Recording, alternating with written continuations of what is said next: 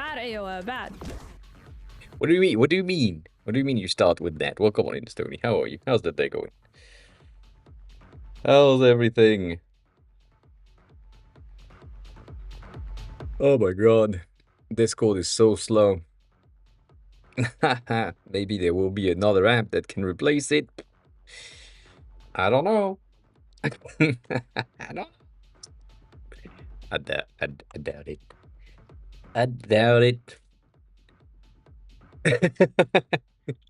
I don't know what happens, but in the past few days, basically the past 3 days-ish, the tweets on Twitter specifically, that's where tweets are like most people are seeing things in Japanese. Um, so yeah, there is a bit of a popularity happening regarding Japan. So it it doesn't make sense for all the platforms that I'm posting these things on, but it does make sense for the automated tweet on Twitter. So, yeah.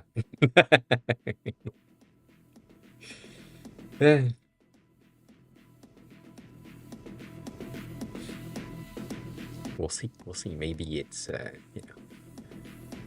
maybe it's a better thing in the long term. I don't know. But it's fun. It's fun to see that most people on Twitter right now have been or have had their feed flooded with some Japanese, which obviously I I enjoy. But like my feed is always with a bit of Japanese in it, and yeah, I don't know why just now people figured it out. So it happens. Nonetheless, we have some news. We have some okay news. I have questions for Phils, which is good. um, I I have a weird feeling now, and I don't know exactly how to move forward with this ID. So we will talk about that for a split second. The preview map has been updated again, so that's good. Most of you are going to get access to a ton of things. I mean, most of you, the devs don't have perfumes, but like I made a bit of a teeny tiny list of all the brands perfumes that we didn't have before that now we have. There is, I think I'm missing two of them, so that's a lot of perfume houses that have been added to the database, which is cool. I need to make sure that these things are working as well. But other than that, it's going good. The injection from yesterday was painful for once, which doesn't happen often, but it does happen when I hit like a vein or a muscle or something that is not supposed to be hit with the injection to that. It was extremely painful at the time, but yeah. What do you mean you almost missed the stream? Welcome on in, Phils. How are you? Um, so that's fine. That's fine. It's news, but it's fine. We had a bit of a haircut. It doesn't change much. It's just like it's layered and it's not as good. It's just like in the weird things state where I'm in between length and I hate it and I can't do shit about it. Anyways, anyways, um, so the question for you, Phils, now that you're here, is did you try to port thing from the updated version of the Git repo to you, like just re-downloading the things and then seeing if it works? If that was the case, did it work? And if you didn't, then that's fine. Don't worry about it. I don't know. I don't know when I'm going back to white. It feels like an itch. I've been waiting for the colors to come back, but I have to remind you of something very important and interesting and specific. Going back to white is going to be 260 bucks, roughly. And from the simple fact that I've been unemployed for 3 years now, uh, I'm probably gonna wait a tad. Just a smidge. Just a smidge. I could do it at home for like 20 bucks, but then I wouldn't know exactly. I don't like to do it when I have longer hair because I don't know if I have applied the bleach properly everywhere and so on. So that's why I'm going to the hairdresser to do that. And the thing that is fun is that it's going to be 260 because I have a 20% discount coupon for the shop that I want to go to. So yeah, it's gonna be expensive. So I'm gonna wait. I'm gonna wait. And maybe it's not gonna be a pure white. Maybe it's gonna just be some highlights, some strands of hair that are like just white and so on. I don't know, but some changes. We'll see. Um. So yeah, at some point probably, but right now I don't have the funds. I have received, I think, like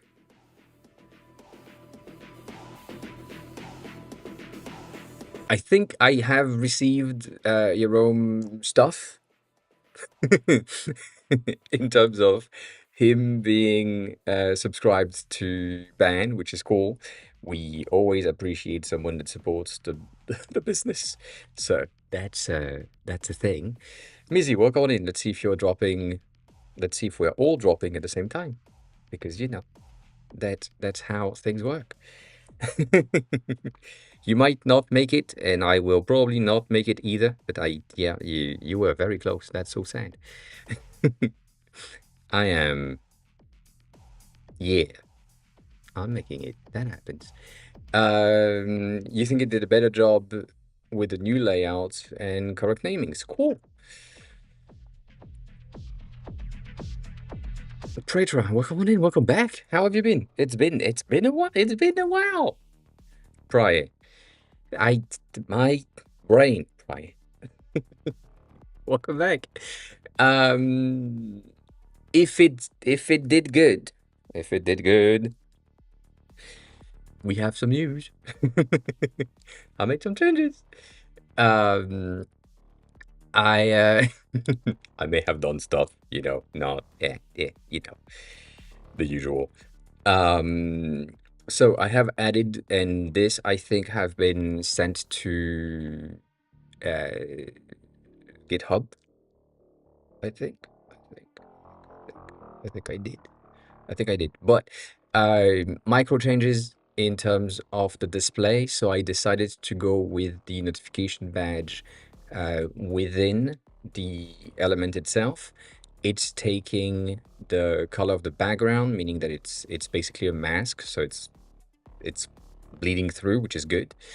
And then I also made that plus is a bit of a mistake, um, which I mean, that's just the last push that I did. When I'm muting a server, it's now muting the server here. It has a bit of an issue with the servers that have letters as server icons, but because most servers will have an image, we should be good. So visibility is weird right now, but I think it's gonna be okay. So that's the micro changes that I've done. I also obviously I couldn't let that slide.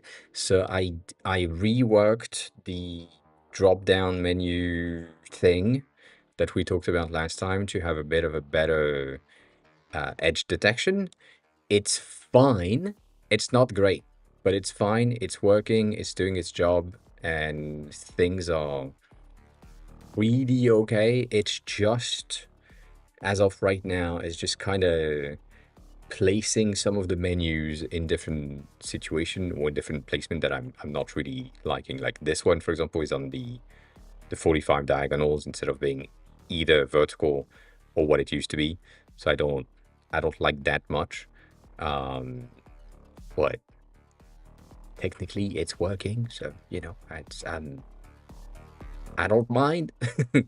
But yeah, I also made sure that if you click on one of the button, it then can be closed. So this is something that wasn't the case. It used to do that behavior. So if you clicked back, it just reopened the same thing. For the profile, it makes sense. But for the rest, I don't know why, but I have a feeling that this is supposed to happen with a close back. But apparently, for that split second, it was broken. So yeah, um, that needs to change. Um,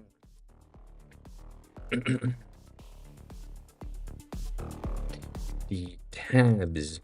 I'm gonna say server tabs.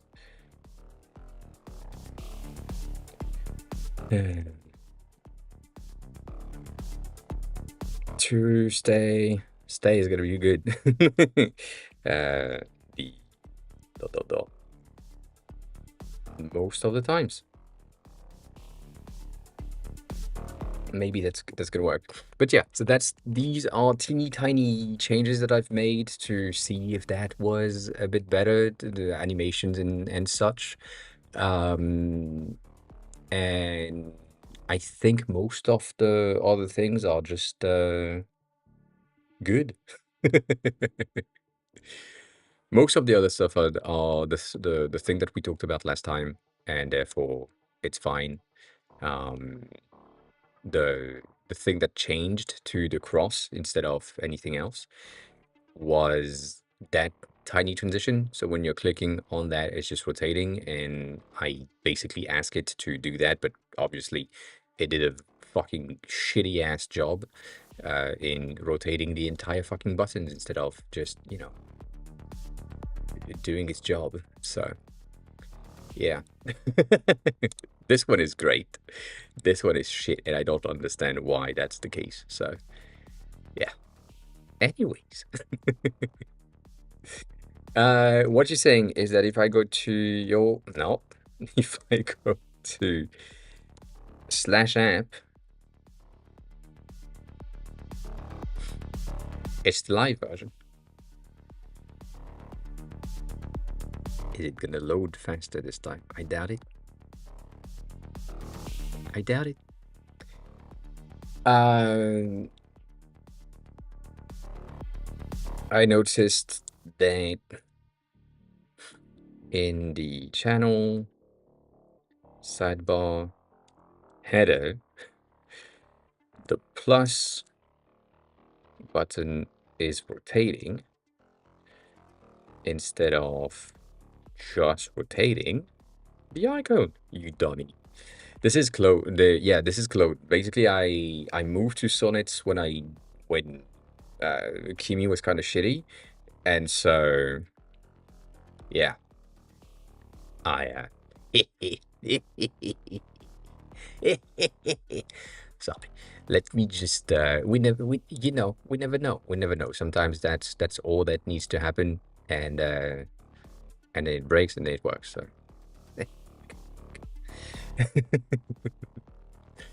um so yeah, these things are, and that's updated. Interesting. Interesting. You don't have the menu. You don't have the menu at the top. I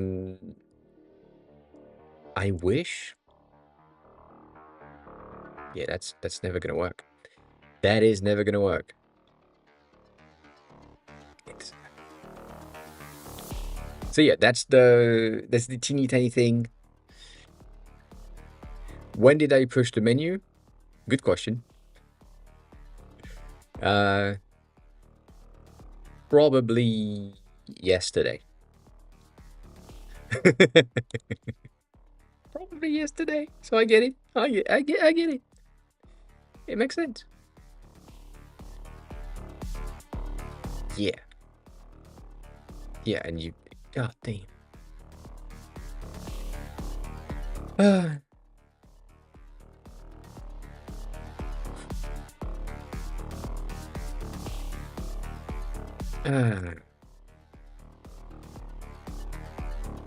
That was the whole point. The whole point of making the icon change is to close the menu, but now it's still reopening the menu. Uh, so I'll send you that. But yeah, having the settings nonetheless, this is pretty good. I I'm unsure about this. I was debating that section of close tab and leave server to be like within the drop down itself. I feel like mute makes sense, mark was read makes sense. Server settings, when you have access to server settings, makes sense, which is a very specific things. And then close and leave server, I don't know. I feel like maybe the only thing that needs to happen is that the close needs to be above the divider. That might be the thing, because this is destructive, and this is not. This is just like, well, you just close the tabs and that's it.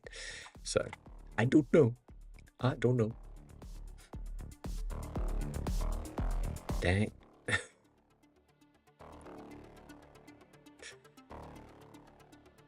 I feel like this is gonna be really bad.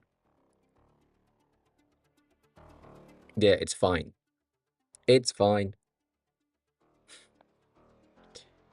It is fine. But yeah, other than that, that's the thing. If you are on the internet, if you've been on the internet for the past 2 days, there has been a bit of a news, which is interesting, and I'm guessing. I mean, this one is first of all, I'm gonna go there. Um, that person said the number change animation is lovely, right here, and that number change animation is the native Swift UI content will change animation. And so it's just a content transition numeric text that just is added. And I quoted that tweet for that reason, for just mentioning that it was just a one-liner that you add to the code and that's it. Because like some people were like, amazing work, and I'm like, yeah, well, it's just a fucking one-liner that makes absolutely no sense. Like, it's not something that you're cooking or whatever. It's just like, well, you used the package in the right way. So that was fun. Well, I posted that, and now this thing has 20,000 views, and I'm getting notification on an hourly basis, and that makes no sense. So, fun stuff. And then that person is just saying that whenever I see this modifier, it just screams that the app was vibe coded by someone with no UI UX taste. And the thing that person doesn't really understand is that the reason why it is in Swift UI is because designers have been trying to create that animation since the beginning, and then do it by hand. And then Swift said, well, everyone is trying to do this thing, so we just implemented the thing properly, and now it's just a modifier and you can use it. And so all of the devs and all designers have been using it in Swift since iOS 17, since it was implemented. And it's not a statement of vibe coded or not vibe coded. It's just like, this is part of the package. So, it's just, that makes no sense. You did told me that on Monday. Yes, you said that you were mainly on the it's not gonna work. On the deploying to production.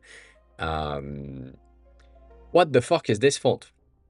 Sorry, I didn't take a look whatsoever in the April Fools.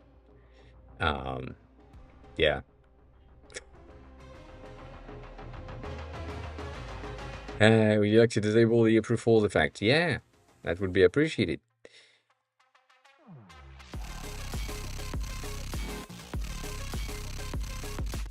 I'm gonna blame my connection, but goddamn,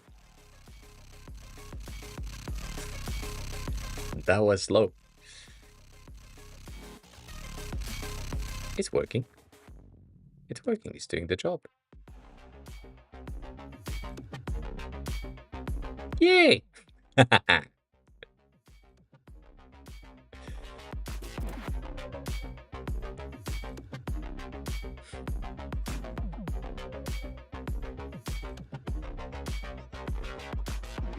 That's good. That's working. Obviously, I don't have an account, so it doesn't help. But yeah. Is that legal? I don't know.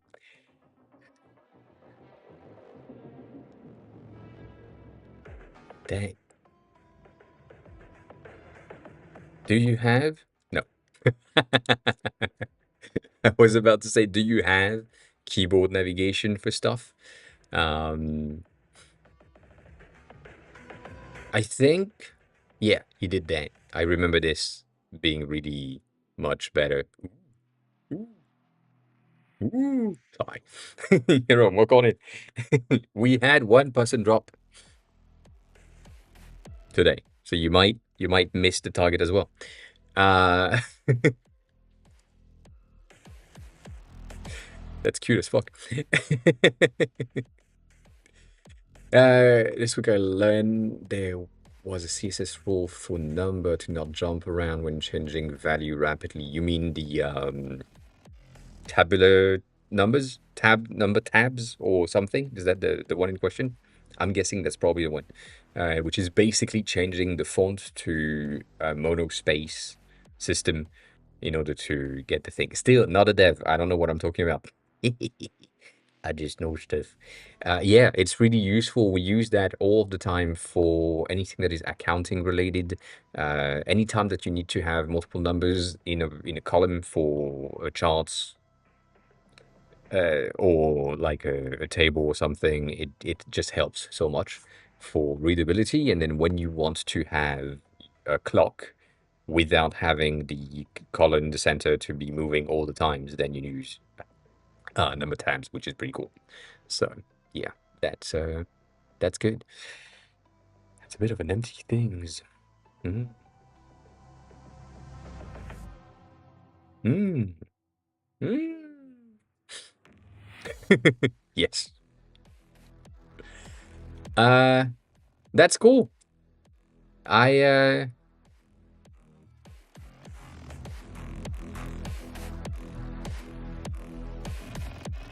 the light mode doesn't exist.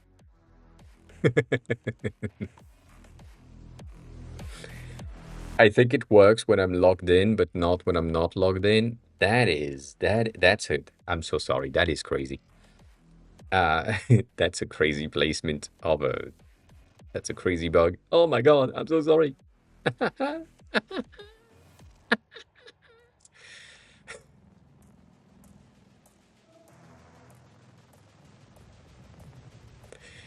Uh, this is an interesting thing, but it works. Um, Congrats on putting it into production. That's the most important part, right? Not necessarily the rest. It's just it's a good thing. I do remember that like then he did a light mode at some point, but I don't remember if you implemented the whole thing. Um, but yeah. But yeah, I it did. I am almost, and I don't want to say that, but I am almost willing to recommend something that used to work that is now not a common behavior, um, but used to work, which is the MySpace behavior of acquiring the data off the previous platform that you want the people to port from to your platform. In this case, I'm almost tempted of saying import YouTube, like import channels entirely, if you can, with the username associated with the username, and basically uh, create the accounts without the passwords. so that if the owner of that account logs in, they all already have everything. And I know this is going to be not really well viewed by Google and YouTube and so on. It's really complicated to get that without a lawsuit based on the US. So I get that, but I'm almost thinking about recommending it because it would make a lot of sense for adoption. Because that right now it's going to be kind of complicated. That's not what it's supposed to be. Is this going to log me in production? I doubt it. Yeah. So, could be very interesting to have like a just on your end something that runs in the background at night and just crawl, import, store, and so on for some of the channels that you like or some of the people that you would like to have on the platform. Um, just just pull on a MySpace one. It could work. It could work. It's a lot of work. It's a lot of issues, probably, but yeah. Um, yeah. I probably ended up in the spam. This one is kind of weird though. I'm not gonna lie. The fact that opening the sidebar is cropping the content when you are in the player view is a bit of a weird thing, and it's not that you don't have enough space because you do, but yeah, that's an interesting thing. It doesn't matter though. It doesn't matter. It doesn't matter. Yeah, it's good. I feel like there might be like a smidge of, I don't know, when it comes to like the presentation. I'm not like debating the navigation again, but um, yeah, I get that. But you basically do have the content that can technically resize itself, and when you are resizing the page, you do have like proper resizing. So I don't see why not resizing it a bit more in some cases, but I mean, I get it. I get it. So yeah, that's it feels at home, which is what we talked about when you started 16 years ago, and we started talking about it. But it might have some things that I'm like, maybe it's distance highlights here and there. The main issue being indies being kind of tiny compared to what we're used to on here. Obviously, my stuff is like these are way bigger and you have a lot less space. And when you're moving into the cinema mode, it's side to side. There is no container, which I don't think it would work for you necessarily to have like this thing. And right now you have that behavior, which is fine. But yeah, that's I don't know. Maybe it's just that I'm used to it. That's the thing. It's fine. It's fine. I like the UI a bit better for that section. I like this. It makes sense. There might need some sort of a on hover, get a bit of a background so that I know which one I'm actually hovering, like which section, which row, which whatever. This one is weird though. The fact that it's behaving based on my cursor movement. So right now I'm not moving. Everything is fine. The player actions are not triggered. If I move the mouse, it's gonna trigger that, which I would expect to only be triggered when I'm hovering the player itself.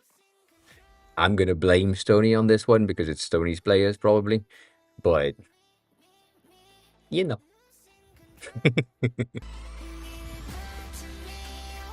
That's the first buffer of the day.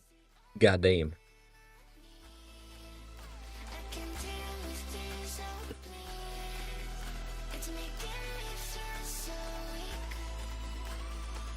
I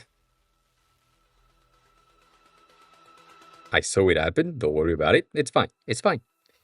It is fine. The whole thing broke my stream. Can you believe that? But that's good. Um, I guess there is like some Yark information that might be breaking my brain in some situations.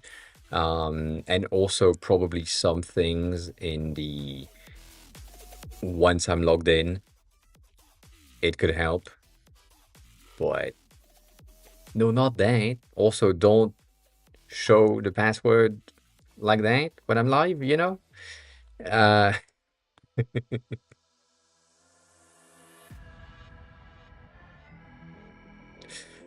uh, but yeah, that's it's potentially some small details here and there. Um, Other than that, it's good. This is fun. I don't. I mean, I don't mind it. I think it's a nice concept. It's just it's the same fucking animation 4 times, 5 times. Uh, eh, small differences could be interesting.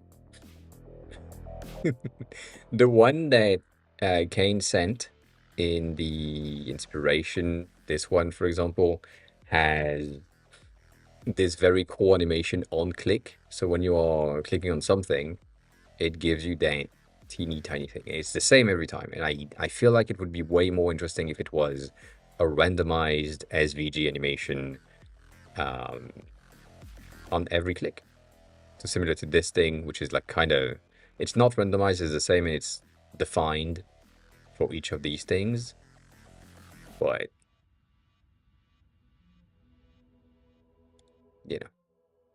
small stuff. It's fun. It's fun to see. So, having something different, maybe, on the 6.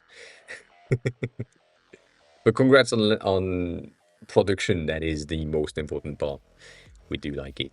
We do like it. As always. As always. We like it. These have no channels and no users and nothing. You have put the server settings around here. I see. I see. That makes sense. It does make sense. Is it good? I don't know. I don't know. I think you did, yeah, because we put in place the settings and stuff on Monday streams, and then on Friday streams, and then you pulled it. I forgot. But then I made some changes for that menu specifically, and so it made more sense, simplifying stuff. I would go, maybe, yes, that would make more sense. To the extent of saying that the theme selection, for example, is supposed to be within this section instead of where it is now, because right now it seems as if it was tied to the channels, which is tied to the server, so it makes sense, but then you are losing the ability to get access to everything, like right now, I don't have access to the settings, I don't have access to the theme, I don't have access to anything, uh, because I don't have access to the channels, which makes sense. But right here, if I do a new channel, um, it's good, but it's like not the right placement. So I would change that. This is working. This is fine. I'm going to save this and move on to a new chat with Kimmy. I think moving the theme to the server tabs drop down settings menu is a good option. So let's move and I don't know if that's going to be a good option in display. It's going to be fine. The theme selection button from the channels sidebar to the server tabs menu. Then remember that's just one E. Remember that theme and settings are only accessible by the server owner and not everyone.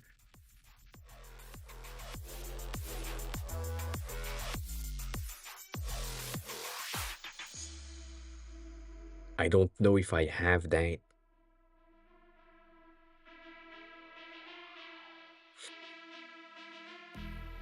I may have. I may have. I'm not sure.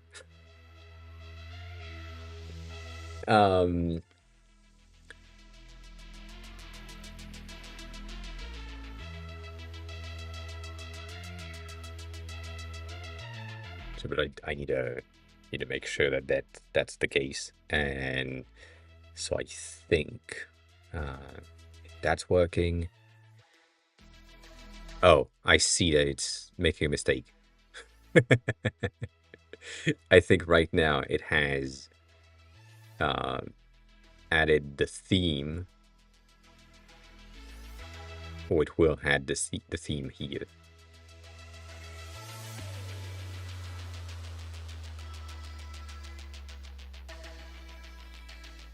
Maybe.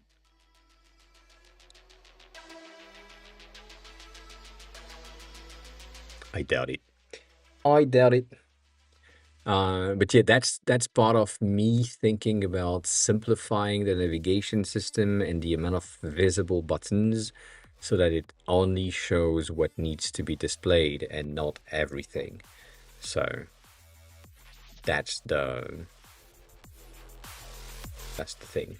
The theme picker is in the tab bar module, which is not supposed to be here, but it's going to be fine. It needs to get away from there. It's broken.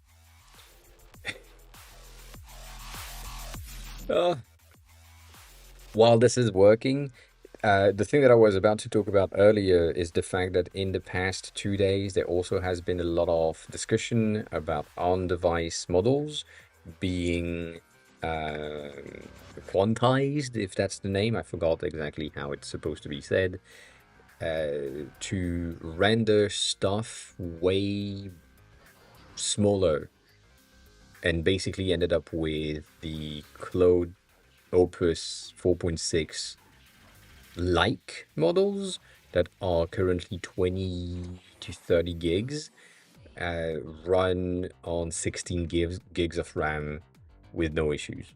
So that's a very impressive thing. I tried it. It's really slow on the M1, so I kind of need to get something to work at the same time. Like nothing else is running, then I can play with it. If I have other app running at the same time, it's not going to work. So that's a sad part. So it didn't add it here. It removed it from here, so that's good. It's supposed to be somewhere around here. But now, because I'm not um, the server owner of anything, I don't have access to anything. Um, so for the sake of testing, um,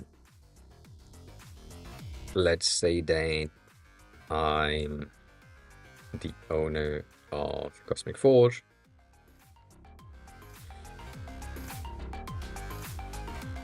Also,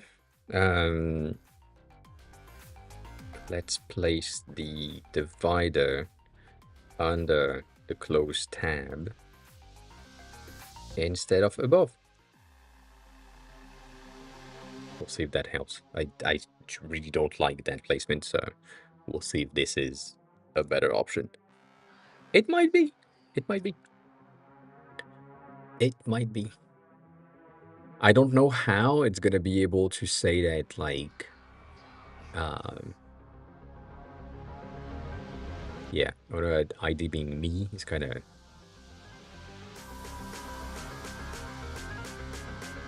That's better. That makes more sense to me.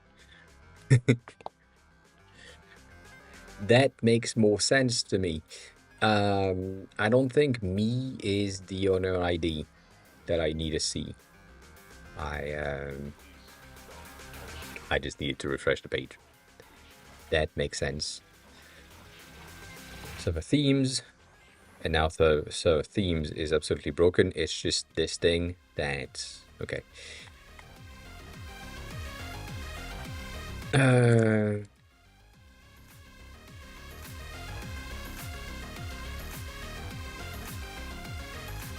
That's gonna be vague enough for it to figure it out. Damn. Just refresh that. Yeah, I feel like that's okay.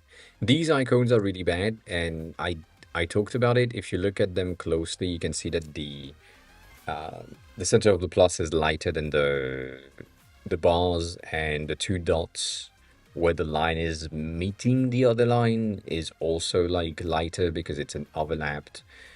Every single layers within that icon have been set to a specific transparency level, and therefore you end up with that kind of white on white overlap, and it's really bad. And I don't really know why the creators of these icons don't build their icon in one single like layer and just bomb them with multiple, because that makes absolutely no sense whatsoever. So yeah. Also, side note, on today's stream title, I feel like this is probably going to be a bit of a mistake when it comes to discoverability, because it's written in Japanese and people will expect that either I speak Japanese or the stream is in Japanese. So yeah, I don't know. We have the rest though that is in English, so it might be working. This is good. This is not good.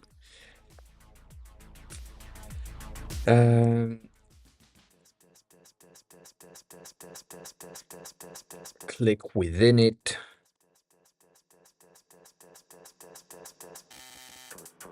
I should have been more descriptive on this one. That, yeah. Because you're clicking outside of the menu. So I mean, basically what I want to do is ensure that the menu is not.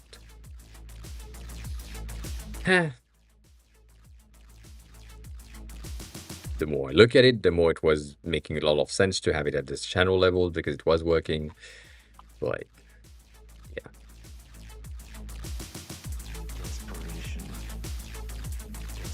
I saw fucking bot weight in that. That's working. It's still too transparent.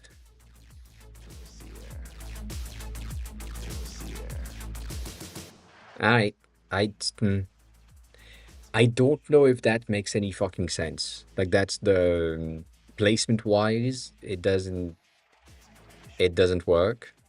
So I might say it would be better to just revert and just change that divider placement.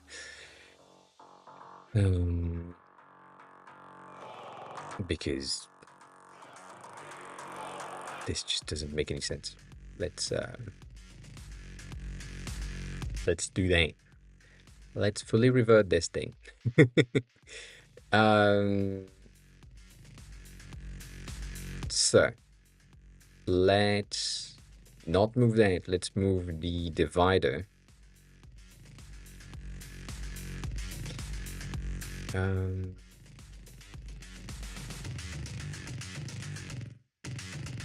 let's move the divider under the close tab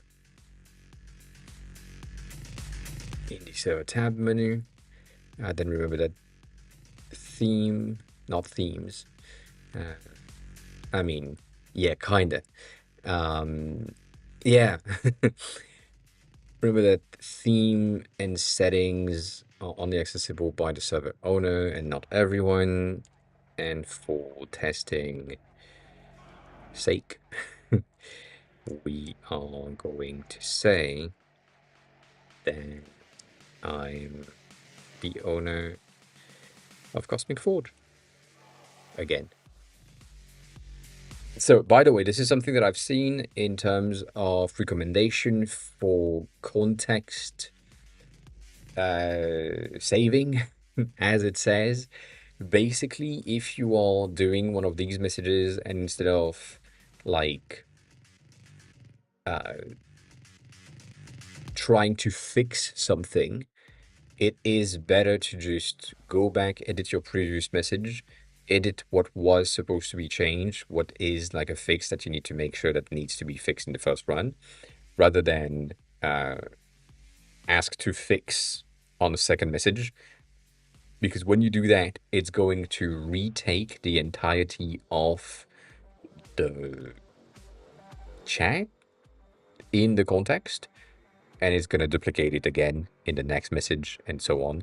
So when you just revert to the previous message, go that back, everything that has happened later is removed from the context, and therefore you have a cleaner context window when you're asking to do stuff. So that's a bit of a context saving and token saving. Best practice, I don't know, but yeah. But also going back to some of the things that we've said in the past, it makes a ton of sense to just say, this doesn't work. It took us 15 minutes to build. So let's just lost these 15 minutes and take 15 minutes or probably 5 to 10 minutes now that we know what needs to happen to just fix this thing. So that's, to me, that's the thing.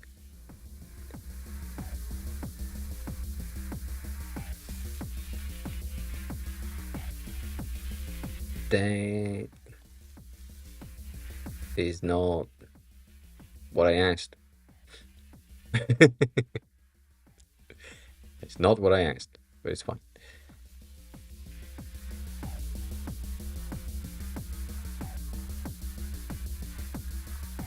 Yeah.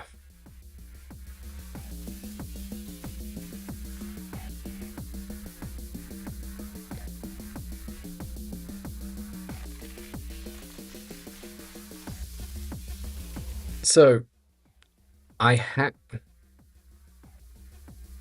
it worked a second ago, and now it's not there. God damn it.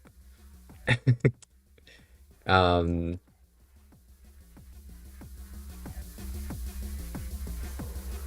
yeah, now it's working here. That is such a wild thing. Anyways, it's working. So you have access to the server settings. You have the close tabs here, which I'm guessing, in terms of order, it might make more sense to have new server, marked all as read,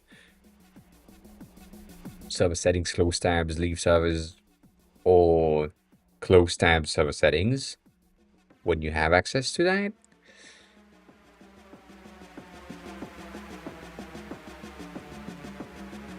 Would you close the tab of your own server?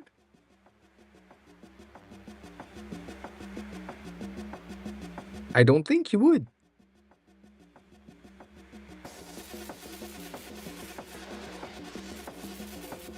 Yeah, I don't think that's I don't think that's an option.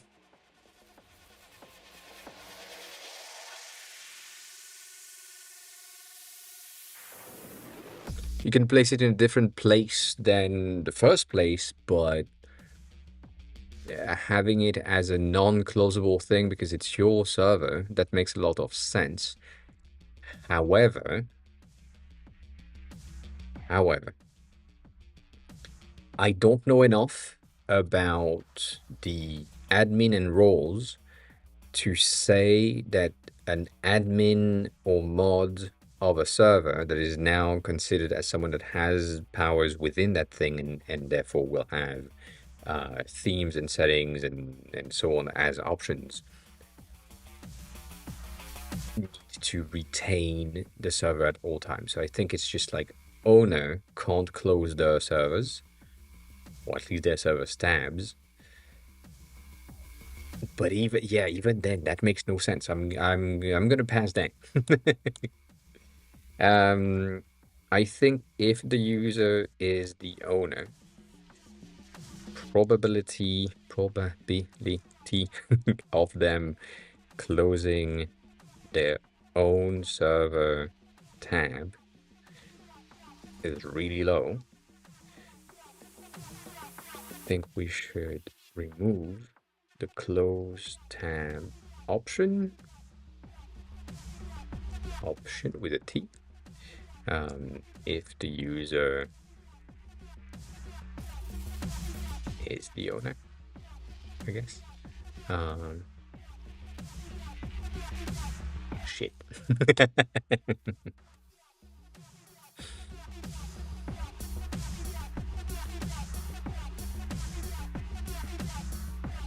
Like closing the tabs makes sense here, but it doesn't make sense any like here. So yeah.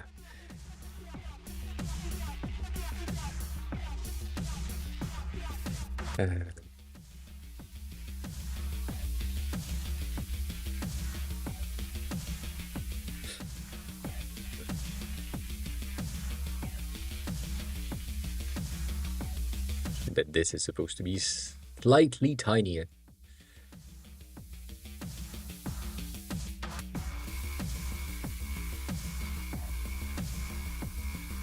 Kinda.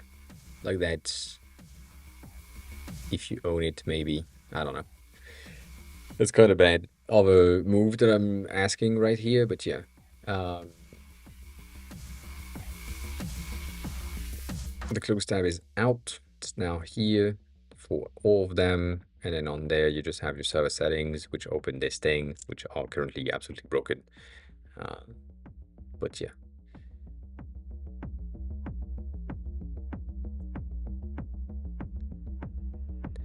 Well, yeah, but that's wild. So I have this. It's working. I don't like this, but it's working as well. So I'm okay with it. It's currently taking the settings section is currently taking the theme accent color is the last thing selected. So if I go here, and now I have this teal-ish theme, if I go there, I'm gonna have my teal-ish thing within that. So that's not good. I don't know exactly how to fix that. Not gonna lie. I don't know. I don't know.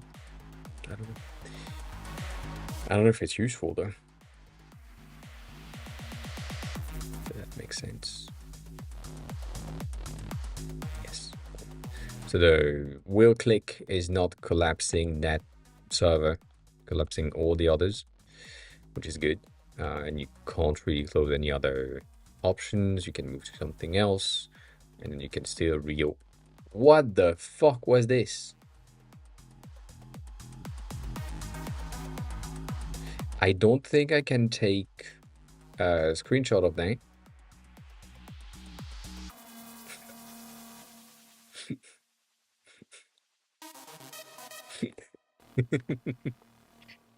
Uh, it's interesting. It's not good though. Let me see. Yeah, okay. I'm gonna just do that and do a full screen capture for this and probably I forgot if this is working. No, it's not. No, it's not. God damn it. God damn it. I can edit stuff, but it's also like not the best. Um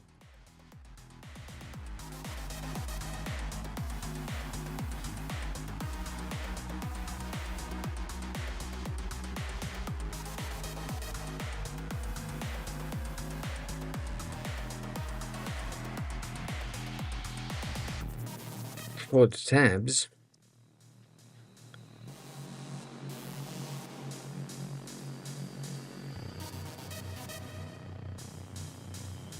I'm not typing anything. We have an issue in the server tabs where the server icon is growing on drag. I don't know what happens. I don't know why that changed. I don't know if this is something that you have here. You don't have it, so that means that it's just like a from the changes that we just did. It's probably just an overlap. Yeah, that's better. Not great, but it's better. Cool. Yeah. I still have a bit of an issue with this thing, and I don't really know if it makes sense. But and this is a very designer thing, so don't worry about it. But maybe you worry about it. I don't know. It depends on you. If I have multiple servers that are open at that instant, and this one being mine is there.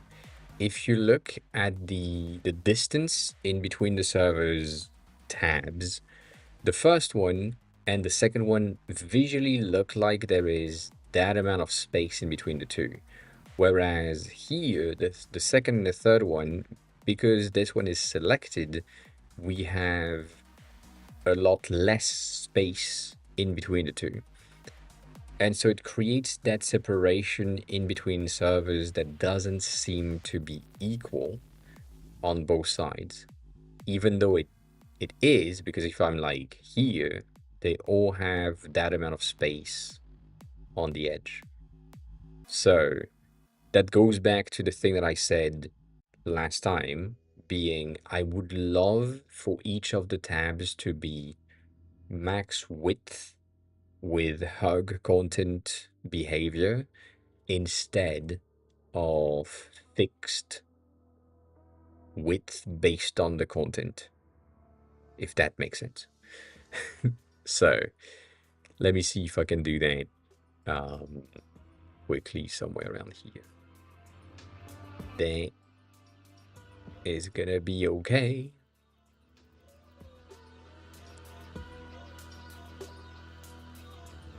God damn.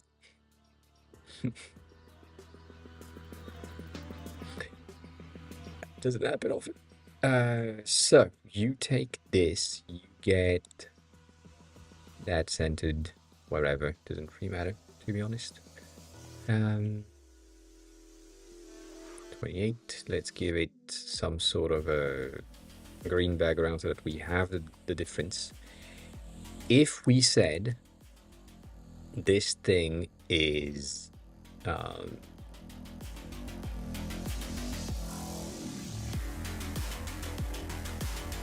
gonna take this one instead, put it here, both of them there, and then make that a variant. Make sure that this one is default and this one is active. But we have both of them. Wow. And then I'm just gonna have some fields that we have the values. Cool.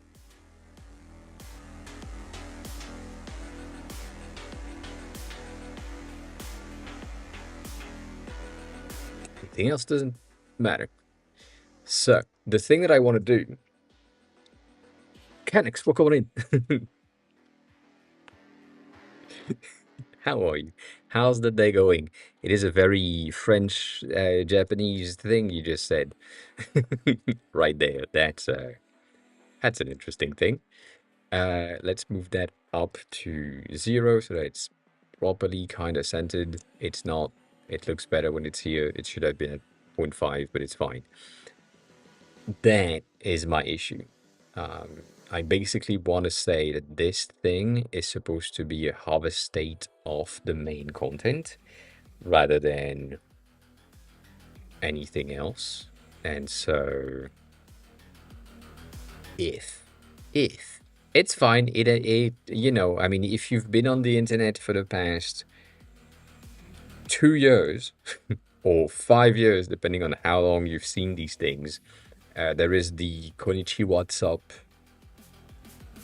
as well, which I hate, but same reasons, same system. I hate it. So I kind of want to have this thing to be floating and to not be here apparently. This thing's to be floating and that thing to be filling contained, not filling container, hugging content. So that's gonna be somewhere on top, right about here, I guess. Right there, centered, and then if we have this and we have a fill, and that fill is pure white because it's a background, it's gonna, I mean, technically it's supposed to inherit the background thing, and that's gonna be better. And then we have an effect which is gonna be 0, 0, but probability, and then pure white at 100% so that it blends in with a bit of thing.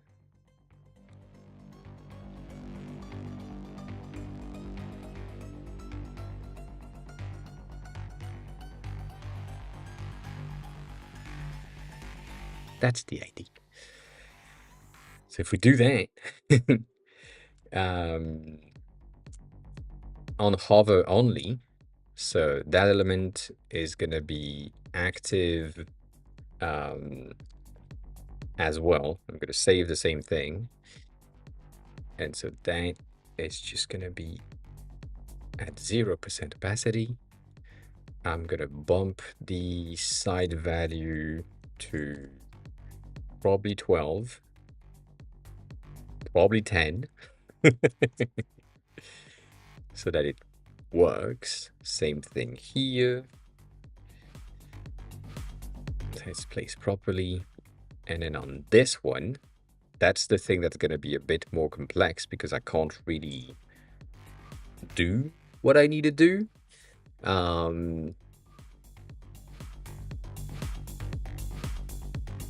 So yeah, the transparency thing is going to be kind of wild. We need a new property that is hover, and that's default, and that's true. I should just say false on this one.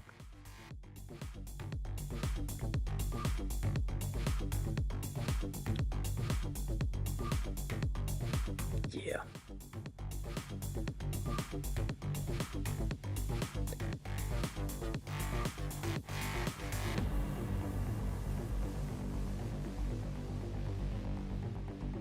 So it's just transparent, right? That's the only thing. So that means that my drop shadow is hidden, and then the inner drop shadow is hidden as well, and the background is hidden, and that thing is that color, so that we have the same basic ID. So that's like default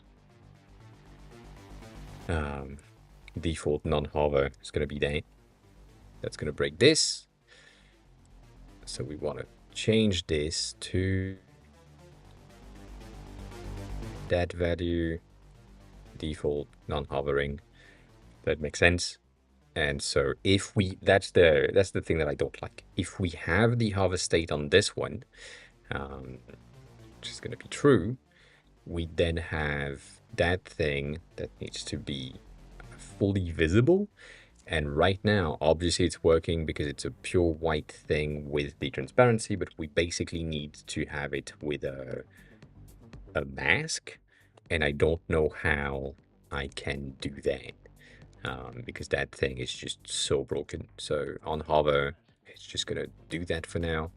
I want to see the prototype for this while hovering.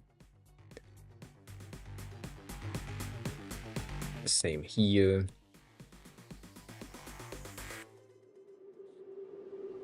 I don't think it's gonna be good. I think it's gonna be tiny also. Also, that's the...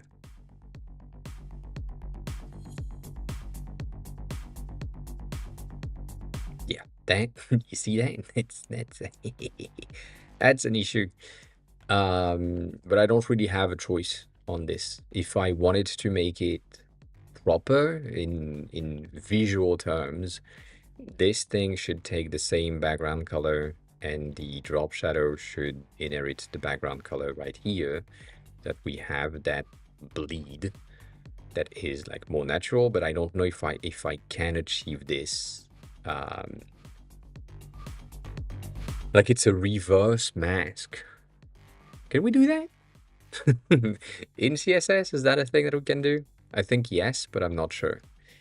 So we'll see.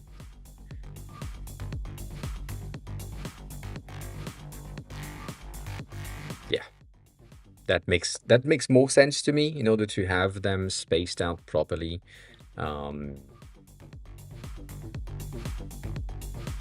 It does make more sense.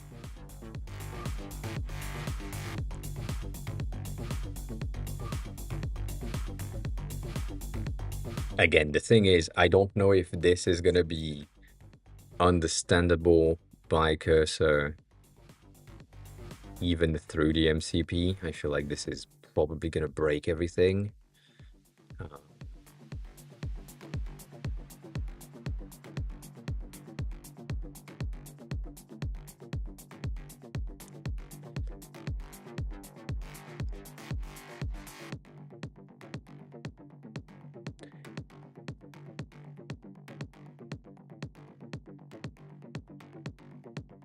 Also, that icon is wrong. So it's fine.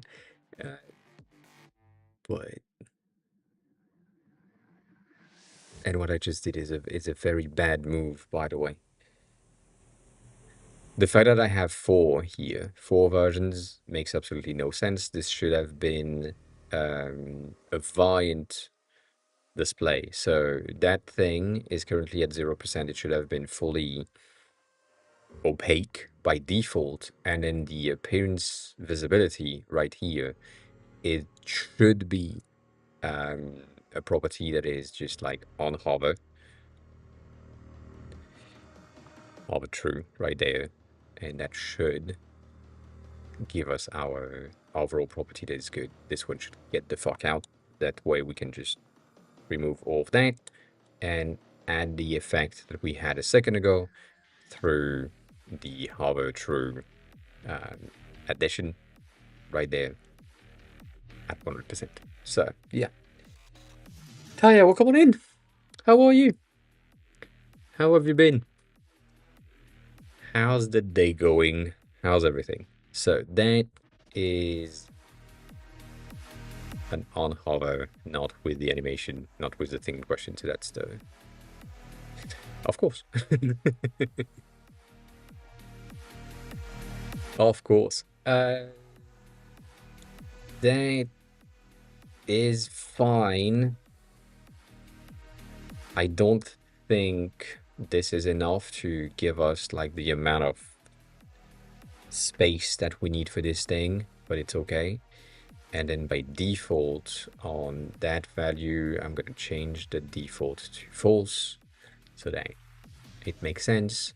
For the prototype that we talked about and the thing that needs to happen, basically we have a thing where right now the hover section is not an option anymore because it doesn't exist.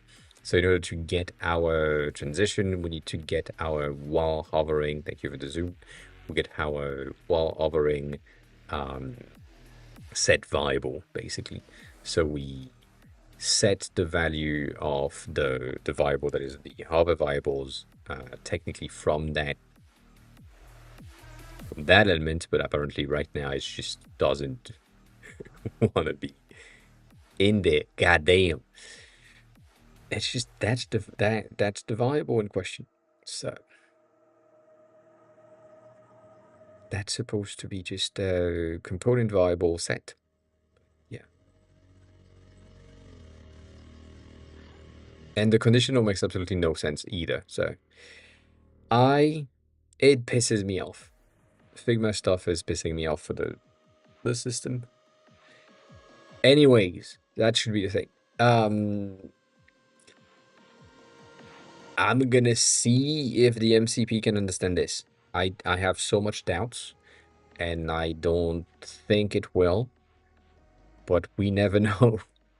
And maybe it does work. So, you know, it just it removes 1,000 points from your points. It's a scam. um,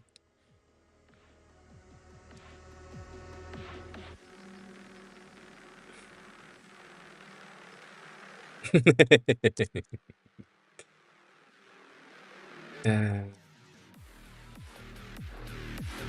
the design implementation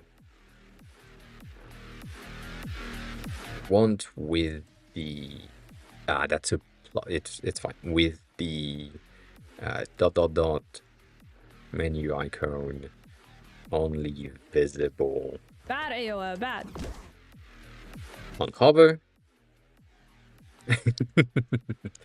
uh, as an overlay on top of the tab text.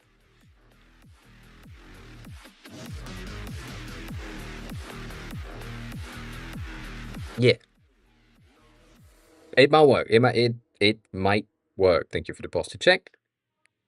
This is not something that we use often. You have a ton of points apparently.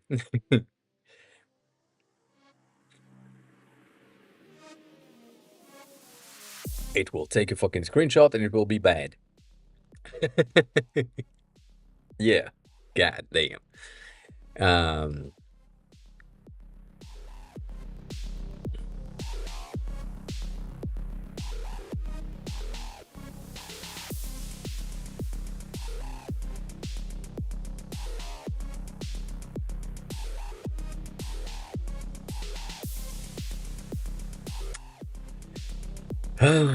I knew it would be broken.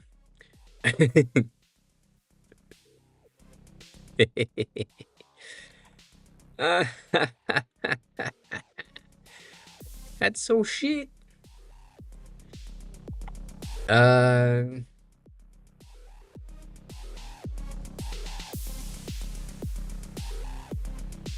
yeah, that's so shit. So shit. That's not an option. That is not an option. I'm gonna move to Sonnets just to see if it can figure it out. But I have so much doubts. I'm probably forgetting the fact that I need to mention that the tab is supposed to be somehow an overflow hidden in order to get this transition to work because of the drop shadow effect. It's supposed to take like everything, But yeah. Also, right now, I'm running on Sonnet 4.5, which is not the best when it comes to UI representation, and their understanding of the Figma MCP is not the greatest. So again, it's going to take a screenshot. The screenshot is going to give them absolutely no information because it's the same fucking shit. So that's going to be bad. And we'll see. We'll see if they'd figure it out.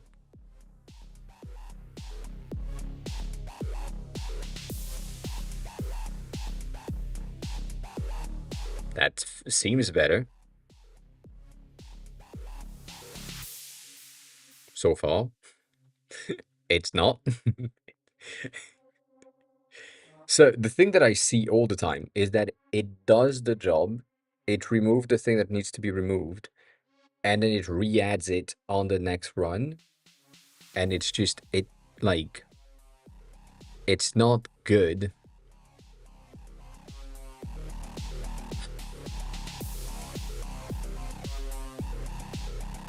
And sometimes it's just a matter of me needing to refresh the page. Sometimes it's just a matter of not being there anyways. So you missed the point. The menu button should be an overlay on top of the right side of the tab. That's the thing. The tab need to clip content. Overflow hidden. And tab should take an uneven. Nope, nope, nope. I was about to say the tab should take an uneven padding. If I do that, I have a feeling that the dot menu button is going to be pushed as well to the left, which is not what we want. So yeah, I'm going to see if that works. Again, I am in the free tier of Cursor until 2 weeks from now, and then after that, I need to pay for every request. And right now, we're gonna.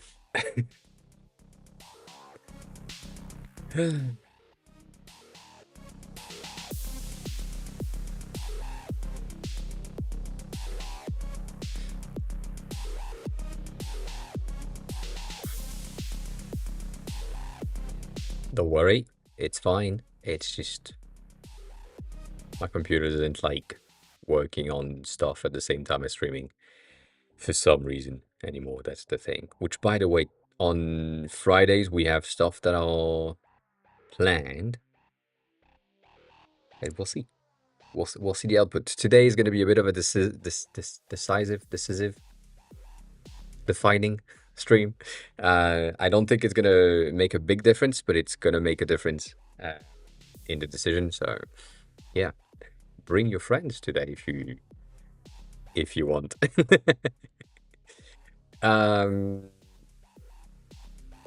How can I explain this thing? That's the thing.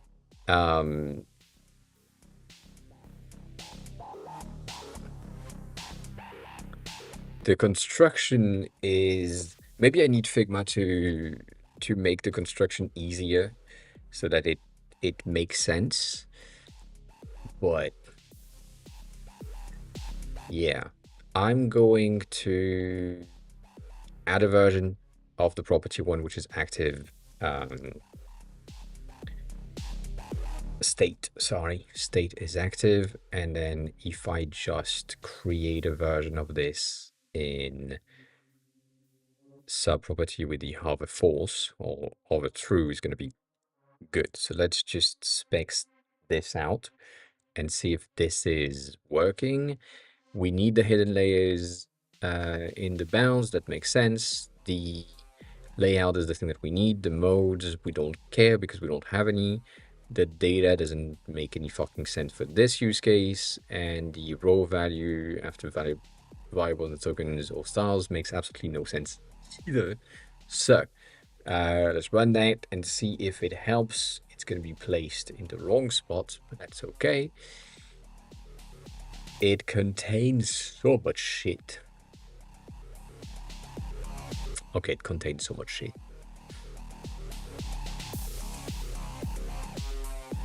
I'm going to need to simplify that component.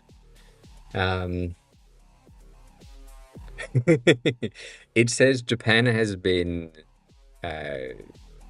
became famous in the past 3 days, which is interesting. But welcome on in, Kinga. I can't read it right now, but it's a very simple title.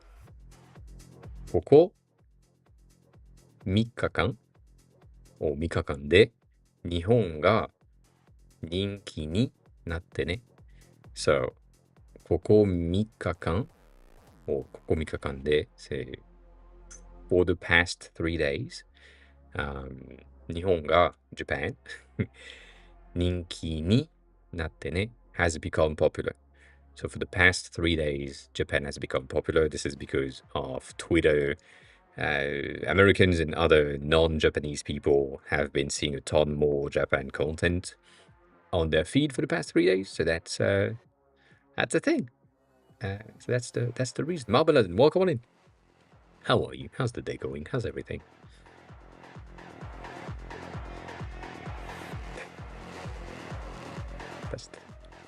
If you are learning Japanese, maybe Can is a thing for you.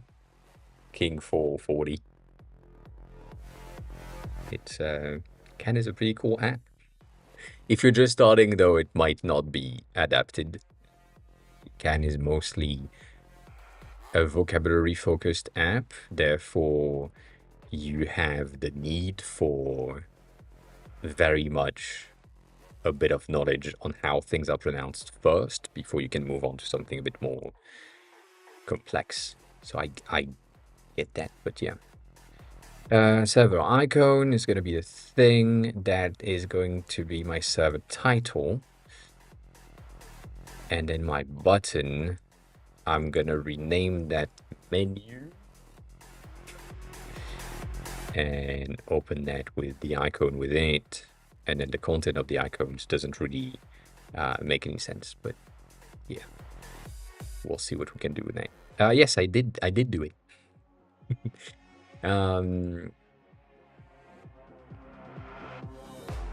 Marmalade, if you are not willing to spend money, which is the same case as me, please follow my lead. So if you've used all of your credits in Cloud Code, in Codex, in any platforms that exist, use an alternative version of the tools that you're using is probably a good option. If your computer allows it to run the model on your device, not necessarily the easiest thing depending on the device that you have. Like it really depends. But if you are not willing to go to the ends of me running stuff on device, just open code yourself. Just go there, get the open code app and use their free models. They are not really good, but they are better than nothing. And so if you just want to do stuff or keep doing stuff while you are waiting for the limits to update, OpenCode is going to be pretty useful for that because it's going to give you access to free models, not all the free models, but some of the free models, and that's pretty cool. It's good enough. The other thing that I highly recommend you to do is to get an account on every fucking things. Meaning, you get an anti-gravity account, you get a Codex account, you get a Cloud account, you get yourself an LM Studio account, which is like running stuff on device. You get yourself a Windsurf account. You know, like all of the ID that exist will have a free tier that lets you ask two things or three things, and so you just move from tool to tool to go through the free tier of the day or the free tier of the week when you are reaching your limits. It's a bit of a pain in the ass because you need to give back the context again. Um, but it's one way to keep going.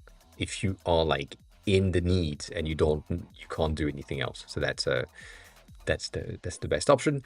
Lastly, Void is not maintained, and we talked about it before, but it's been like currently on pause and not necessarily the best option, but it's worth checking. So you do that with LM Studio, combination of both of these things to get your LLM running on your machine. And so you can get something like the GPT OSS, the open source model that is free, and you can use that. You have all of the Quen models that are pretty good. Again, it depends on your hardware. If the hardware allows it, then that's good. If not, then I get it. But Void is basically Cursor without the Cursor subscription, and you can just plug in whatever the fuck you want. So if I get in there, I get into my settings, and then I can select the models that are available. If I have an API key from Anthropic, I can plug it in. If I have not, and I'm using LM Studio, which is like running on my machines, then I can do that. I know that, for example, I have Mixroll that is currently installed. I should probably pull ColdStroll, which is the code version of Mistral, and have that as an option to run on my device directly, because it's okay. But yeah, that's Void is one of the only one of the only options that would allow you to run stuff directly on your machine and not have to be at the mercy of the prices. Kane, hi, welcome on in. How are you? Also, yes, Kimi is great. Kimi is great. I'm using it all the time, and it's good for writing. It's good for code. It's 4.5 Claude 4.5 Sonnet-ish level. So it's not the best, but it's not nothing. So yeah, Abdel, welcome on in. How are you? How have you been? How's everything? Yeah. The GPU that I have is the N1 Max from 2020 something. So yeah, that's the thing. They are not that heavy. I think the biggest that I have is the 27 billion parameter from Quen, which is the Opus 4.6 thinking distilled. And this one is like 30 gigs. So that's fine. That's fine. That's fine. The thing that I wanted to showcase, though, for that specific reason, things, whatever, is in my likes. I know it's on. You know what? It's going to be faster. If it's started, yes.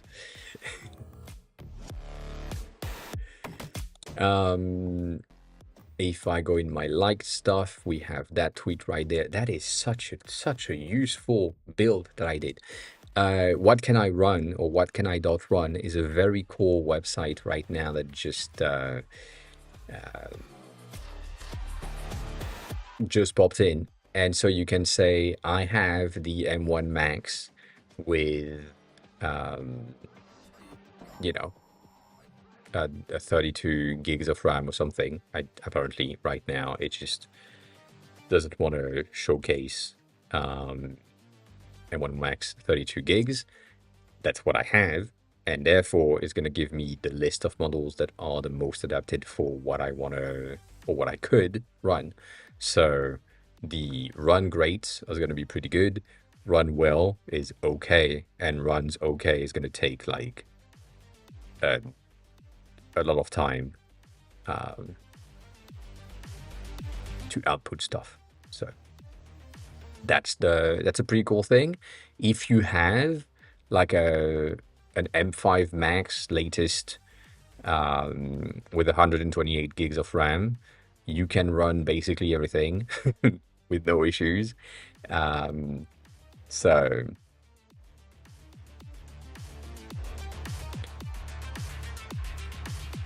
the Ralph loop, is that what you're talking about? Ralph loop? I don't know what Ralph flow as in flow with a W, I think. The thing that you talked about last time. I I think I remember, but I'm not sure. You send like a link. But yeah, like these things are pretty good. The GPT OSS is running pretty fine. It's run pretty fine as well on this one, but yeah. Um, yeah, that's the same thing as Mirrorfish and all the agent swarms stuff. It's just going to burn through your tokens very fast unless you are running your own models. So, you know, it's fine. It's fine. It's okay. It's okay. Um, and now there you ask, are things pixel perfect or still a few clicks away? Um, they are not. They are kind of shit. I'm not gonna lie. The there is so much to talk about on this. In order to make sense, going from Figma to code is gonna be shit. Going from code to Figma, if the code is HTML and CSS, is gonna be great. It's gonna be exactly pixel perfect from what is in code. So not the other way around, but like if you have something in the code and you want to pull that to your Figma file so that you can work on this. This is working really great, really well, and really great with the use Figma skills that has been added to Cloud Code and Convex and so on. So that's a good thing. But the other way around, going from Figma to the code after that is going to be a bit of a mess. So we don't like it. The alternative to this is using Pencil, which we talk about almost every stream because it's really, it makes sense. Pencil is basically Figma, but tied to the HTML Canva instead of the React Canva of Figma. So it end up being a true one-to-one in both direction because the Canva is in true HTML and CSS and the code is in true HTML and CSS as well. So having the translation between the two is really great. This works with a link to your Cloud Code subscription. So same thing for everything. It's working, it's great. And in that case, the pixel perfectness is going to be good. So moving from Figma to Pencil is also a very easy thing because you can import your Figma file. You can't import your Pencil file to Figma. So that's a pain in the ass. So that's a thing which is cool. But most of the time, most of the models are going to be really bad at design. And even if you add a ton of agents and skills and stuff to give them a better understanding of what design is, it's always going to be broken. So that is not the best option to build directly in code. But then again, when you know what you're doing, which is never the case, but it's always the case in some at some point. I don't touch Figma much. Like right now, I just want to see if I can give some very specific constraints so that it makes sense. But I haven't checked to be like 100% sure. So I just want to make sure that this is a potential option and having these things named properly, displayed properly, and so on is going to just be what I'm trying to do. But yeah, it's probably going to be shit. I'm not gonna lie. The output is I'm not expecting it to be good in any way, shape, or form. I believe that this is gonna be really bad. Really bad. 225. 225? Sorry.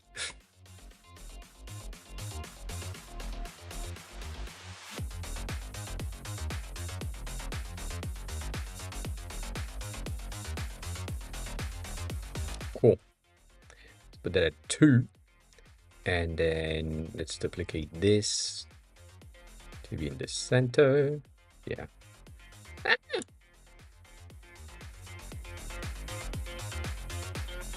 It's fine enough. I'm gonna be okay with this. I'm gonna be okay with this. That's the menu icon, and that's all we have. It's the worst icon I could build. But yeah, no, so far we haven't had a lot of models that have been really good at designing things. We have had a lot of designers that have good design skills that can execute pretty easily, because it's just like, well, yeah, that makes sense. It's just how it goes. So yeah, let me just spec this, and then we can go into your link, Kane. It should be simple, it should be fast. I just want to see what is selected and what is presented in there. So we have our sortable tab, which makes sense. The server icon is going to be here at 22 by 22 with a border radius of 7, which is wild, but that makes sense. The name, this is going to be my server title with an E. And then we have the menu, which is positioned like this with the icon in the center, which technically that's the menu button, icon, menu icon, whatever. And then the vector is just like the icon itself, so that makes absolutely no sense. We don't need it. And then the container that is here is not necessarily something that we want to display, so we can get rid of that and have this done. And then the menu is hovering on top. That's my placements, that's my alignments. This is fine. I don't think the server icon needs its own stuff, and in the state don't exist either. So state active, another thing that we need. 777. We could say 8 on this, but that's fine. I should say 6 to be honest, but yeah.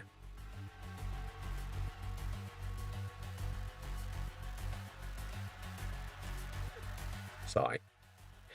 Dang. And then I'm just copying this as a PNG and dropping that right here. It takes the same thing, which that is bad. I don't think this is gonna work. Let's see. And can you said haven't changed the dividers yet. Okay. I need to check that.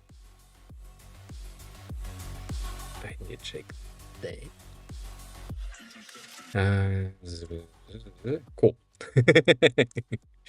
Good.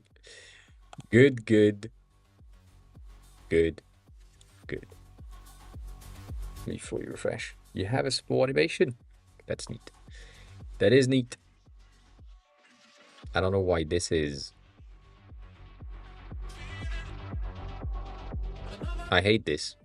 This is something that happens from time to time on Arc, and it doesn't go away. Like there is no real reason why this is happening. So anyways, this is cute. We like this. That's a fun additional thing. I obviously have an ID for an animation, don't worry about it. I'm not the biggest fan of the selector, border selector. but I get it.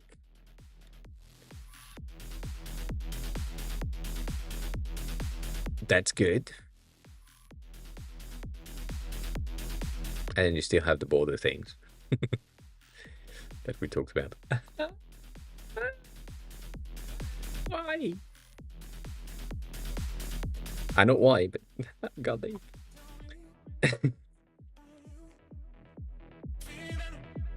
I know how not visible these things are on light mode in general, and therefore I get it. But come on, come on. This one is visible and this one is not. That makes no sense.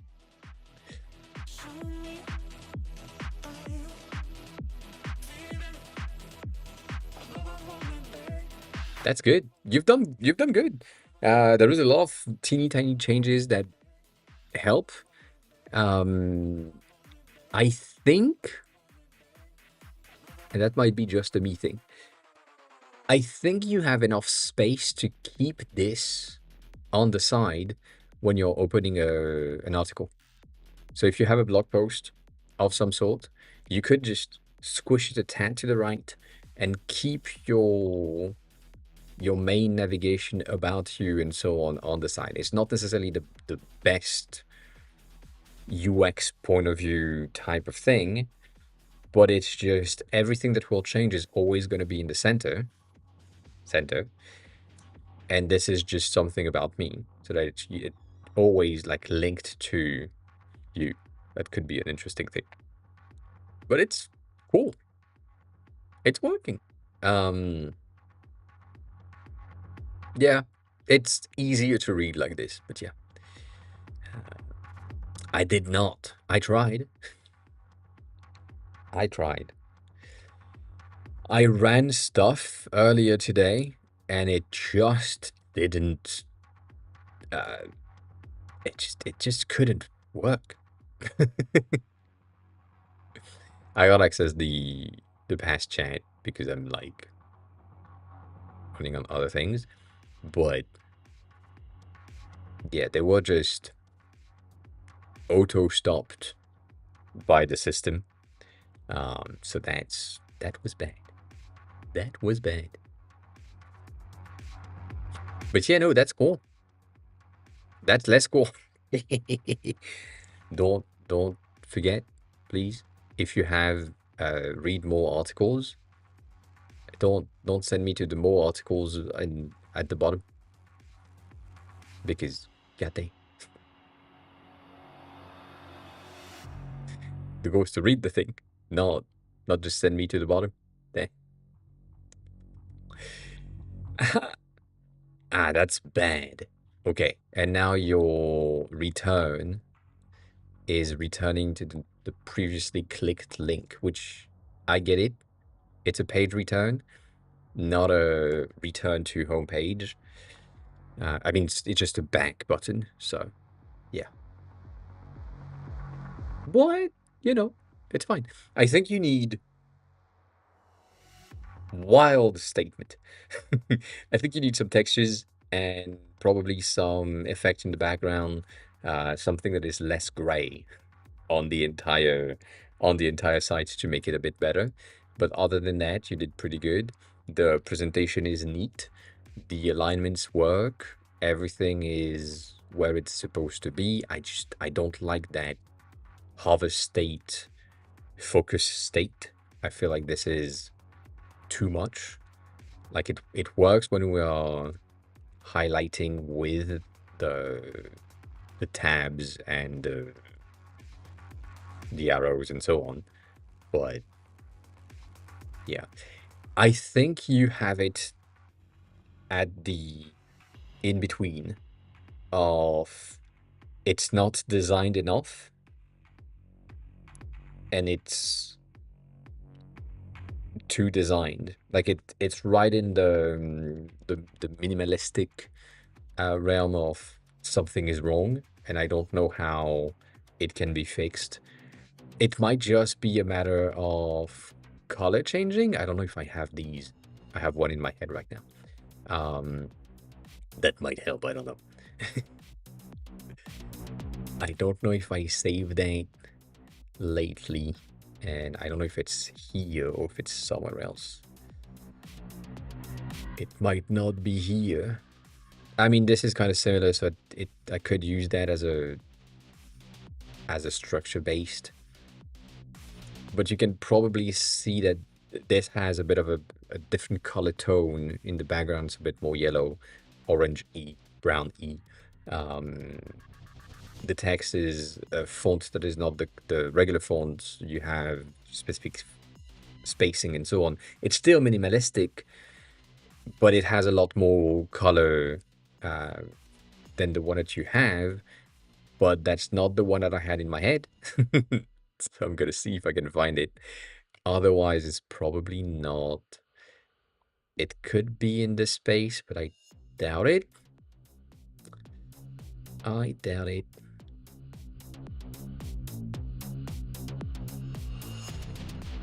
Basically, some shit like this.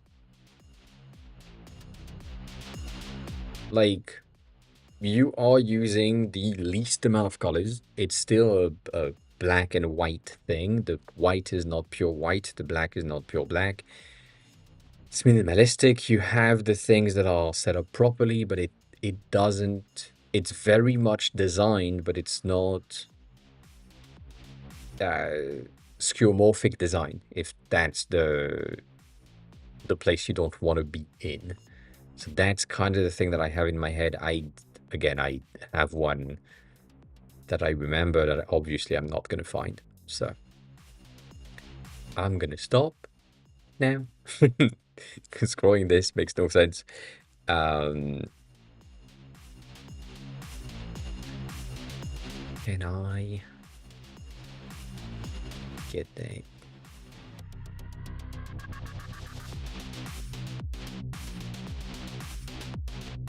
Yeah, shit like this, for example. This one is a good option. This one is a good option as well. I think it would work for you.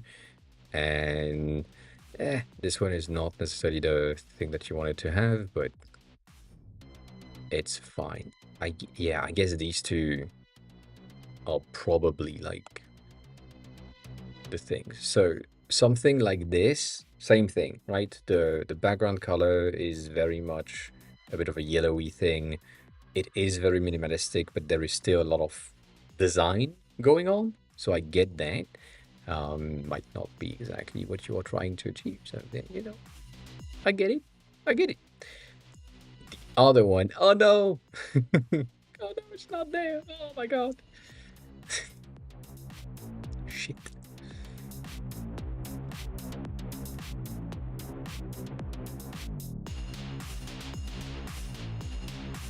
Did they delete it? They may have. I guess they did. God dang.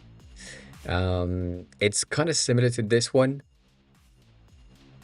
where it is minimalistic. It has that very subtle black and white thing because it makes sense. It's really sad that they removed the one that I saved because it was good. I'm sad about it. um, but it had that vibe of very simple and minimalistic things, and they used the dithering for the images as always for everything. The pixelated version of stuff because that's the current hype, so it makes sense. It's kind of sad because uh, the sidebar was really much the sidebar of the docs, like these things. And I feel like this is the type of teeny tiny design element that you can add to your website to just make it look a little bit more pushed to yeah, I've designed this thing, rather than right now it might be a bit more because of the gray. I think it's the grays. I think it's just the grays. Um, it seems like a non like your background here, that gray right there is a non-color. It's the most neutral thing that you can do. And so if you were to go with a an Xcode, for example, and you want something like this, which is it's a bit of a bluish gray, it pulls the design towards something that is a bit cooler than anything else. If you wanted to have that in a more of a reddish things, to be a bit warmer, everything works. But that could simply be the the work that needs to be done in order to achieve uh, the proper thing. Like the background that you have here, for example, is not necessarily that, but if you put it at like pure black at about 10%, it's gonna bleed through the. I mean, 10% is big. 8% maybe. um, it's gonna bleed through, and so whatever is behind it is gonna work. So if you have like a warmer tone or a cool tone, always gonna be okay. But that's the type of thing that I'm like, these could help to make the design more design. Um, and the dark mode is fine. I'm still thinking that that color might not be. I mean, from my point of view, I would go with something that is closer to, like, let's say you have that. That's your, and right now I'm selecting the wrong thing, but you have this, which is your purple based for your image, and so on. And so if you used something like a purple-ish based element, and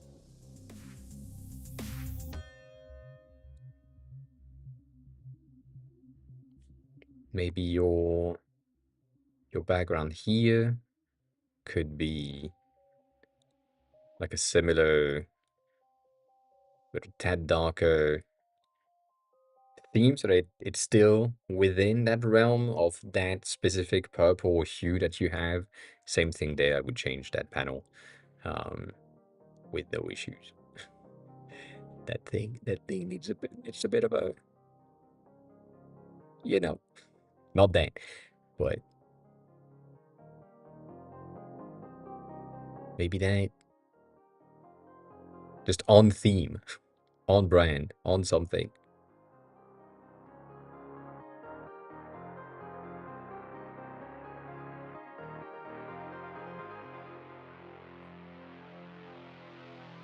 Maybe not that much, but you get the idea. It's a potential thing. That feels very plain, very much plain. I don't know if I have.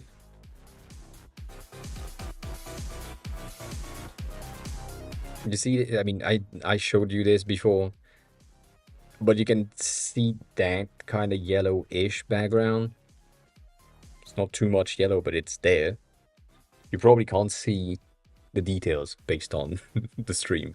You can't see the particles and the things that are like right there. But that yellowish background is something that kind of off, still warm based on the gold. That black that's also leaning towards the gold-ish thing, so that all of that makes sense together, and it looks a lot more designed, even though it's very minimalistic. And this one is, the goal for this is luxury and money related, and therefore it needed to be like very basic but still working. So I feel like this is what's missing in here. The the polishing here and there, specifically in light mode. Dark mode, I get it. And then the thing that I didn't say, but I thought about it very hard. Here, it would be really cool if the Polaroid was sliding from behind. Like, you know, just slides in.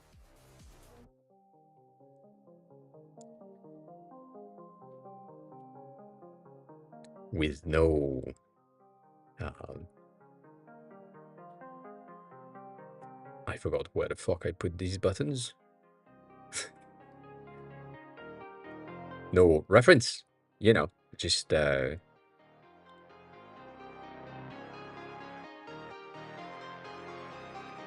could. You could have the thing just slides in from wherever and play with it. It's an option. Um, have a good food time.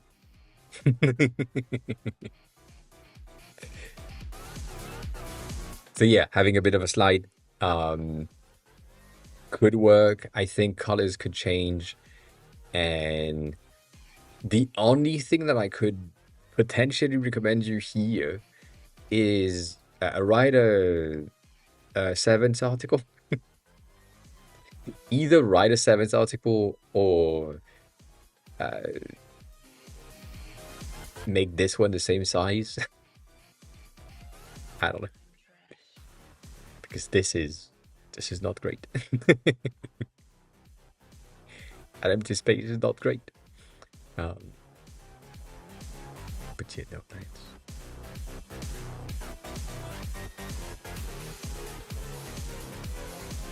that's fun. It would work.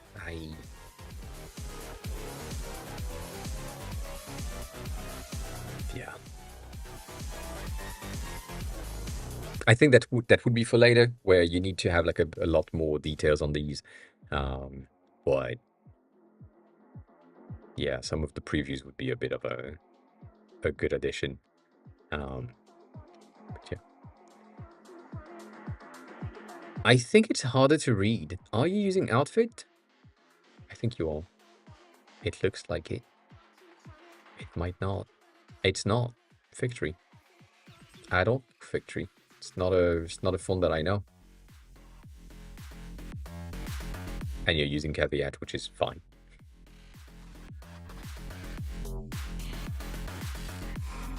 Yeah. I don't know. I don't know Victory.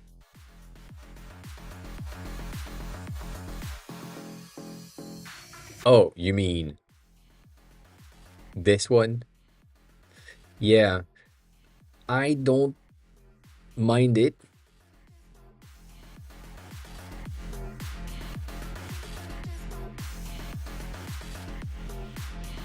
It might be a bit of a tight a tight kerning and letter spacing in there. Um, that is not recognized as something that is part of the fucking. It's crazy. Um, I understand what it means. The fact that this font has changed based on the fact that these are code experiments or alternative things that are not necessarily related to the articles, to the rest of the portfolio, and so on. But it's still part of the portfolio, it's still part of the articles, it's still part of your portfolio website. So I don't know if it makes a lot of sense um, to have that to be like very much different. It's always complicated to validate some sort of a full caps for the titles. Um, like it's easier to read when it's not full caps. So that's a thing. But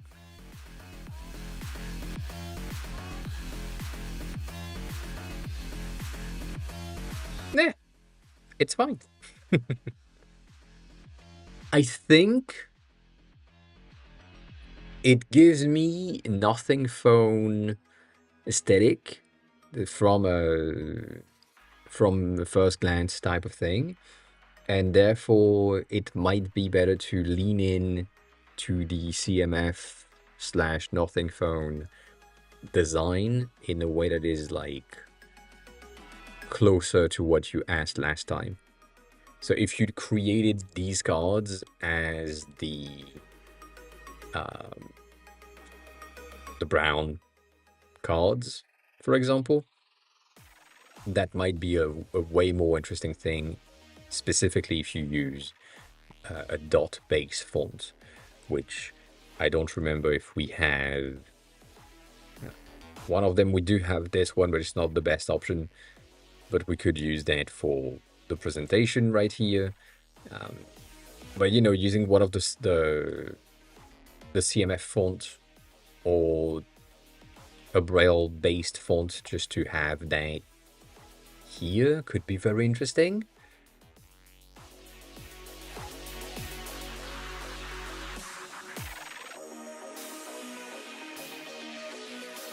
Like that, you know?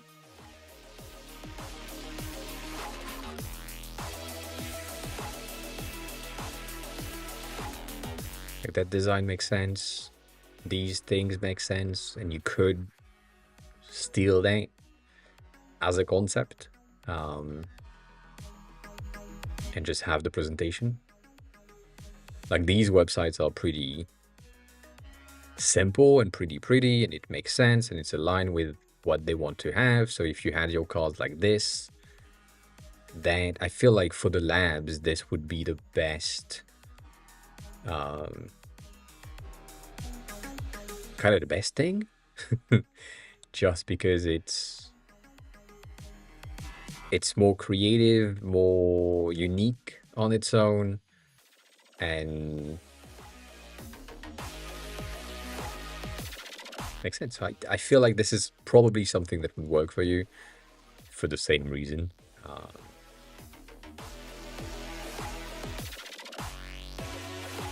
It's pretty simple. So you just check this one, you know. I feel like that works. Minimal images, though. That's to be considered. Like you would have a lot less images to be displayed. So yeah. But good progress so far. Good progress, not gonna lie. Yeah, this is the type of vibe that I feel you would have. And this one, if I can open, I don't know, I can't open the image in another tab, but you can kind of see what it had on the far left. So what would be behind your About Me card could be that ashed effect patterns thing. And then the main page is very minimalistic. Very simple. Very simple, very working. We like it. Same shit here. That's minimal, but it works. Again, this is the most minimal website you have, and then it's maximalist on hover. Like you're going into the most maximalist things with the brightest of colors and the effect in the background and the dithering for the image and so on. It's kind of wild to see the contrast in between the two, and you can 100% do that on your end as well to get like not a lot of colors, and then on hover you have some effects, you have some things that are pushing the design, and that is basically the wise stuff. I wish could be here, but wise is the most minimalistic thing if you look at their design. And then in the middle of nothing, you have that bitch ass thing that just take you out.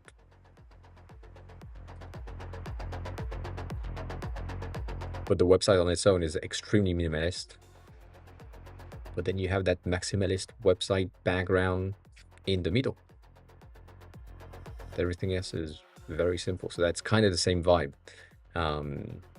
I think you could go for, I don't know. Different stuff. Different stuff, nonetheless.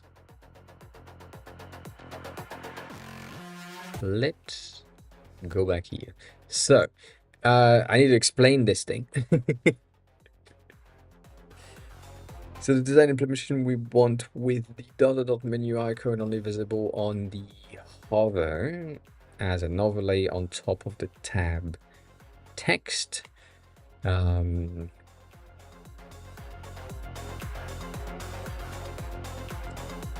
I I feel like this is probably going to run through based on the fact that we have the image as well as the Figma link, which that Figma link has been updated.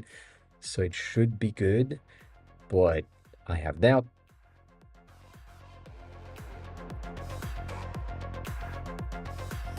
Yes and no. We do, but it's shit.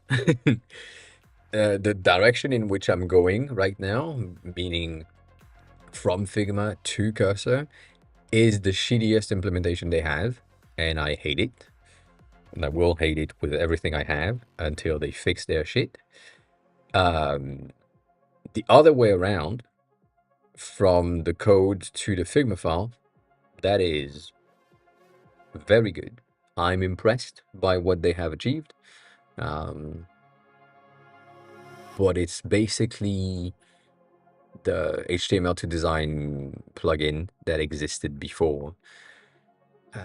And that's about it. So it's, I mean, they've done it through Cloud Code. Other than that, that's the thing. See, it was working great up until now, and now this bitch has re-added the thing. That just makes absolutely no fucking sense.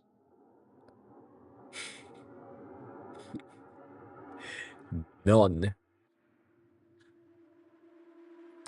None whatsoever. And I don't have access to any of the other models that could potentially build this properly. Like that's... I don't think Gemini will figure it out.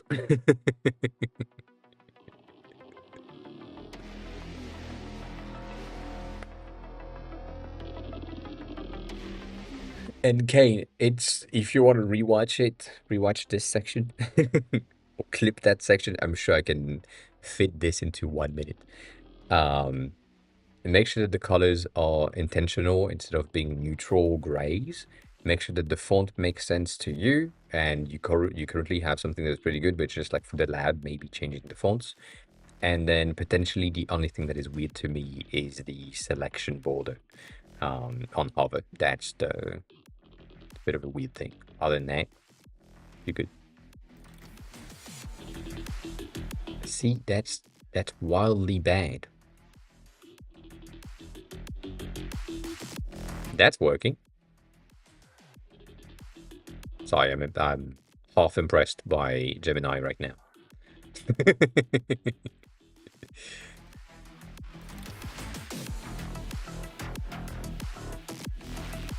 Damn.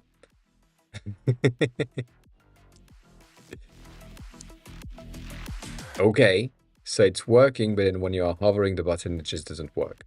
Oh, cool. Have a good meeting. All right. All right. Let's hope. Great. So now the menu button needs to have a fully opaque background.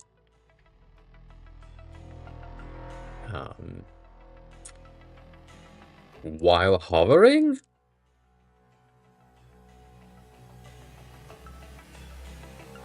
I guess.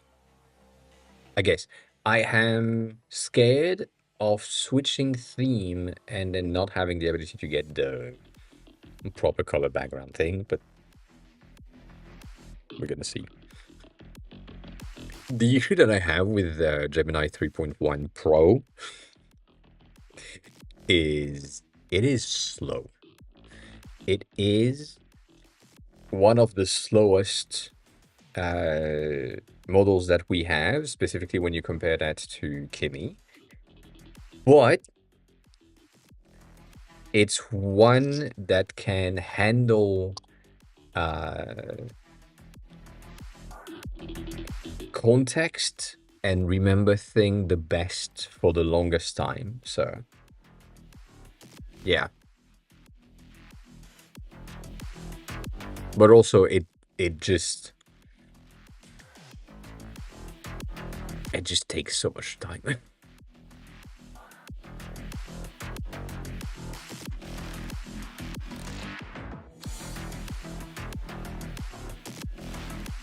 The one that pissed me off the most is Codex, ChatGPT Codex. It's just, it makes no fucking sense. It's that's broken. Uh, it's basically gas face. We're calling it. It's basically saying, I'm thinking about doing this. I'm debating about doing the same thing. I think I'm gonna do this thing that I just said I was about to do 3 times already. I'm starting to think about implementing this way, and the fucking reasoning is just figure it out. I don't know. Don't repeat yourself 16 times just to burn tokens, and then yeah, like this one is probably gonna drop in about a second. So we'll see. We will see. But yeah, it's trying to make no mistakes. It still does make mistakes anyways, so.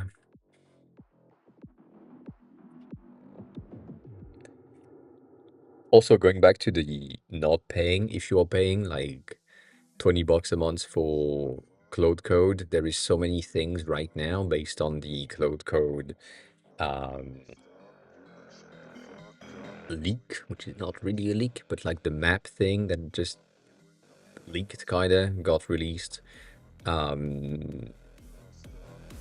lot of people are saying that basically it makes sense to switch model in the same conversation and just to like conserve tokens and context window. So yeah.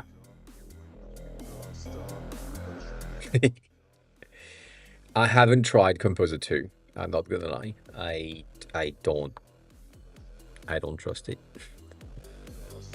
I know it's Kimi behind everything, but I don't trust Composer.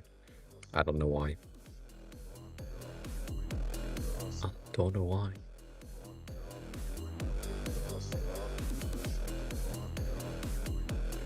I could do that. Could do that.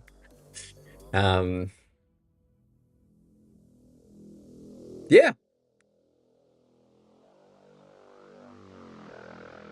Really? That's crazy.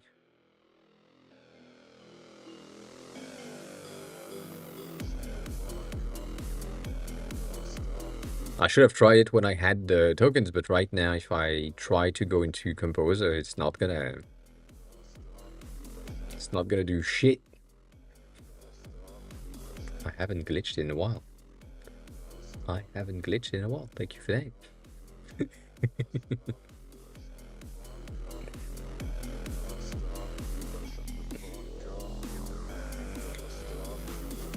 Yeah, I don't know. For me, Composer, based on the fact that it has been a trained version of Kimi being an open source, open weight model.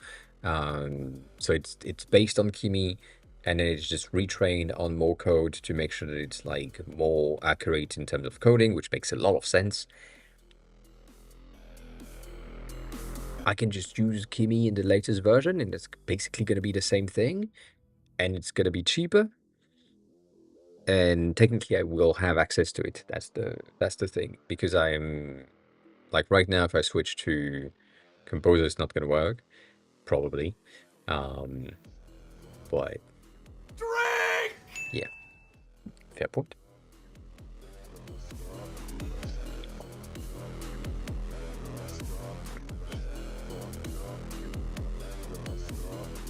Yeah, it's still transparent. It is still transparent. You've done it the other way around.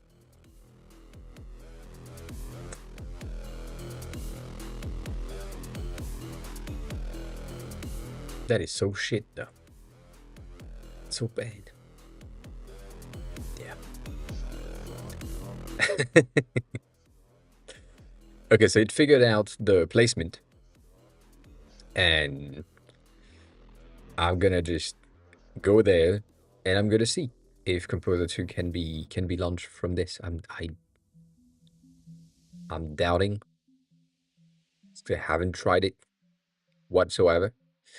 Um, but yeah, we are currently working on Yolka, which is Phil's project of a more secure, more data privacy focused Discord alternative. And the initial version was very much Discord's themes, and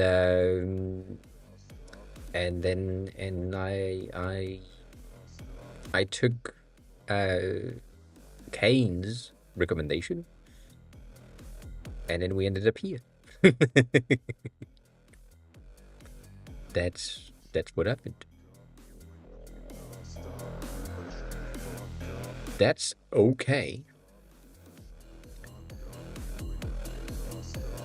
The container tab.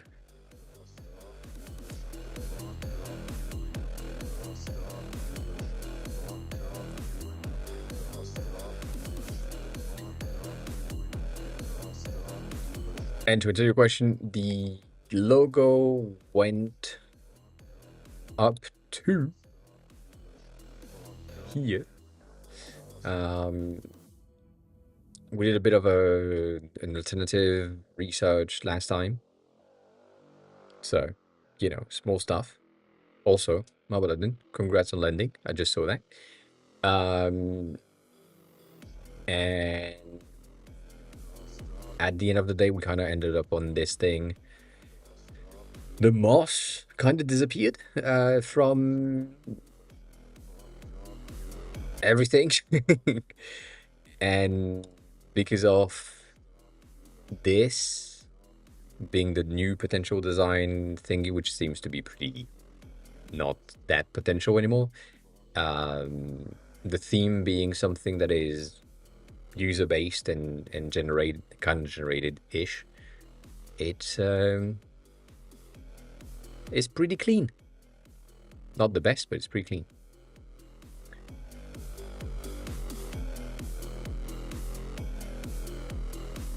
That's working for the thing.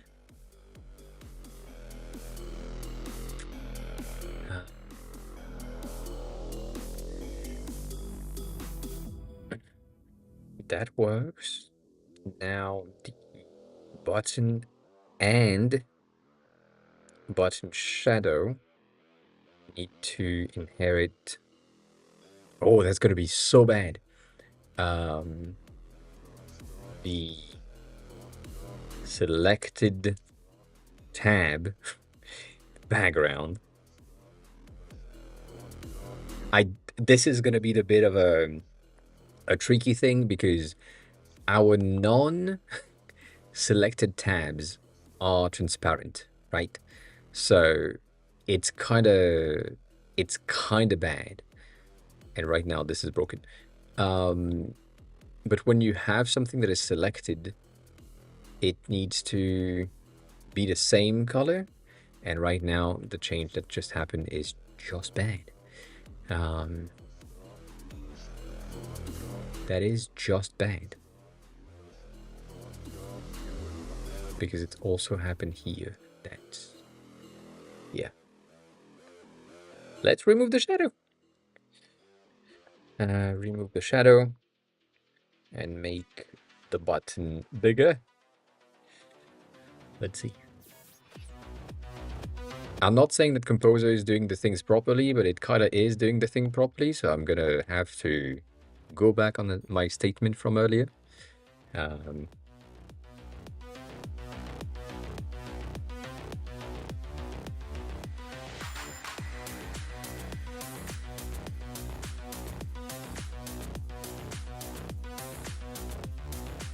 Yeah.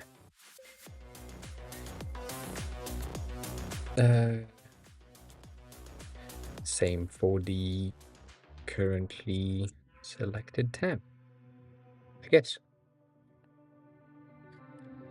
Currently selected to I have a bit of a transparency thing. But yeah, no, it doesn't apply. That's the issue.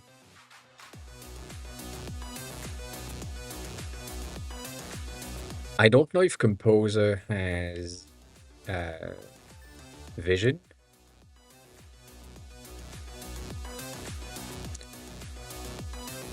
Uh,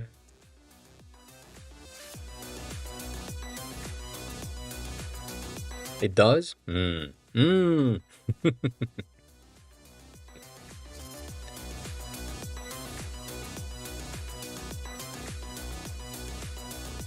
At this level of transparency in things, it is really complicated to showcase and say, oh yeah, there is some transparency in there. Like, it's so close. You don't have any transparency on this, which is fine. It's not the best, but it's fine. You know, like that's it's an okay thing. But yeah. Okay, so right here, it makes sense.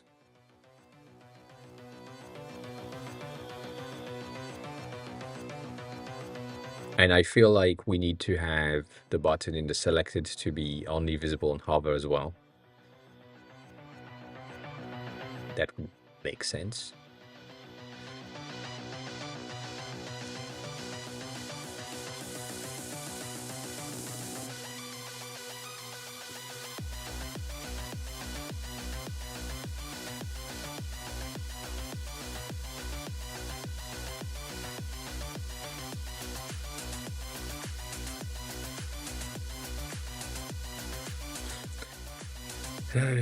All around.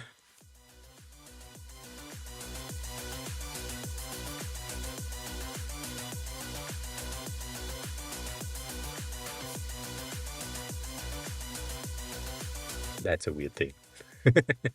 That is a 2 pixel difference in the alignments right there.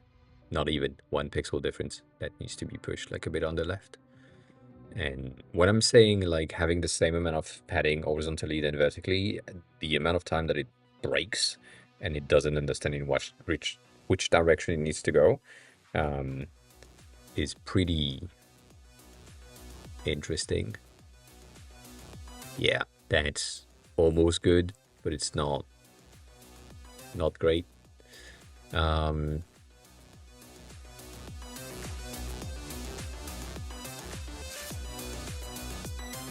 Pretty okay with that. How does that look? That looks really bad. Not gonna lie, this looks really bad. Do I care? Yeah, kinda. This is the type of thing that I wanted to build, which is basically truncating the text, but apparently for some fucking reason it just doesn't work. So yeah. Is this the same thing though? I may have the same issue here. Placements are wrong, but that's fine. At that distance, you don't see the difference, you know?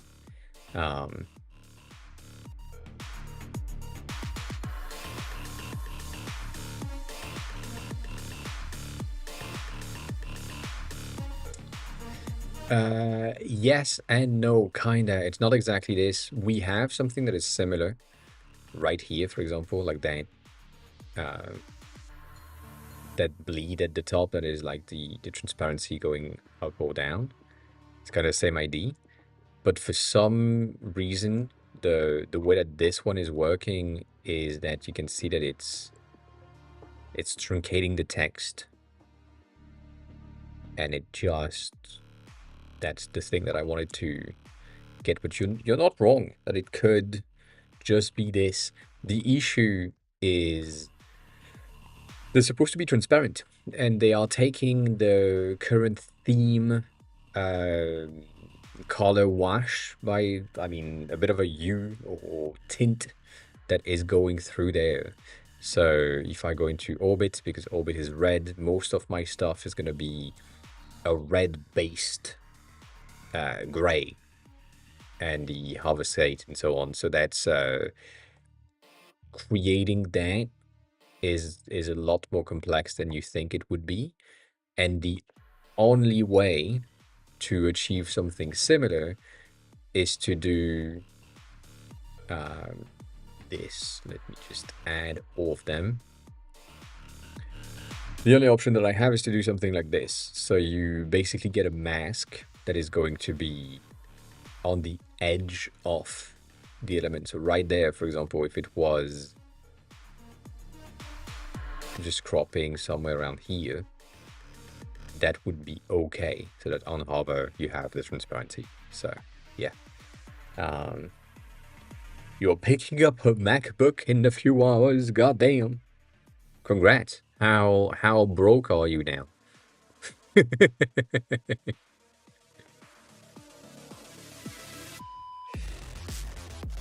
That's gonna be my question. But yeah, no, it's basically adding a mask on top of the content. So yeah. Good. So you're not broke. Congrats. Why are you moving to Mac OS? That's an interesting thing. And what have you been using this whole time? Because if you're more of a Linux person, then you would be pretty at home-ish. If you've been a Windows person for that long, it's going to be a bit of a hard time in the beginning, specifically depending on what you like to do.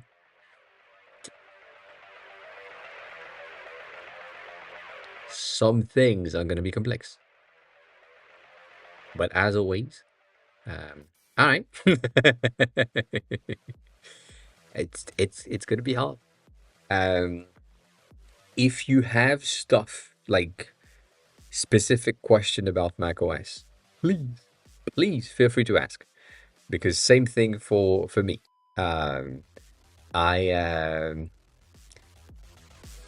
I've been on macOS since I was born, kinda. I have used macOS 8. I mean, technically, I've used macOS 2. I just don't remember. My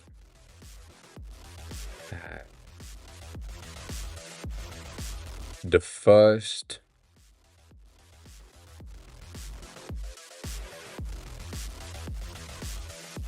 I think my first Mac was the Macintosh 1 or the Macintosh 2. Yep, that's the one.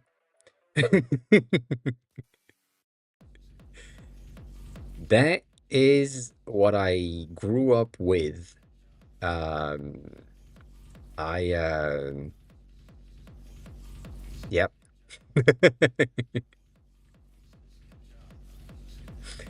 And it was a great interface. It was a great thing. I have been on every single variation of the OS. It switched in 2000 to Aqua and so on, and then from 2017 it moved to something very much different. But overall, when we switched from macOS to Mac OS X, for Mac OS 10, basically the first of its name, it changed the entire design and so on. A lot of people hated it, a lot of people loved it, and now people are reminiscing on the fact that this was the greatest era of UI, which is not true, but for them it was. But yeah, I've used all of this. So if you have questions, I know things that some people don't. So it's been buried under menus and shit all around. So yeah, but you will have some habits and things that you want to do, that you are used to do on Windows, that you will have a hard time to do on macOS. You said Raycast. I have never used it.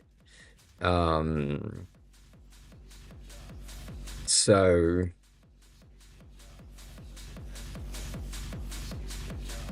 yeah, I don't know. I don't see the point of Raycast. I have never seen the point of Raycast. I have looked at the explanation and shit, and I'm like, well, this is It's a better version of Spotlight, which is built in, so I understand, but I don't get it. I'm not that much of a power user to be like, well, yeah, I need that. uh, no clue. So yeah, other than that, I don't know. A lot of people are swearing by it, and I get it. It is very interesting. The only thing that pisses me off is this. Like,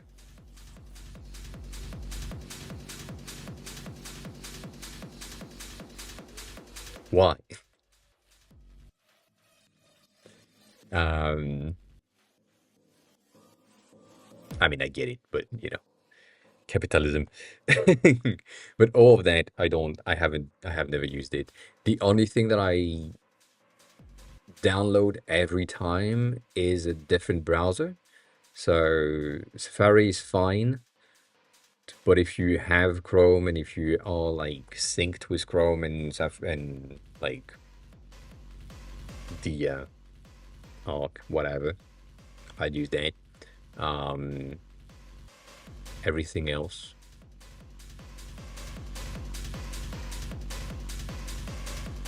then yeah, I mean, download Chrome. There is no real app that makes sense that needs to be downloaded. Um, for most people, like most people are gonna be fine with everything that is built in, and most of the apps that we're using anyways are stuff that are on the web. So you are using Chrome and or um, like other browser to get access to the website that you need. So that's the thing. If you just need like a better browser, whichever works with you, like a Chromium based is fine, a non-Chromium based is fine as well. Um, if you need a better design tools, Figma is always good, but then if you just need like very simple ID generation stuff, you have Freeform, which is fine enough.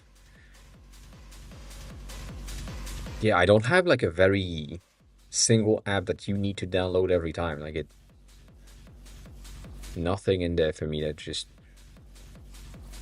needs to be there. Yeah. And Rectangle has never been something that I've downloaded either. I have heard of it. I know that it's a window management thing, and that a lot of people are saying that it's like, you know, that you need to manage your windows. And I mean, you need it in order to manage your windows and so on, which I understand. I don't have a secondary screen, so I'm forced on the 16-inch display, and that's all I have for working. So managing my windows on this thing makes no fucking sense. Like I don't have enough space. So I just do different desktops for all the apps, and I just navigate between my desktops. So that's for me, that's the best thing that I have for managing Windows. But other than that, yeah. Um,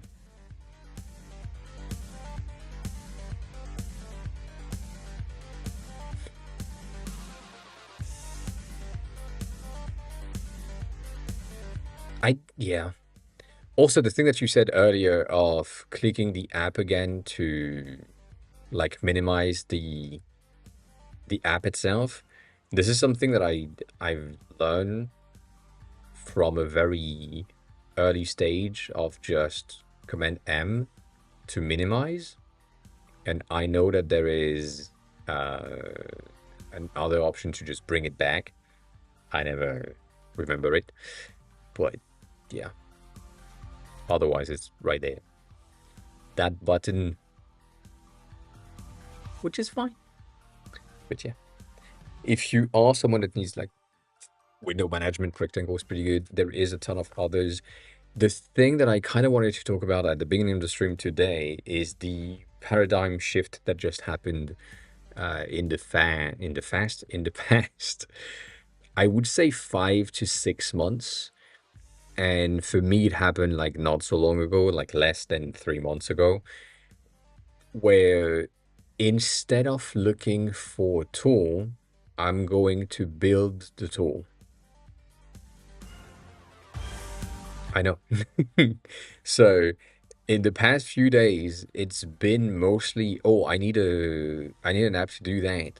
I look for one, I find it, it's paid, I just build my own. Like that is exactly what happens. So yeah. Have a good rest of your day, Abdel. Unless this is a for fuck's sake with a lot of fucks and a lot of fuh. But yeah. um yeah. I mean that's the thing. Like I love um toggle track. It's a very useful thing when you have like freelance clients and so on. But then they want uh $90 a year for something that is very much not worth $90 a year. And I'm like, everything that you have in there is just like it's so simple to recreate that eh. I might just build my own. So yeah, it's been that paradigm shift that I've seen. A lot of people just saying, well, fuck this shit. I'm just gonna build my own, and it's gonna be fine, and it's gonna be just for me, and it's gonna run locally for myself, to myself, with myself, and maybe my wife, usually, or my kids, or whoever is in the house. But the rest is just it makes no sense to, or it makes no sense anymore to go and build or buy and subscribe to something else. So, for example, Void that I talked about earlier, I downloaded the repo because they stopped working on it, and now I'm working on it on my side through Void, basically, by using it as a locally held element and then making sure that it works. And it's interesting to see what is in the code base, how it works, because it's just a fork of VS Code anyways. And then building the thing that I'm really into.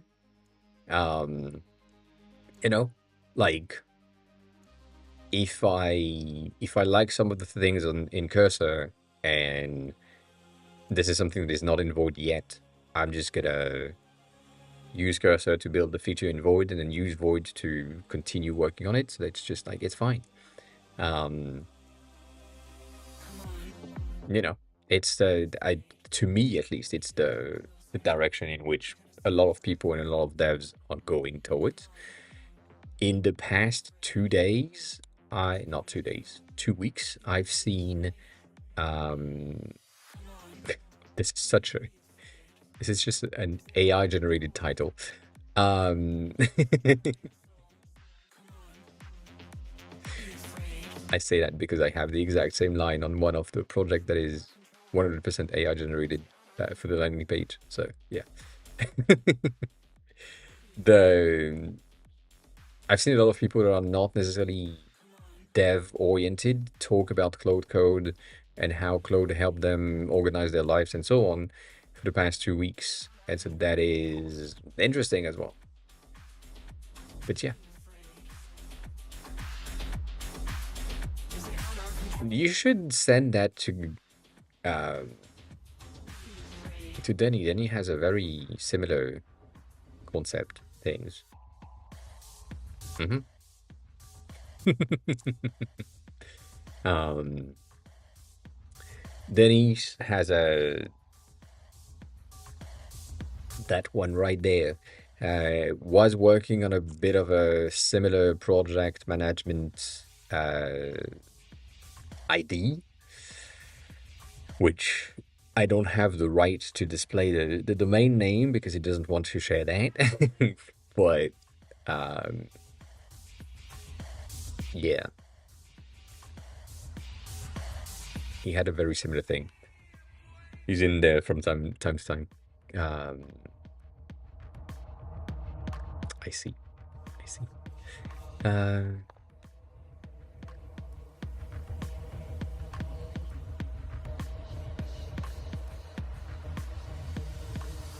yeah, I think parity pricing, which is basically what you're talking about, Abdel, is important. It's complicated though. That's a bit of a hard time going back to the thing that I talked about on Monday, the new um, Apple App Store CLI thing that can just use the agent to manage the prices of stuff, um, is an option.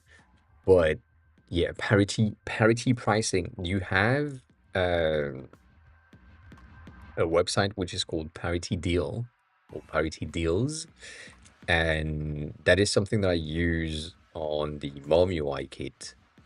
So what the fuck is that? There, that's crazy.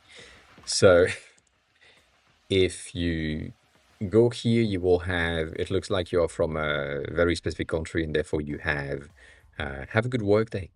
Feels. Thank you for being here. Appreciate it.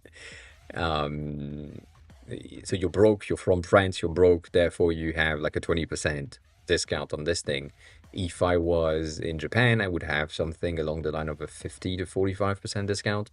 And it's just a specific discount code that can be applied when you are um, in the buy now section. And so that parity pricing and parity deals is something that we are trying to do as much as possible. But when it comes to in-app purchases and like specificities, so subscription for Spotify, as you mentioned, is very much complex because, or specifically for me, because you don't really have the hand on the entire thing unless you create a ton of variation of the same thing. So for band, for example, um, the pricing system is not good for parity pricing. um, you know, it's fine, but I can't do parity pricing for these things because of the taxes that needs to happen. So if I go into my staircase that I can show you what I'm talking about, in the beginning, it's gonna cost me 45 bucks a month from infrastructure. So if I make you um, pay something along the line of 30 bucks a year in the first year and so on, it's going to be fine if I have 100 people that are paying, so I'm cost efficient and that's good. It's way too expensive for you in in a way based on where you're located and so on, but I don't really have a choice. And then down the line, when I can drop the price to $6 a month, for example, this is going to be less, or $6 a year. It's going to be absolutely feasible for you to subscribe at that price because that's a fair price for you. But it also means that I have enough runway money um, to use and subsidize the fact that, it's going to be okay. So that's the type of thing that you need to think about when it comes to pricing. And so for this one, for band specifically, I made 20 different price stages, and you are moving from one price stage to another price stage based on the amount of subscriber that we have. If I had to do parity pricing for this, it would be such a mess that I don't think it would be worth it to have the parity deals. And also in terms of long-term viability, it's not a good thing. However, the fact that this pricing model is meant to make me pay the bills and then be done with it, that helps. So, for example, I'm using Clerk for the automate, like the authentication. I'm using Convex for the database. I'm not using Vercel. I'm using Cloudflare, which is basically free, and then Resend for the emails. And I'm starting at 30, and I'm making a lowest priced at 6. And so, as you can see, my effective lowest priced is going to be 3.4, so 3.5 bucks per year per user. That's the cost per user. So I'm roughly doubling it, kind of, 45% up. And that is to make sure that I'm covering other things if there is some issues, if I need to hire someone and so on. But that also means that in the first 3 years, where I need to reach the first 1,000 users, it's going to take 3 years, roughly, based on the current growth and so on. And we are currently at 121, and it's been 3 months. So that's probably on track to be like very, very, very slow. And the price is 30 bucks per year per user, or 3 bucks per month per user. And on that, I'm going to make 3K in 3 years. So I'm going to make 1K per year, which is probably going to be 100 bucks in the first year, 500 to 800 in the second, and the last two um, at the end. And then it's going to grow faster if there is growth, which is, I doubt, again.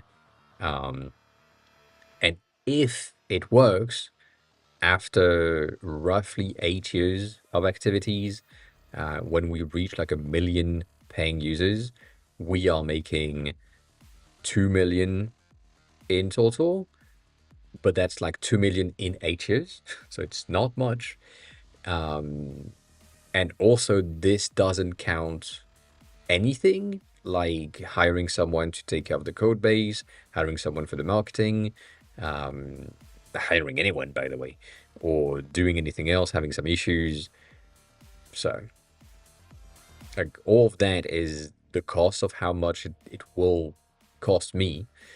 And yeah, I'm not using Clerk for billing. I'm using Clerk for billing through Stripe, through my weird ass model. So, yes, but no. I'm basically using a Clerk owned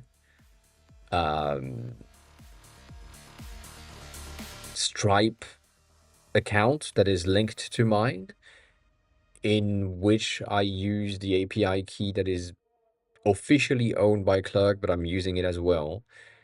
So it is doomed to fail at some point.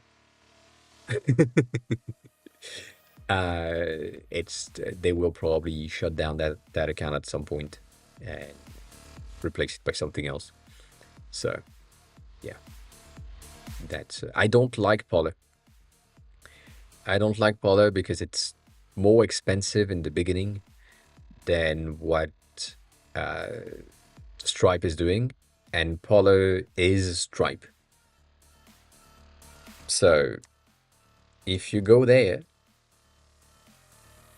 and you go in the about section, I don't know if it's in I don't remember where it is. Hugo, hi, welcome on in. How are you?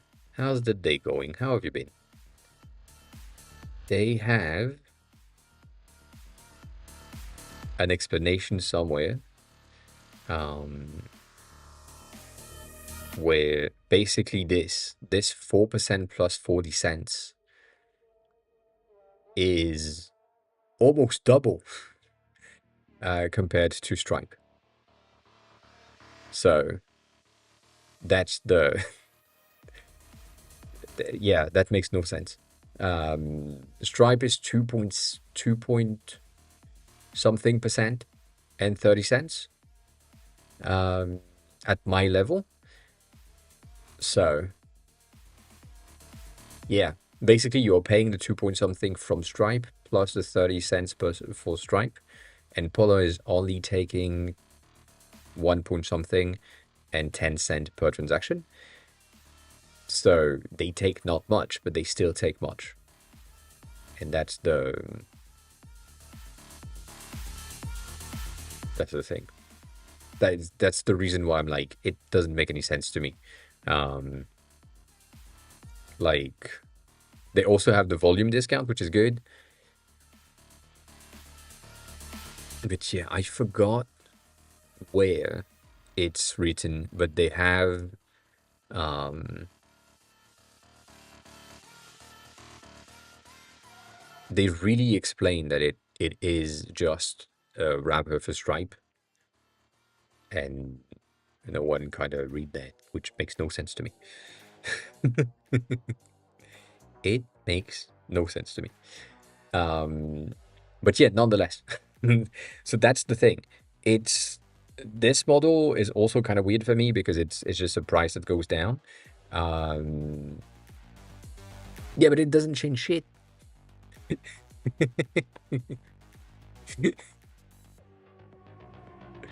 Like what the I mean, self-hosting is a pain in the ass. That's that. That's the truth. It's maintenance heavy. You need to make sure that everything is taken care of. If there is a data breach somewhere, you are responsible. If there is something that is deprecated, you need to go modify your whole code in order to make the things work again. Whereas hosted and not self-hosted, you don't care about anything. It costs a bit more, but you don't care about anything. And that is good. Don't need to manage anything, don't need to make sure that, you know, data breaches and securities and so on are on point. I mean, you do need that for the main product that you have, but like for anything that is payment related, I wouldn't trust myself I mean, I wouldn't trust myself for any code related stuff anyways, but like for payment specifically, I I am team take care of it.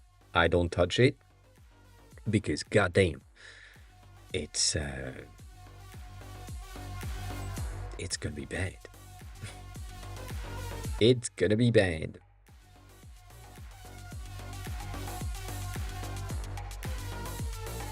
Yeah. 5 years. 5 years, 5K, that's pretty good. That's pretty good.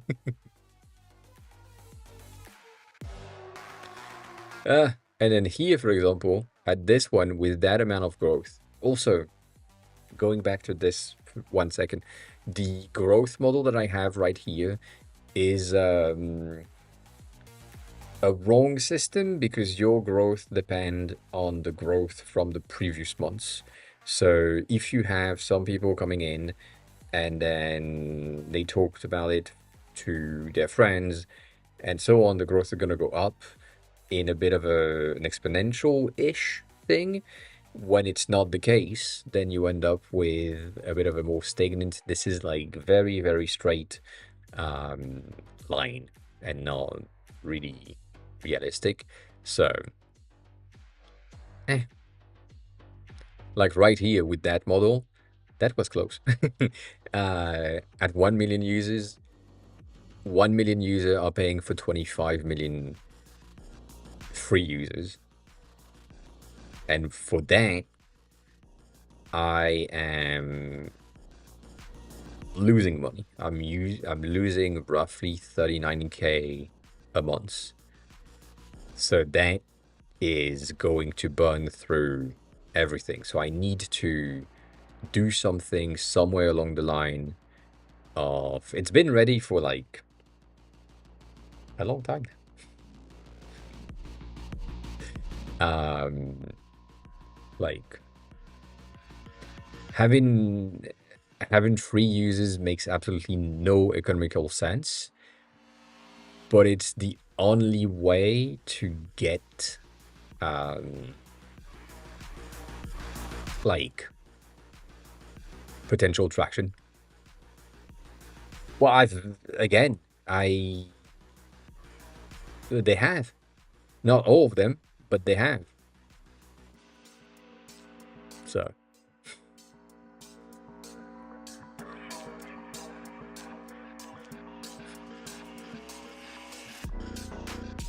we're currently making 11 bucks per month.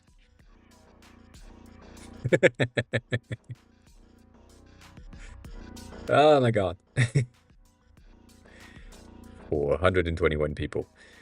The good thing, I would say, the good thing is that ban is a set and forget situation where you set your profile, you define everything, and then once you have the content that you needed to have, you will probably forget about the website altogether, and you will probably never go back to set things up. So, like that's the thing. You might see one of my tweets here and there that says, "Oh, we have a new theme." And then you come in and you check the new theme and you're like, oh, cool, I like the new theme. Let me change that. If you're paying, for example. If you're not paying, you're going to be set to um, just the free tier, which is looking like this, which is fine. But uh, appreciate it. So, most people are going to be like this with 15 cards maximum, and 15 cards is like enough. So, most people don't have 15 links, and this is a good enough version. So I understand and I agree with you that the probability of people that are free users to upgrade is pretty low. But as your own proved last week, we showcased this thing, and he said, "I need that." It just said, "I need that. That's all I need," and then he upgraded. So sometimes it's one theme away. Yeah, but it doesn't make sense to me for one simple reason. uh, the one simple reason is this is a replacement for Bento.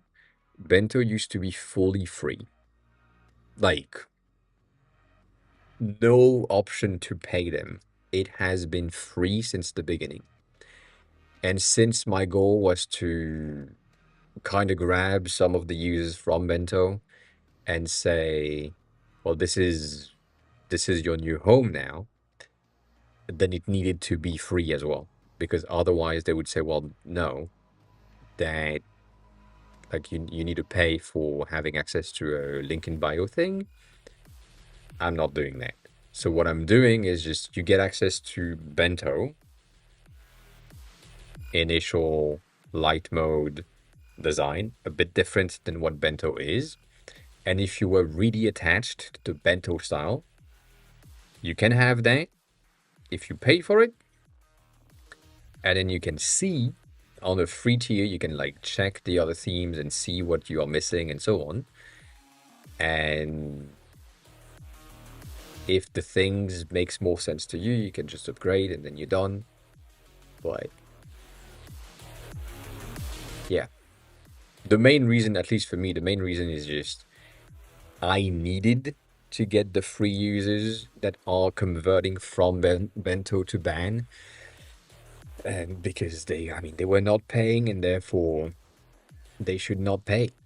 It's just they're used to something. So if they want something that is a bit more than what Bento was offering for free, then I get it. And the reason why Bento survived for 5 years being free is because they raised 7 million in their first year for some fucking reason. I don't know how the fuck they did it, but they did it. And then they got acquired by Linktree in year 3. And then the money off Linktree basically made them survive for the next 2 years. And yeah, what do you mean ads? They didn't have ads. They had no ads. Bento had nothing. No ads on the profiles. No.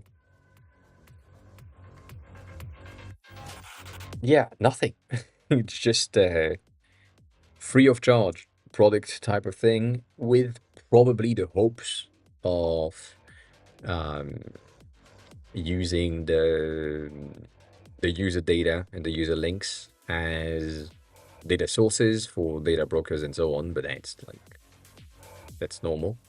So yeah, I have a bit of a space for an ad like right here if I wanted to.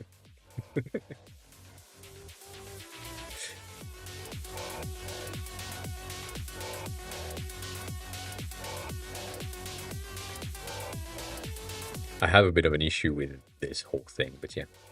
Um, Not really. So I've tried to get the Instagram, YouTube, and so on previews. Um, and first of all, these images are only here because my worker worked once and it was working on my profile and then it kind of broke. So now it's not working. I'm sorry. But I've tried to fetch the images from your Instagram, and it just isn't an option. In order to do that, I need to pay one of the social media scrapers in order to get the information, and that is not an option. The only thing that I could potentially provide, which is not the greatest option, but it is an option, would be to say if you want to display your images right here, you need to log in with Instagram, as in um, connect your Instagram, and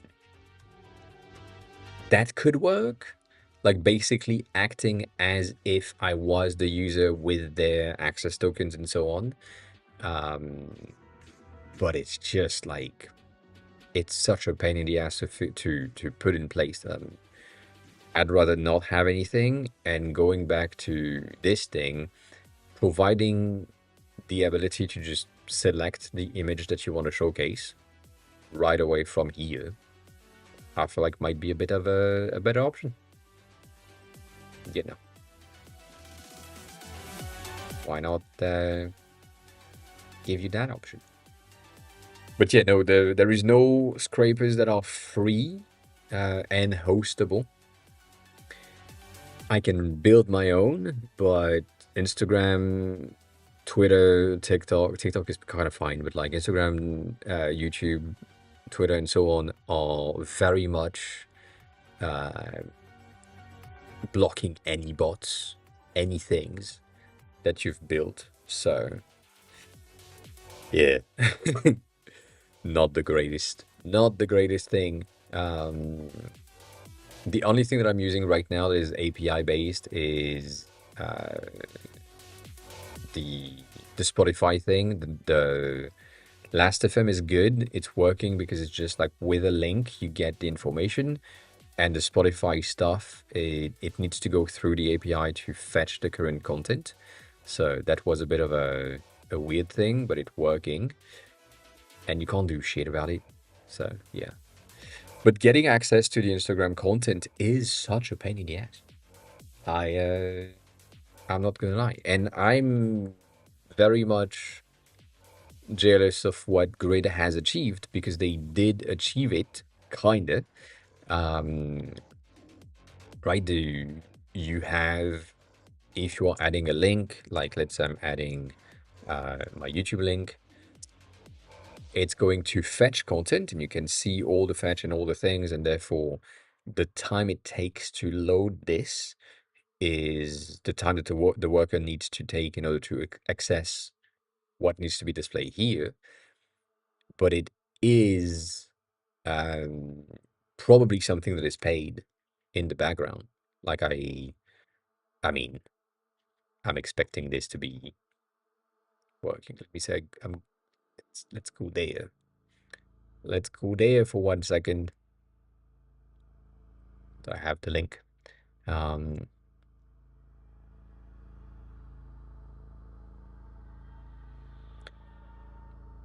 I need what OSS means.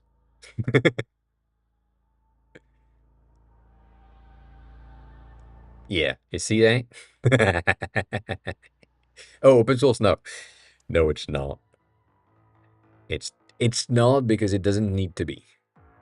Like, it's so simple that if you want to build your own, you will be able to build your own in about 15 to 30 minutes. And you don't need the builder, you just need the page. So, yeah, it makes no sense to have it on open source. At least from my point of view, it just makes no sense. Do we have? No, we don't. I mean, this one, they very much did the bento grid thing, and I really don't like what they've done. For Averly, they have done um, something similar, but I don't think they've had so much success with. Oh my God. Oh my God. That's such a. Ugh. I hate it. Let's say I want an Instagram thing and I'm gonna paste this. That's gonna be the ad in question, which apparently didn't go through. But right here, for example, it's supposed to fetch stuff. And it does because it goes through the worker and figuring out what is in there. But it's just like I wish I figured out what is in there, but yeah. Mm.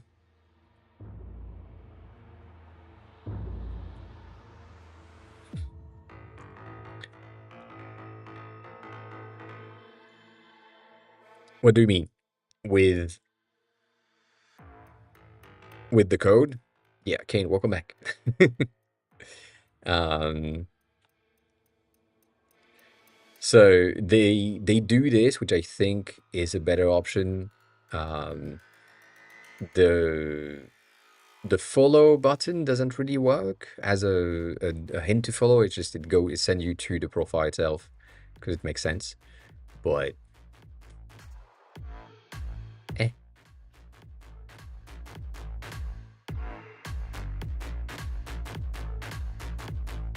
And there is like so many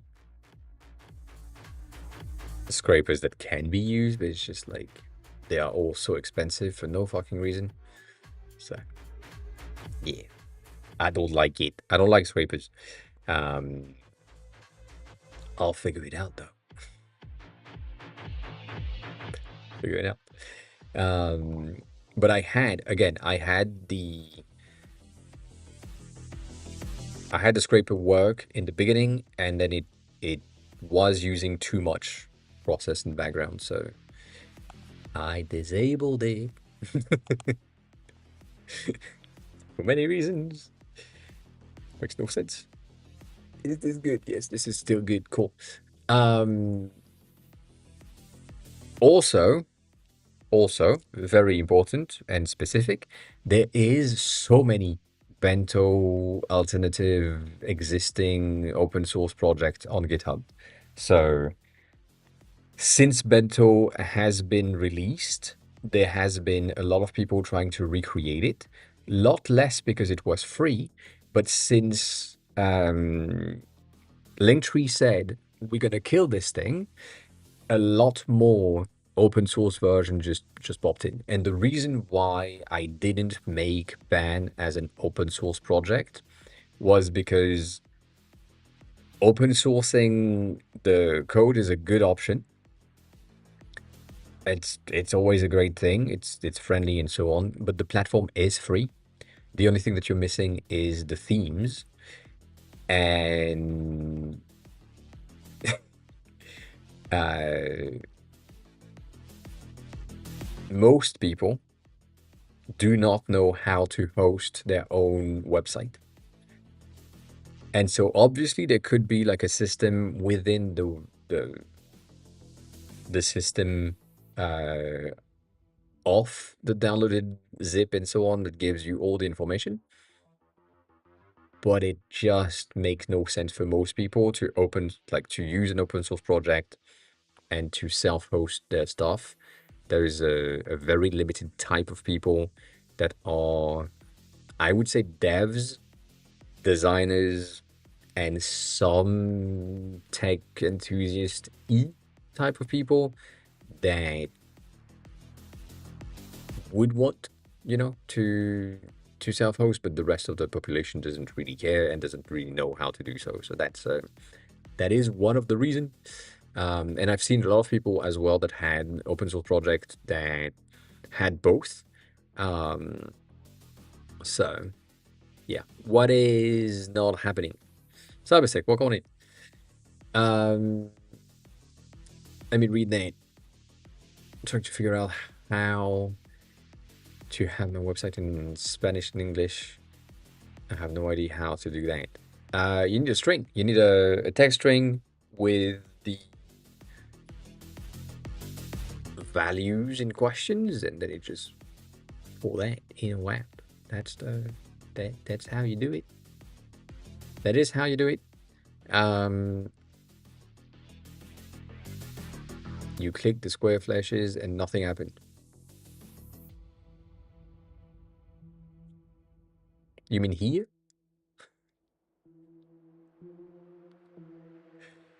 What's your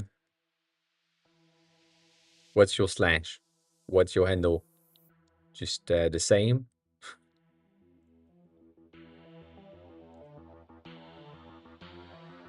That the full thing?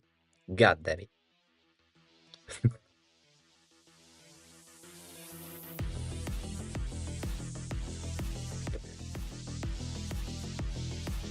I made a mistake in the type.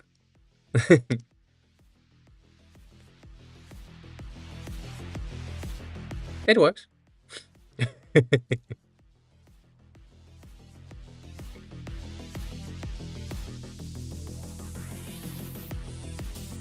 It does work. So the thing that happens right now is that you are currently in the editor, and the editor doesn't allow click. You can click on them, and that's just like to drag and navigate, whatever. But it's not navigation based. So if you want to see the link, you go into the rendered version, and then you have access to the profile in rendered. And I agree with you that this is a bad idea and shouldn't behave like this, but it does. So yeah. Also, that flash is a pain in the ass. I wish that wasn't the case. It's not as visible when you are in light mode, but it's still like such a pain thing.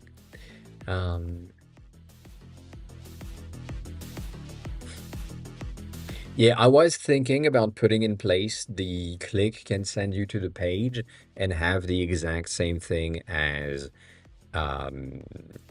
Bento was doing, meaning that you are getting into the ban.me/your handle, and depending on if you are logged in, then you see the editor, and if you are not logged in, you see the profile in preview. But for some fucking reason, it just broke many times. So now I thought.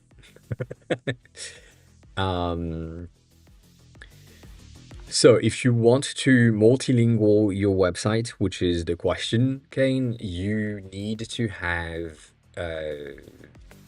string files basically, and you have your string files that are. Do I have it here? I don't think I do. Um, oh, maybe. I guess probably the can is the best option for this. Um, in my app, be the source. Hey, I think either the res or the assets. I never know. It's not. It's such a pain in the ass to navigate the fucking Android version. Let me just navigate the non-Android version because I know exactly where that is. We have a very specific type of file, which is the localizable string, and that just looks like this. So you have your string in question, um, and I mean this one is a short should translate false. So like percent unlocked is the main string, and then in German it's gonna be that value with the German words in English because it's the same string. That's the thing, and so on. So for you, you would have one in English and one in Spanish. So these two, and that's about it. Um, like it's basically what you need. Um,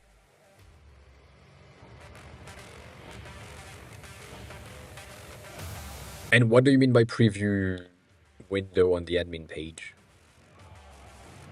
As in previewing your profile? Why would you do that? I mean, it's basically what you need. You don't really have a choice. It's basically a CSS or a JSON file that is pulled from your code base and say, oh, you are in English, therefore each of the section where there is text is going to load the English version, and if you have something else, it's going to load the Spanish version. Yeah. Yes, right now you need to go into your profile in order to get access to your thing and see if it works and how it works. Yes. Putting it in preview, like having a framer slash webflow type of thing where you switch from the editor to not the editor. Nah. I mean, the good thing from my point of view, obviously, the good thing is this. If you are here and you say, oh yeah, let me just do that. You know, you just reorganize the thing. You come back here, you refresh the page, and you have the correct thing. So if you have just your page saved once, then you're kind of, or opened as a new tab once, then you're kind of good.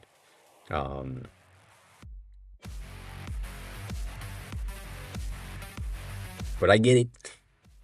I get it. It's another tab. So again, going back to what I said, it could be something similar to what Tab has done, which is if I'm logged in, then I arrive on this thing, and therefore if I click on this, it's just like it's supposed to send me to my own link, but it doesn't. This is the exact thing that Bento has done, and nah, like I can't really see anything because I'm always logged in. So yeah, but anything in there is going to be available and working and so on.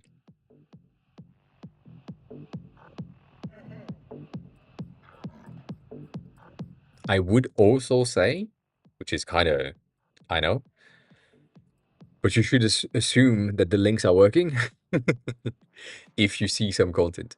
If you end up with something like this, have some doubts and test it out.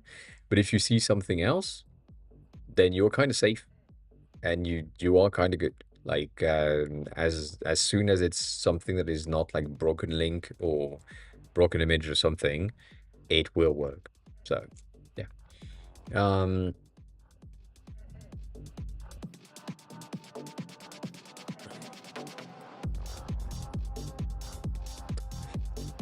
and for your Kane, I'm juggling in between the two conversations. For for the multilingual thing, if you are trying to get the articles in the two languages, you need to write one in English and write it again in Spanish and write it again in German and so on in order to get this um, to work. Because after that, it's just from Superbase, for example, is going to pick the column or the record that is in English and the one that is in Spanish instead. But yeah, um, that's basically what you need to do, which I know is not the best option. It's not the easiest thing to do, and it's a lot of work. But if you are, and I said that before, if you are comfortable in writing in English and not in Spanish, which is not your case, write your thing in English and then translate it with Google Translate or Deep or something. If you are more uh, at ease, that makes no sense, in Spanish, write it in Spanish, then convert it into English later. And if there are some stuff that just don't sound really right, just change the formulation in one of the languages. That just makes more sense. Like for example, for me, in uh,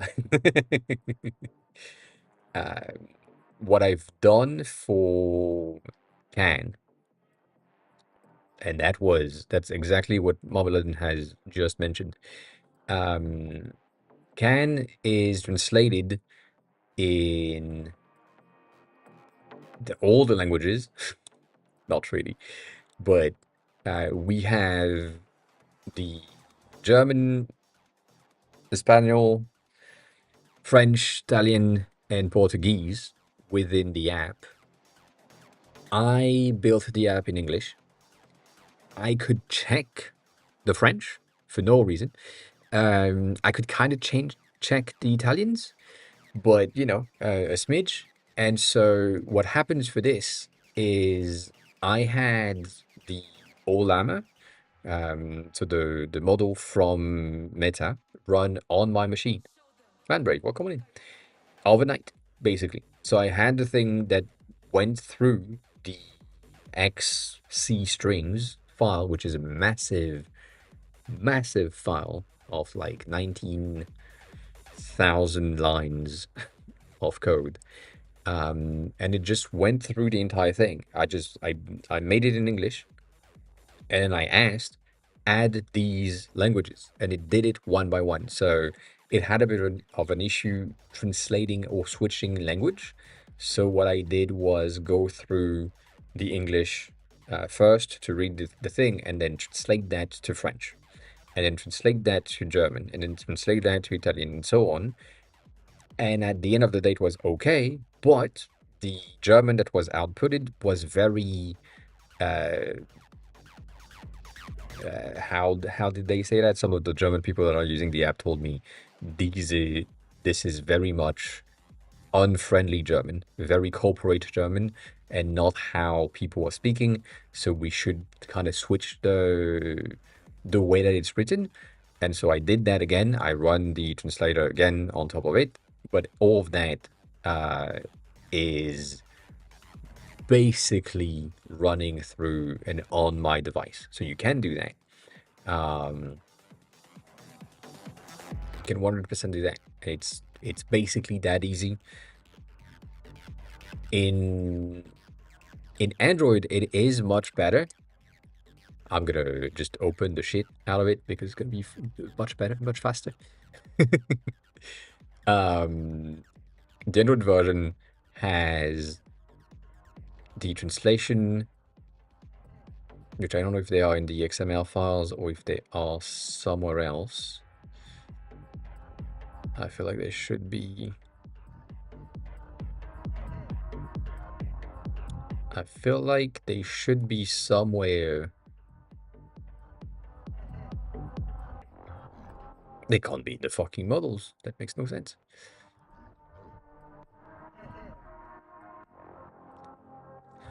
I hate Android. You can see that. You can see that. It just makes no fucking sense. All of that is not what I'm looking for. And these are the drawables, which the drawables are not supposed to be the translation files. There, my bad.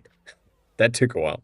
So for Android, for example, we have these. You have your string.xml, that is your English version or your main language version. And then I have a second one, which is a duplicate that contains the German version. And then I have a second one that is the duplicate of the first one, that is the Spanish version, and so on. So each of these things are just like this. And in the editor for the translation, you have all of the languages that you need to have right there. So you can check side by side.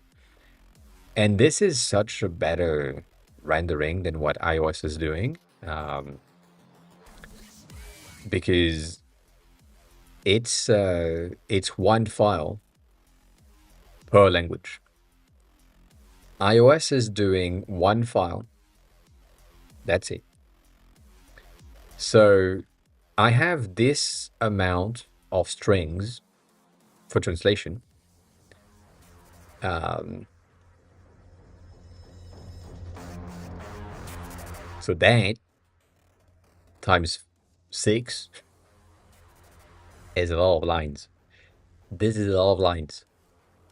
Why do you have the Duolingo icon next to your name? Why? Why is how?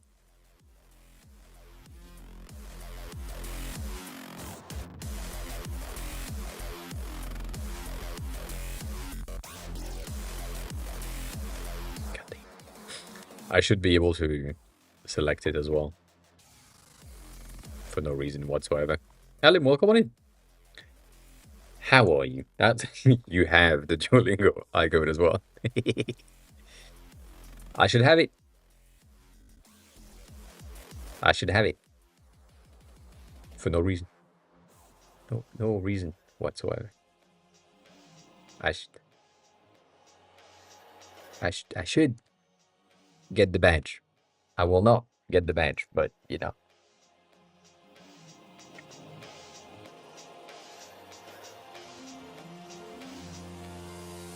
I deserve it.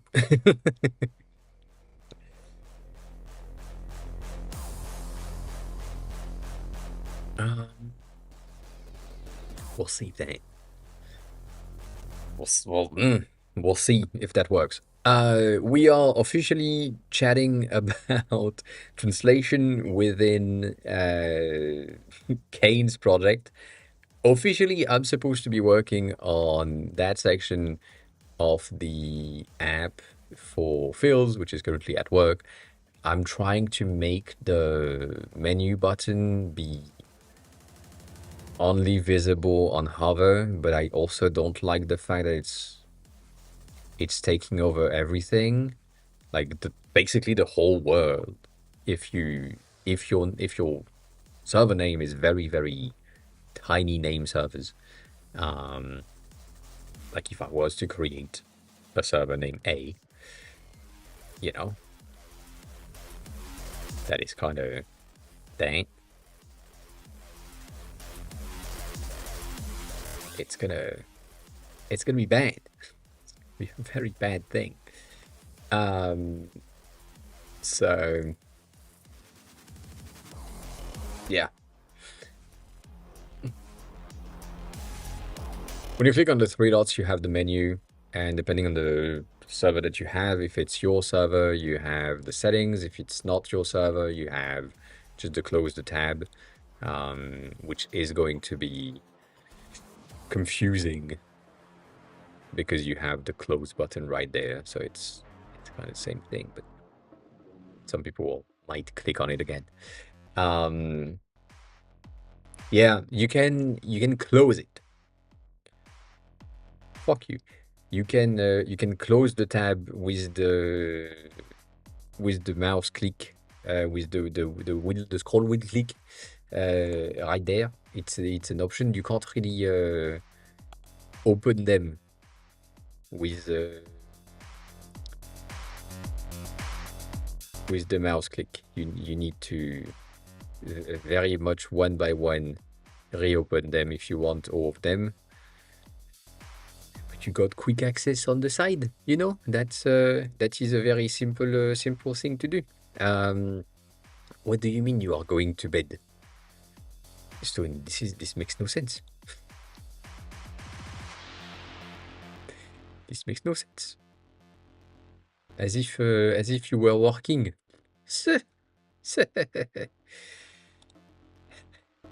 As if you needed the sleep.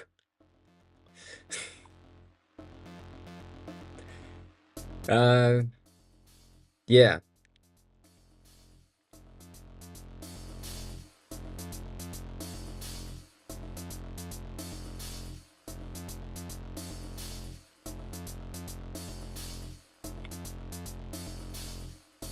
I don't think replacing the server name um, would work, and so that's the first thing. And the other option is going to um, get more space, and it's kind of bad. So yeah. Um, which one?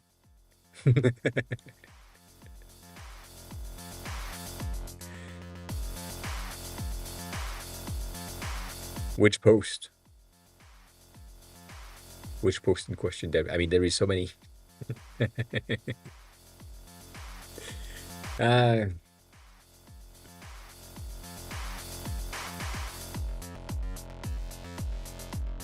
I see. Um, I mean, you've been here before. That's what I know.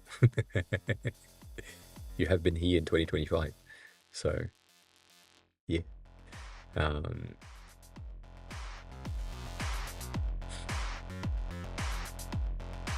um,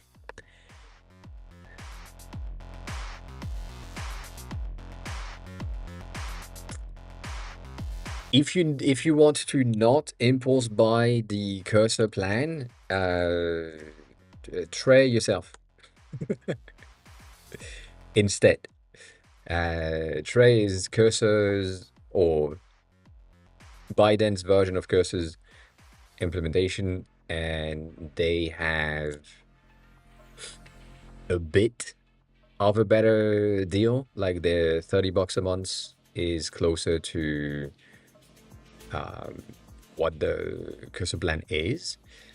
So that's a good thing. And then if you just get the Ultra, which is $75 a month, depending on what your currency is, it might be lower. Like for me, the 75 is going to be 68. So that's good. So that's a thing. If you really want Composer, then you want Composer. Just you know, I I get it. I get it. I'm currently on this one. No, I'm currently on this one. I'm on the Teams plan at $40 a user a month, and it's a bit of a better thing.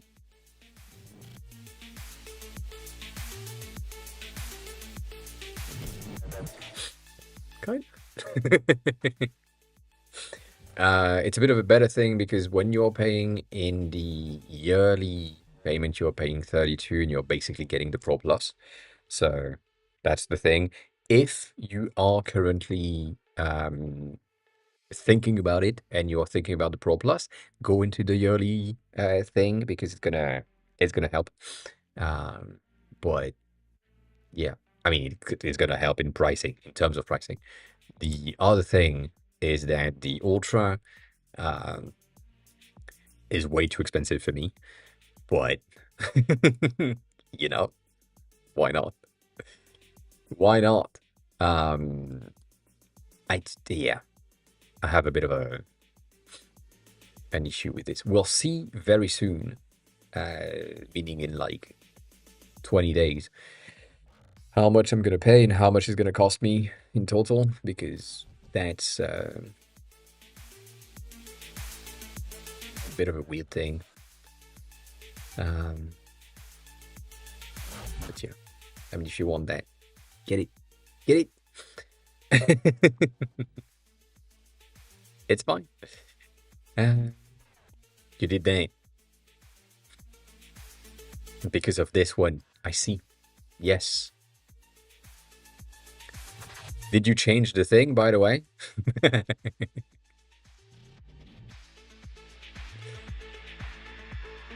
Dang. Ugly ass.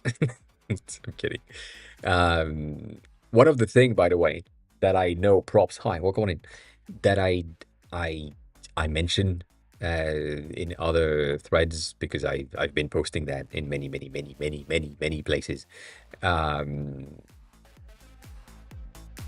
this is the stylistic rendering of the corner, and you have this in many apps that are trying to add like a corner shift and so on. So it makes so much more sense. Even in the Chinese apps that I'm using, one of these things have been very much similar, and so I'm pretty much on the replies. This post, for example, is not exactly the same as you, but kind of the same as you, and I mentioned that. And this is one of the posts that is getting like a ton of likes and comments and so on in Chinese, which obviously I can't read. But um, but yeah, it's a bit of a detail, and here it's way too strong for me to not say anything. On your end, it's more of a stylistic thing. Um, but yeah, it's very interesting when I'm seeing this. It's just like, I get it, but god dang, that's not. I mean, you've never folded a piece of paper in your life, so I get it. On this one specifically, when we look at the original here, when you have like a paper looks like this, when you have a piece of cloth looks like this, and so it's fine, you know, everything works. It's just that it's rare that people are writing on cloth and fabric. So yeah.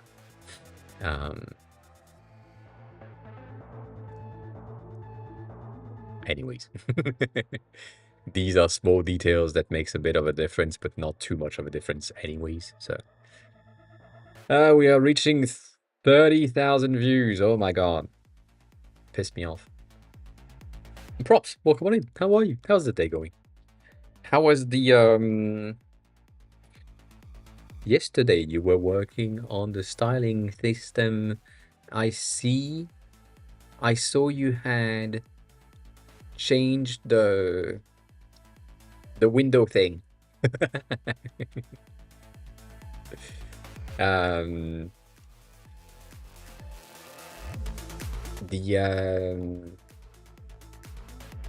damn, that's interesting. Yeah, you've changed that thing a tad. Good change. Good change. The grabbable handle, great change.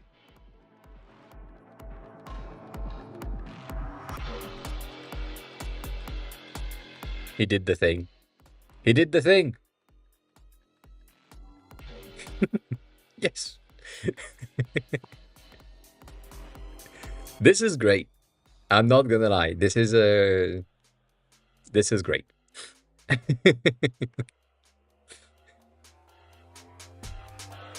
Because if I have this and I dump that into ChatGPT or whatever chat I have, I'm gonna end up with the proper code, and it's gonna work.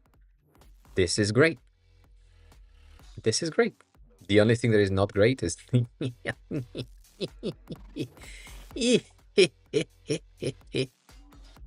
there is an issue with the corner radius and the arrow. But I'm not looking at that.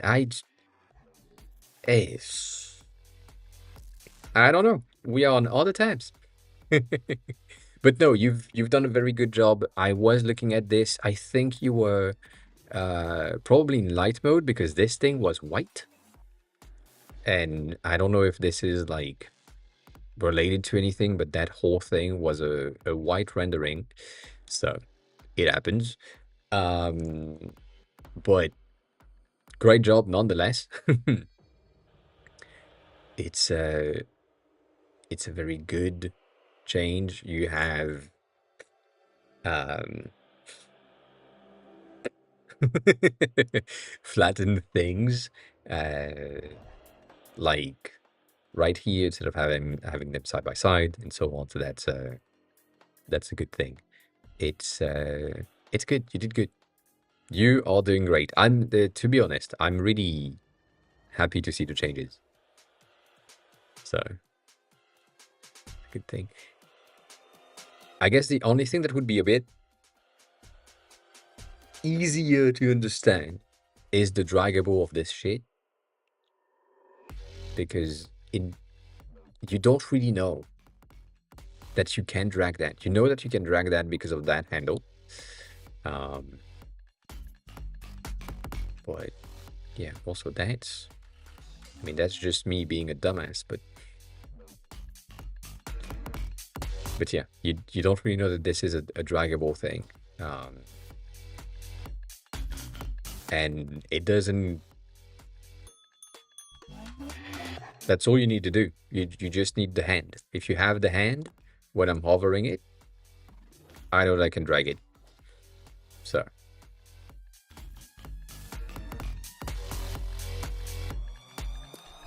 I can see that, which is really good. I also can see you live every day, mostly. Mostly every day. So yeah, but no, this is the thing. This is exactly what you need. I would go as far as say, give me a chat.md. Like, give me an LLM ready chat.md skill shit, whatever. I'm building a new chat themes. Here is what the software is giving me, chat.md. We need to style it to look like whatever this shit is. And yeah. Oh, yes. Tickle, walk on in. How are you? Speaking of skills, I've built a skill. I've built two skills that are so good.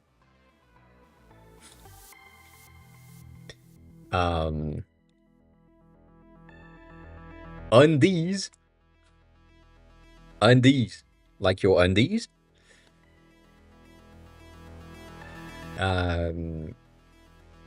Undies is an undesigned skill that is meant to provide the worst design possible. And so I've made attempts to, figure out how things are going and so on, and finding weird stuff. So that was fun. But then I also did the retro option. And that's the fun part. So building things that are like design differently in the old ways. And the goal for this, and the reason why I built this thing, is because every fucking designer right now is creating a skill for Cloud Code to generate the perfect design and so on. So I wanted to go against the grain. Obviously, you want to be unique and so on. But for me, as a teacher and a professor of design, when I have students, it would make a lot of sense to be able to generate something like this and say, now push it to 2026. You have all the content that you need. It looks like a website that hasn't been updated since 1960s. Not really. 2002. And so you just need to push it to the next step, and then you can play with it. So it's fun. It's fun. If you look at the way that I've done some of the styling, we have the arrow, uh, Windows interface type of thing. I have more of a Luna, which is like Windows XP styling for the same thing, and then the regular Aqua styling for macOS, which is not exactly as good as it needs to be, but it is like a good base. The only issue that I had in the beginning of the first skill version was this is a very like 2026 layout with 2004 design. And so at the end, I asked for something that looked a lot more like a 1996 styling, and that was the output. um,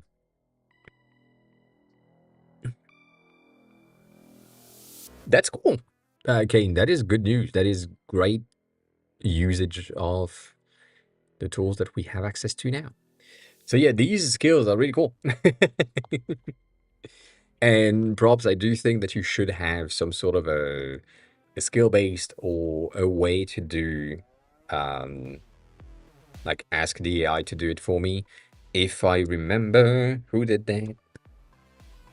Was it Tailwind? No. Was it Tailwind? No. Maybe. Um it might be Convex that has that in the docs. I don't remember. Um No, it's not Convex, but basically someone was maybe Shatsian. No, maybe Shatsian documentation. Um, oh, it is. I mean, I might be Tailwind. Might just be Tailwind. Um, basically in the no, it's not Tailwind. I forgot who. It doesn't really matter.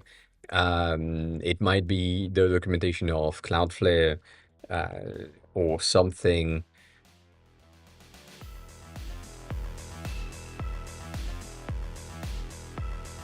Get the fuck out. Yeah, it's not really there, but it is kind of there, where you basically have a copy for AI. So basically, they have like a open in Cloud. That's kind of the same ID. Open in Cloud and open in ChatGPT is very interesting as a concept because you just click the button and guess what? It pre-fill the thing. And obviously there is some warnings and so on, but um, you can just do that. So if you have or if you hold the documentation for the chats somewhere, and then you just have like a ask Claude about it, and it's just as simple as you pre-fill the input directly with everything and all of the information that needs to be used for this thing to work. it could be a very good thing. It could be very great. Um, this is a wild one. The amount of delays there is in between the cursors is kind of... It's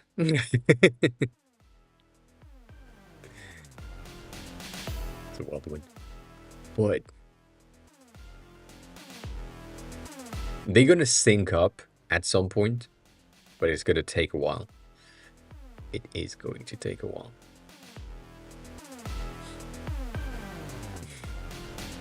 But yeah, nonetheless, you did good. You did good. This is weird though. I know I said that last time. The fact that you can drag and drop the content from here is a bit of a weird thing because you don't have access to the rest of the tools. So you could fuck up your layout without really paying attention if you had placed it properly in the for customization section. You may break stuff. So yeah, but it's interesting. It is interesting nonetheless. You did good. All that to say that I saw you work on the draggable elements yesterday or 2 days ago, and yeah, I think it was yesterday. So it makes sense. It makes sense, and it works. So we like it. We like it. I was supposed to work on this thing now. I'm supposed to work on the header of this thing. Something is broken in here, and it's not much, but it's just the color is not matching with the color. Have a good rest of your day.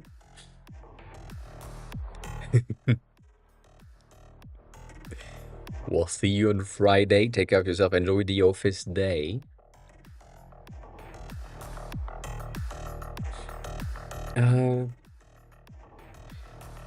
It doesn't take the brand wash thingy. Thingy is a good thing. And it results in a different color than the background when the current the current server selected has a different theme than neutral. While this is working, I'm gonna go pee.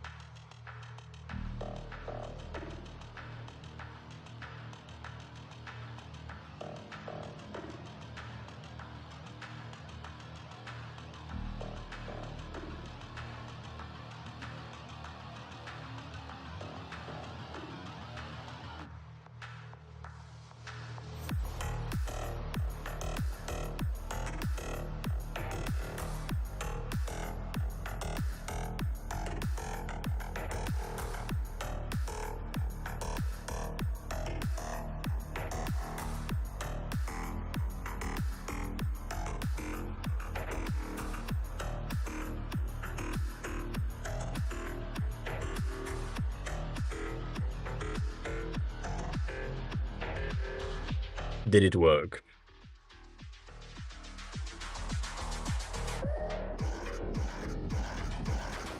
Nope.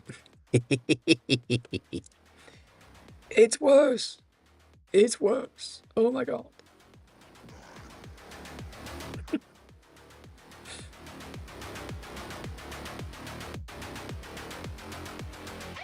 That's not gonna work.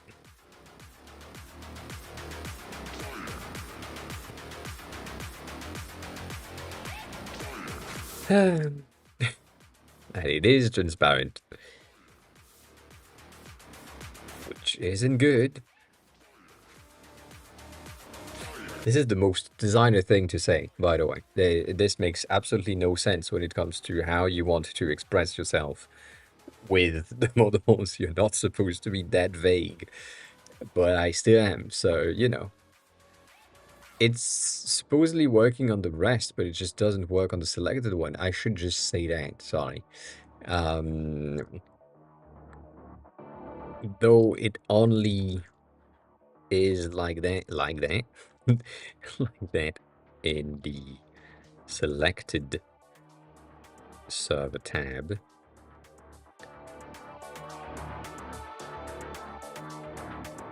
The others are good. Hope if it might helps. What helps?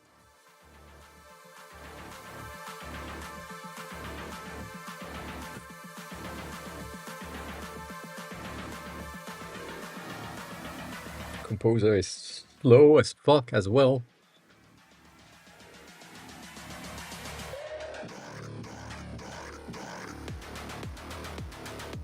Like, that thing makes absolutely no sense.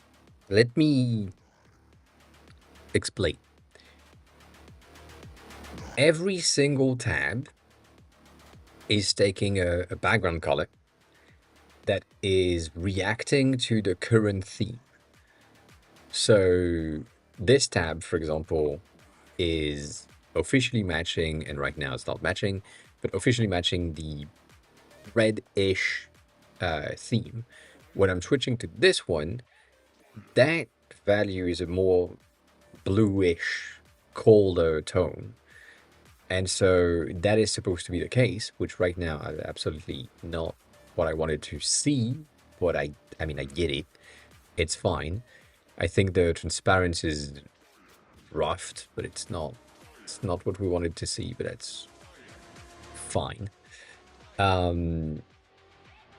But we already have the correct color for the tab selected background and all of the processing that needs to go through. But for some fucking reason right now it doesn't work. I'm gonna check in light mode. Yeah, it's kind of the same thing.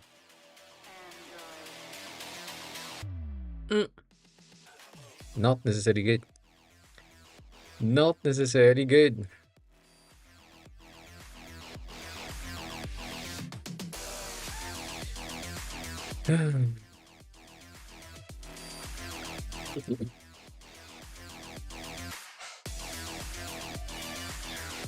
The fact that we have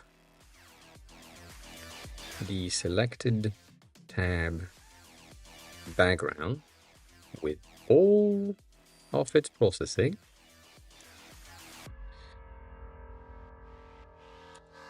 for the brand wash and so on. And we should just reuse that as a solid background for the menu bit. I guess maybe that would work. And again, I do feel like this is one of the reasons why Composer might not be necessarily the best option. The human way of speaking, which is not the dev way of speaking, is probably not exactly how it has been trained. Like, it should be.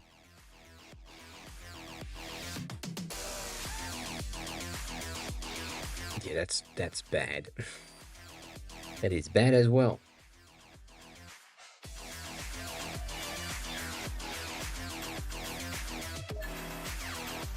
It's fine.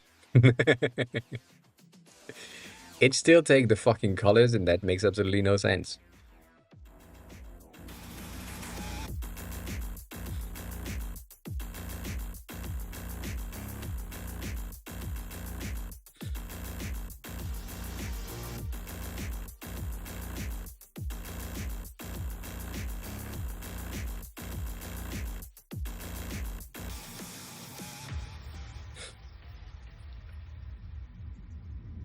So yeah, I mean, the natural language phrasing that I have as a designer and not a dev end up being potentially detrimental to that model specific understanding of what it is supposed to do compared to something like Claude or GPT. So I don't know. I don't know.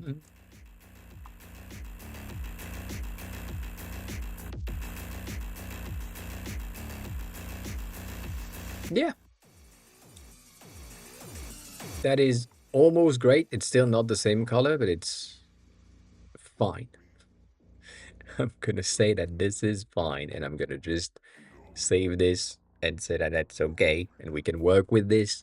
Um, on top of that, I think everything is fine. I have a weird feeling about the corner radius right here. I feel like there is a difference that needs to happen in the tab itself, where I kind of want to have my tab element to have like a bit of a different um, corner radius. So yeah, Morton, welcome on in. How are you? How's the day going? You see, you have a border radius of 625, and I feel like if it was a 7, it might be better. Let me check that.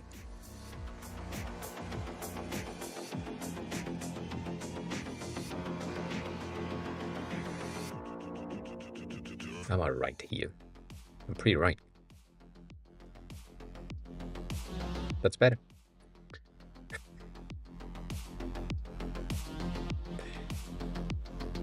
You wouldn't survive in the food that I'm eating. Not because it's bad, but because it's just not the common food.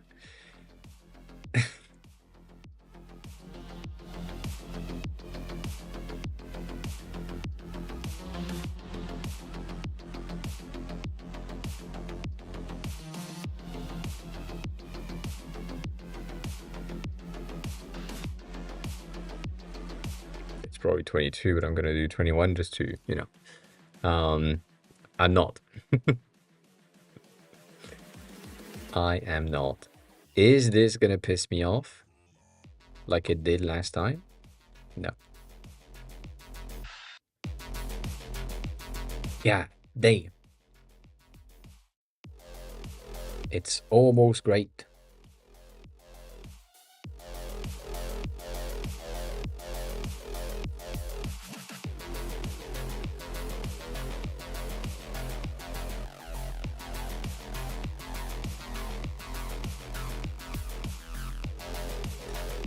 Yeah, if we are at 20, which is probably the case, then we are pretty good.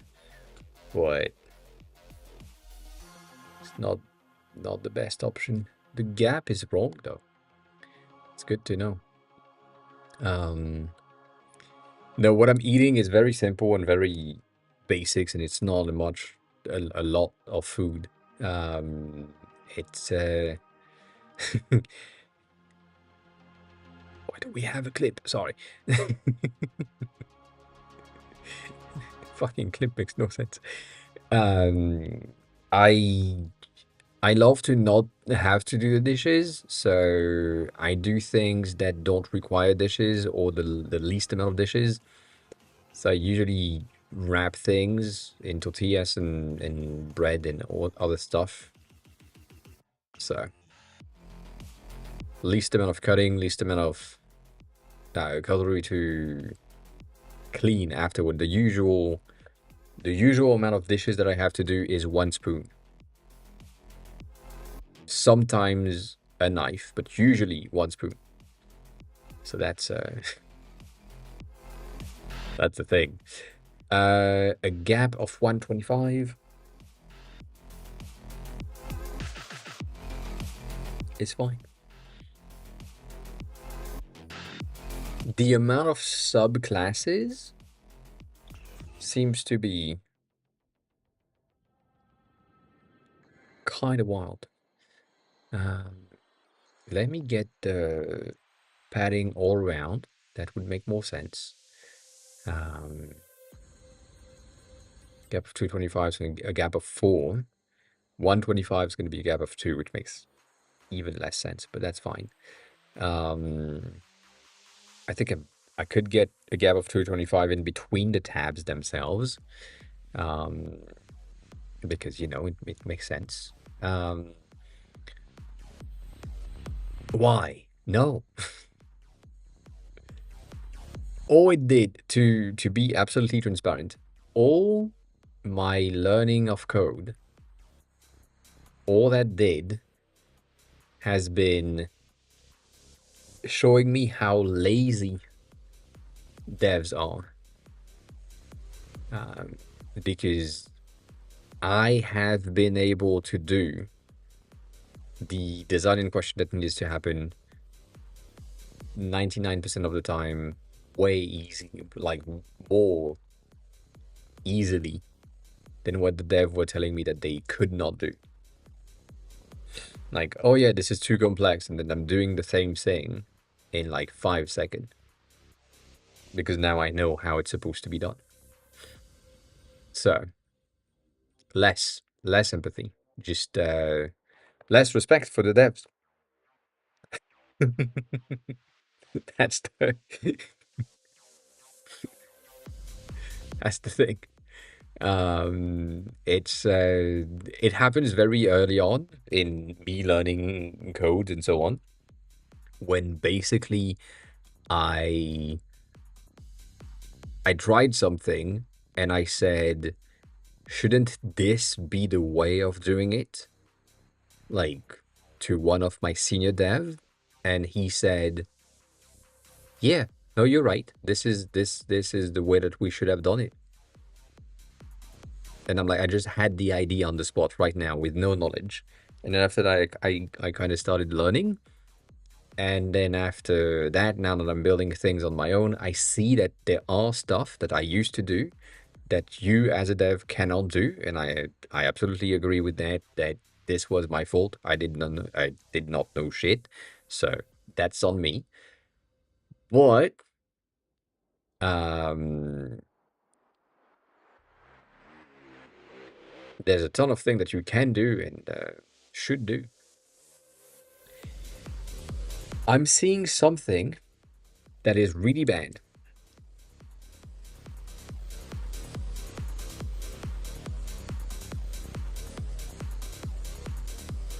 Of the initial tab design here. We lost the border, we lost the shadow, we lost the hover effect. It's yeah, restoring the initial tab design is probably gonna break shit.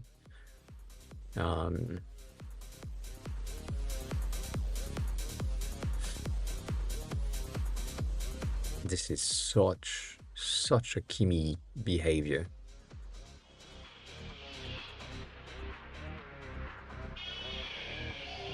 Okay, cool. We got the shadow back. Now it's a fucking plus. Holy shit, this is so bad. It's so bad. Uh,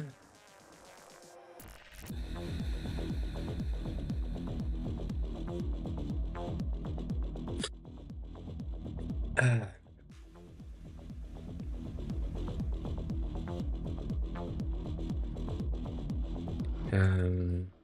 the tab, background design, and shadows. The rest need to remain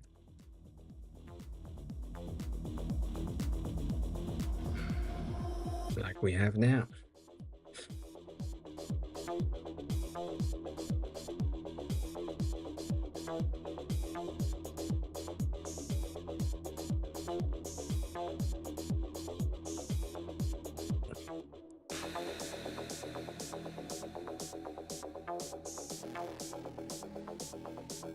Shadow came back.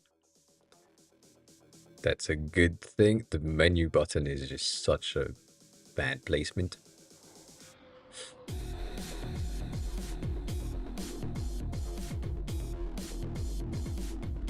This is so bad. To the bar itself, I'm gonna not do that. The gap in between the tabs is this, and then here we had the individual tab servers with a padding of 0 and 3.5, and I removed that. I mean, I moved that back to 0, and I guess the issue is the spacing. So the border radius is 625, makes no sense. I'm gonna revert that.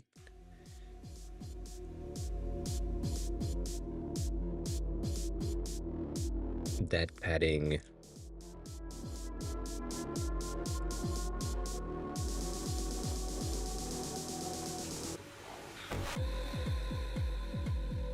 That's so weird. That is so weird. This whole thing makes absolutely no sense.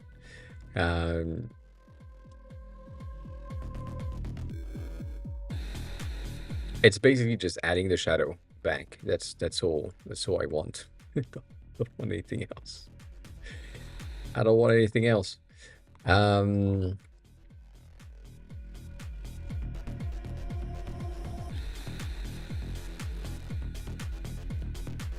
But it doesn't matter. It shouldn't exist anyways, so kind of fine with that. I wish that this thing was like better.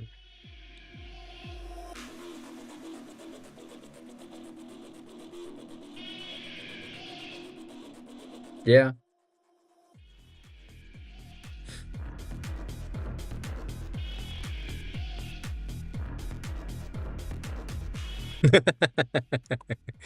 If only I knew that this was that easy. Cool. So my tab bar is the padding is around it with that amount. The gaps is this, which is not really good. We wanted to make sure that we had the right amount of space. I think that's supposed to be start and not center. Center is kind of weird.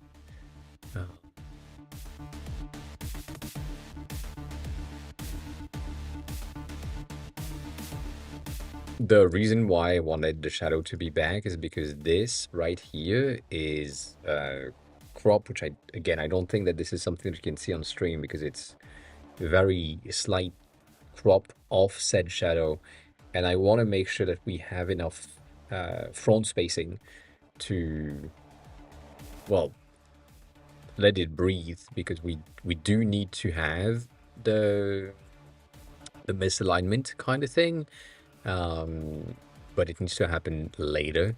So yeah, I don't think I can do that. Not alone.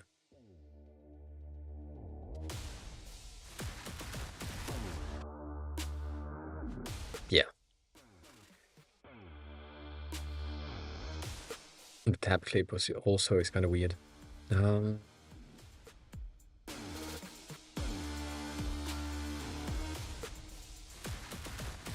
There is so much things that my designer brain think would be a better option or a better implementation of some stuff. So, for example, here we have our tabs that are containing to a container, and on scroll, we are displaying this on top. Basically, we have gradient that goes from that value to, let's say, 0 on this one. It's going to be fine. So we have something that is like this on this side, and we have the absolute opposite on the other side that are just like, you know, when you are scrolling. And so in my head, these masks, because they are masks, should be somewhere around here, like outside of the container. And then when you are starting to scroll, they are sliding in. But these are supposed to be opposite mask, and I don't really know how they work. So yeah, I'm a bit confused on the implementation of how my edge masking is working. But it might be that easy. That might be what needs to happen, going from fully opaque here so that you have like 100% transparency on the edge, but not where it is, so that you have the transition, in which case it's just a matter of putting them right there. And then when the scroll happen, that's just sliding in. Maybe. Um,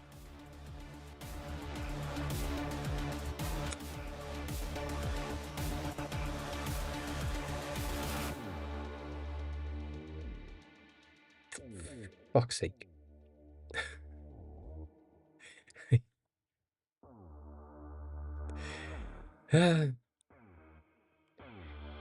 I hate this thing. Um,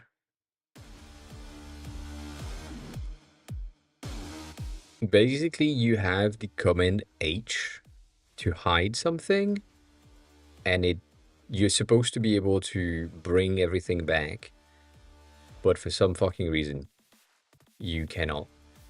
It pissed me off every time.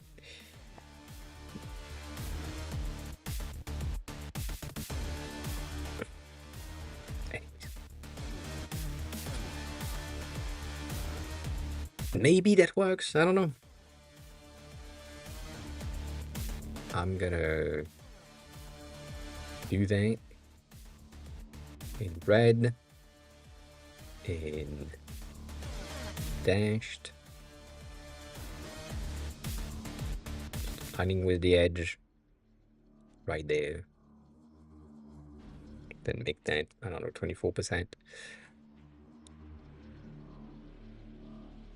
I don't know if explaining this makes sense to cursor and so on. So I'm gonna still try, but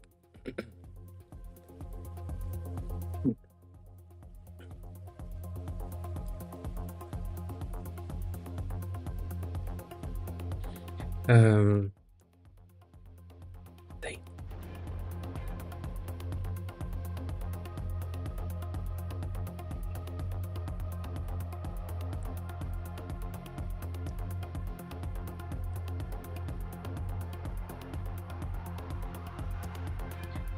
For the servers,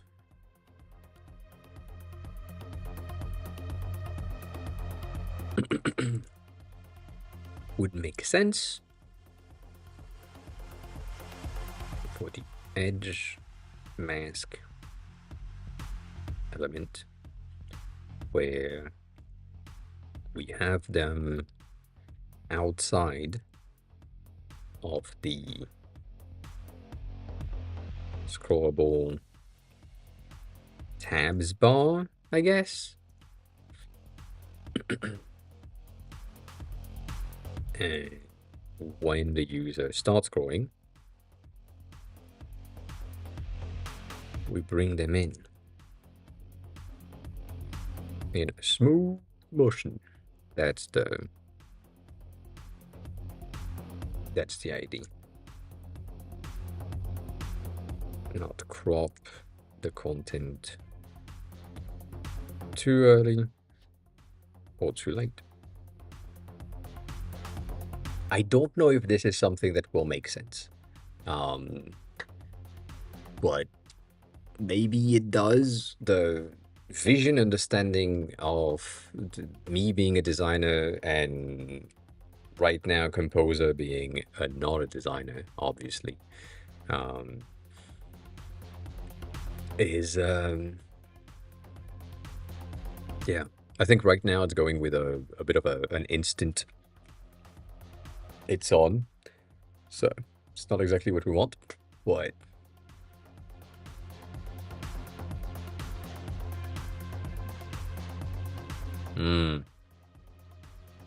Yeah, I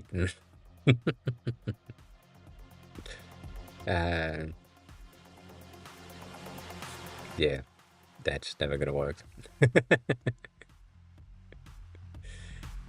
That is not how we're gonna see things.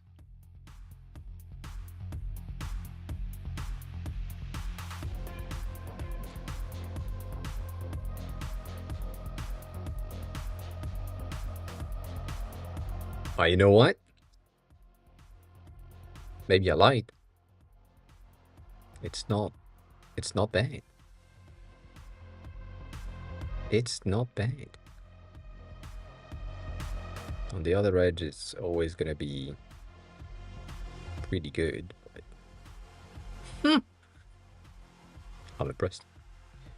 I'm impressed. um,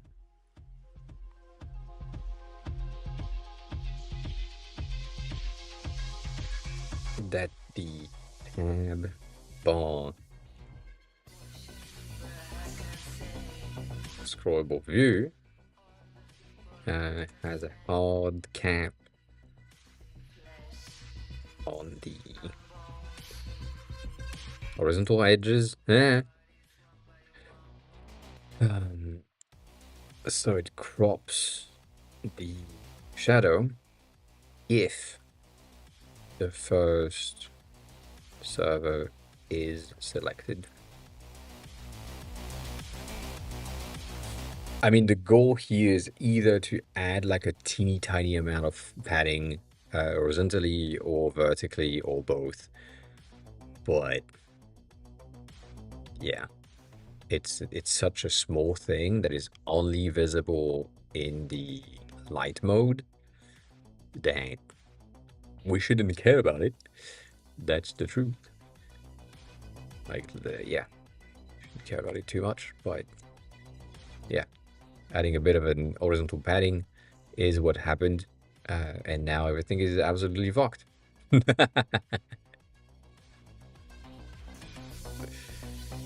But it's working, but it's absolutely fucked. So I'm gonna just not do that.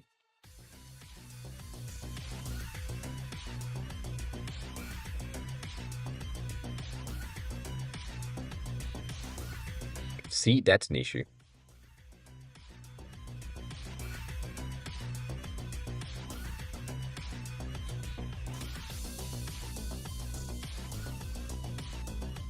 God damn, what happened?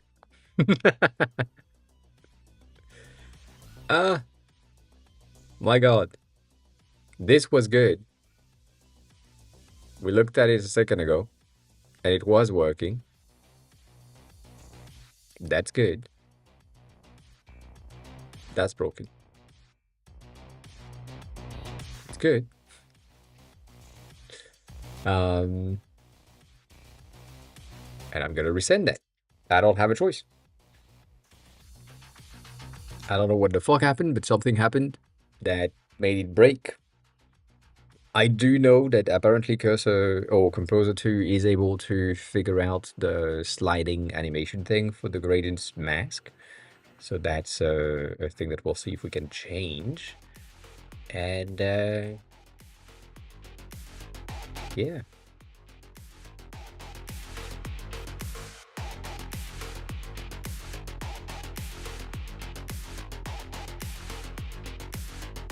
Great.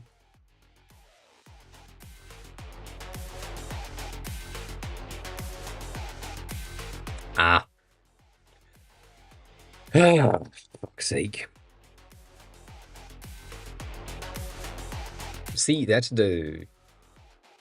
just me being me and not liking whatever the fuck things are supposed to be happening.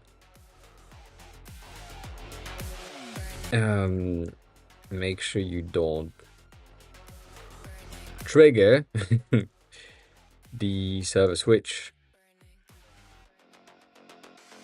on click, because that's just what happened. I also know that what I'm doing right now is a very bad thing because we have something that is working on the built things from 4 in the afternoon ish, 3 in the afternoon.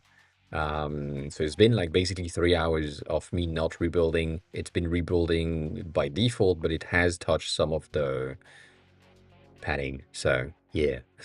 Marcy, hi, welcome on in. How are you? How's the day going?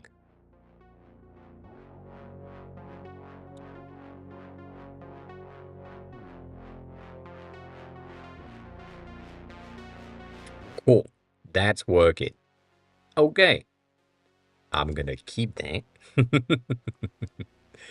And the 200K context window is used at 69%.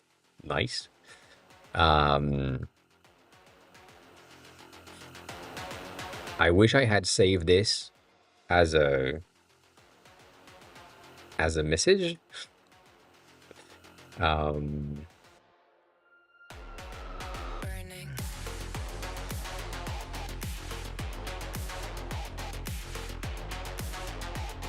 make them slide in based on the scroll instead of being instant. That's gonna be such wild things. But yeah, that is white. That is white. Holy shit. Oh, I didn't talk about that. This is such an unrelated story, but it's a nice story nonetheless. I went grocery shopping yesterday morning at roughly 10:30, 11 something. And because I try to not drink my energy drinks on a daily basis, which is happening and it's good, I'm replacing this with other stuff like Coke Zero or Pepsi or whatever. And for some reason, I scanned the pack of 6 into the machine, to pay and whatever. And they made a bit of a mistake. And instead of paying $3.20 for the pack of 6, I paid 51 cents. So when I passed it, I was like, is this a mistake? Then I dropped it in the basket, and then the weight was good. So the machine told me, well, that 6-pack is 51 cents. And I almost went back to take more, but I didn't. And then I went back to that and I said, well, you know what? Let me just check. Let me check if they forgot again. I don't know. I mean, after the day, they probably have checked stuff, but we never know. Maybe they have forgotten. And now it's like 3.12 today. So I paid 3.12 today. But goddamn, 51 cents for a pack of 6 is pretty cool. It's a bargain. It's a small bargain.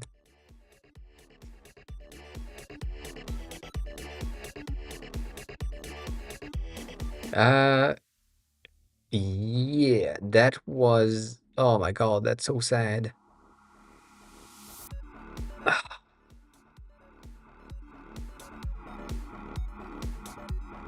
No, the can is at 1 something. And like basically the thing is, because it is weight based, like the amount of time that I'm buying blueberries, and the blueberries are supposed to be a very specific weight. And so if there is too much in the pack or too little in the pack, the machine doesn't really recognize what it is. So sometimes I have to ask the cashier to say, well, put your keys on your pass or whatever, and then get it through. But yeah.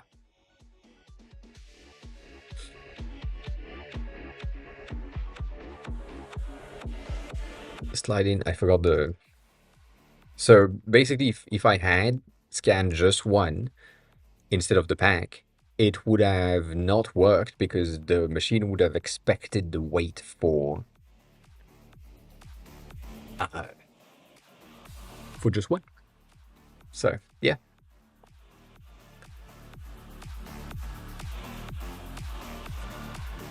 the thing is, if I had like went back to get another pack just in case, just to have it, um, I would have had to ask the cashier to wipe that machine, and she would probably have seen that the pack was at 51 instead of not. So kind of bad, but yeah. This in the server tab on the side mask could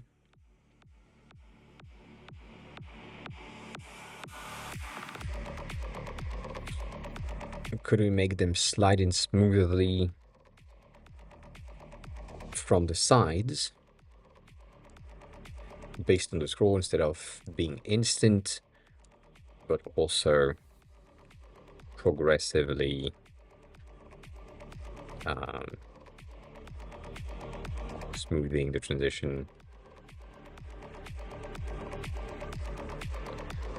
that we never see a sharp line on the edges. I'm gonna see if that works. But yeah, I wish I went back. I mean, I wish they forgot and didn't check. And today went back and get like a 51 cent again just to check, but no, I didn't. I recommended to one of my bakery cashier as well to go there because we chat a lot, and I know that she's the same as me. She drinks Pepsi and Cokes and so on. And so maybe, I don't know. I'm gonna have to go see and check if she did get a pack. Or the other thing is potentially there was um, a type of thing that way similar weight and was not necessarily like added as the proper barcode. Maybe that's the option. But I really feel it's someone that just forgot to push the comma in the right spots instead. Maybe it was like 351 and yeah. Yeah, they are. They are checking the weight. Like basically if you add something at the same time of something else and the weight is not right, then something is just like it not gonna go through. So at least on in here. Um no. I I, I buy lasagnas, like pre-made lasagnas boxes pretty often. I used to, and now they don't make them anymore, which pissed me off. But um, they one day they had I had one that was like almost a third of the weight heavier than the regular one. They were like to the brim compared to what they were supposed to be. And I scan them, I drop them, and it doesn't pass because it's heavier than expected. But the first one went through, and the first one was just like the regular weight. But yeah, so it has a bit of an issue with the thing because twice. Um, which means that if you weight something and you say, "Oh yeah, this thing is," oh, that's an interesting transition. Not necessarily the best transition, but it's an interesting transition, I guess. I guess I can live with that. I guess I can live with that. I guess I'm gonna... Yeah, we have a bit of a sharp edge right here, but that's like such a non-issue.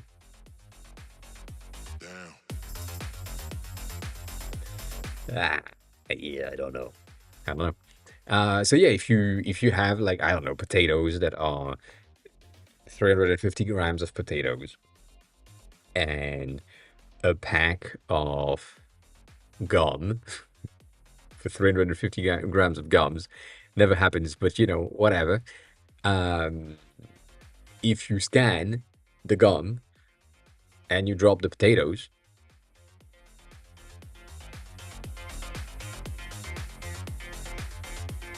it could work. Which is something that I do sometimes with cans. I don't.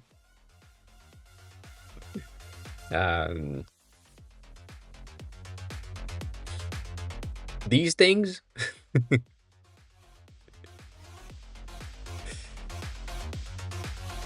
basically, they have small ones, like very tiny ones. The ratatouille is 320 something, and the aubergine, the eggplants, are 380. So you scan a ratatouille and then you drop an aubergine, and then you scan another ratatouille and you drop an aubergine, and because it's the same fucking price, you pay less.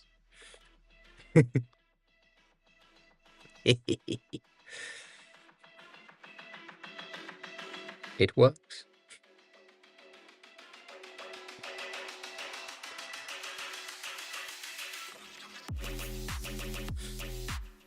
But yeah, it happens.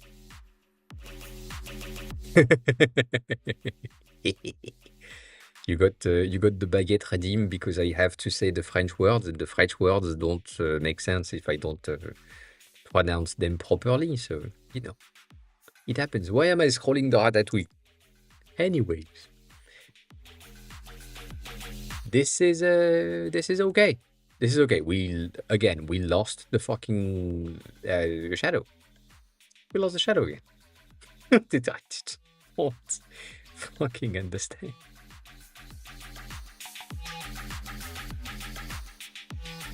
Bring back the fucking shadow. Like that, yes. Holy shit.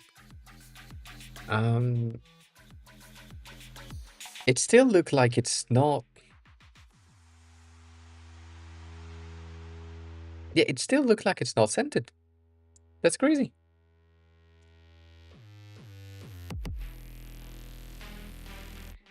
Get the fuck out with that.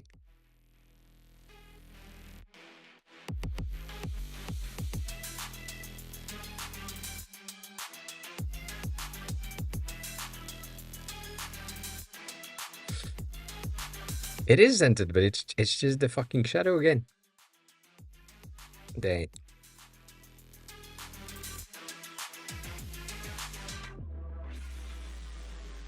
Is this fucking with me? This thing is fucking with me.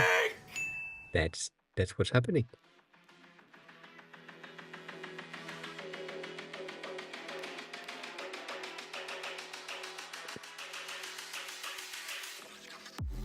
Yeah, it's roughly like... There is a pixel of difference in the sizes. Like, why? What the fuck did we do?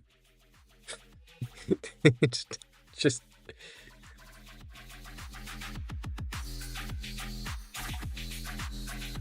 Oh my god.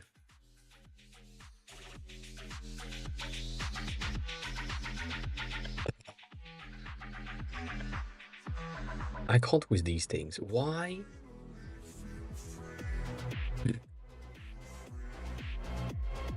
Why is that the case? Why is that the case? Yeah, no, it's still like uneven. The issue that I have is that the tabs used to be, at least from my point of view, the tabs used to be roughly the same height as the element. These one is 32 and this one is 28, so that's kind of wrong. But yeah, we shouldn't have a border anyways. It was just a drop shadow. So I'm gonna blame me. Yeah, probably. Gonna blame me on this.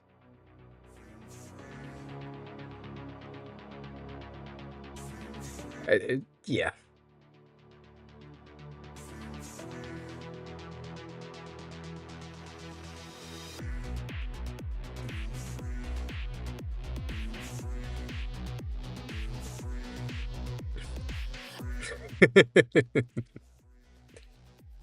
I am fine with it. I'm gonna be okay. Yeah, that pissed me off. There is so many teeny tiny changes that needs to happen, and I'm like, is it worth it to like push that and commit this thing because it's just ugh. Small details, small amount of changes that could help but also don't.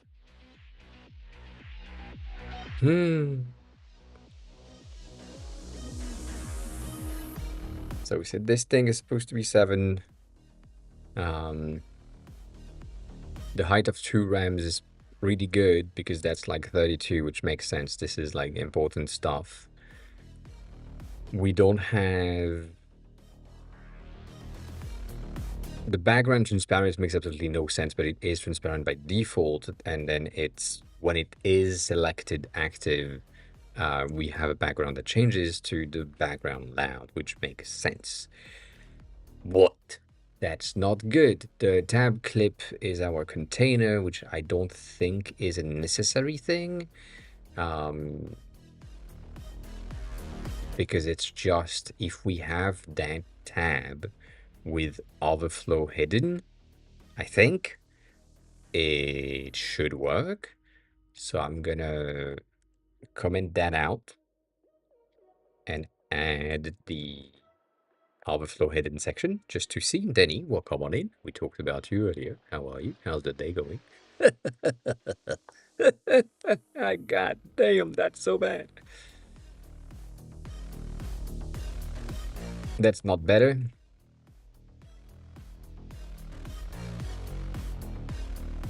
So that's good. How's your day going? How's everything? Um, the tab icon at 6 rems makes also absolutely no fucking sense. The tab itself, we don't have. The tab clip makes no sense. I'm gonna use 0.5. Well, technically, I should go with point. Yeah, no, I would go with 0.5 because that makes more sense. Am I good with this? I'm kind of good with this. You're going? Good. That's something. It happens. You know. It's fine. It's fine. It's fine. Um, that's a that is a very interesting interesting URL, the Skynet. Pretty okay news on my end. Not the best, but yeah. Um,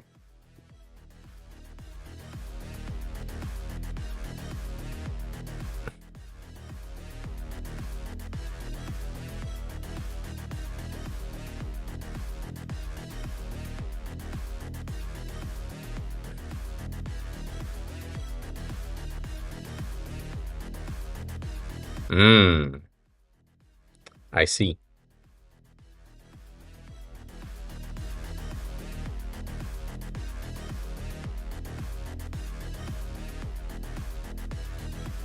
Mm-hmm.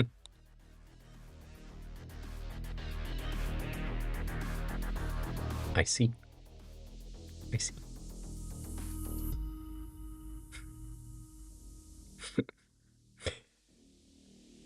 I don't think beep makes sense. But um It's interesting, but I get it.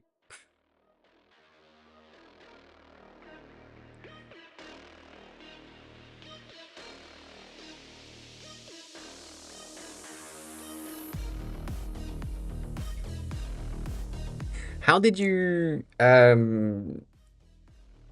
did you? That's it. Did you like hard code?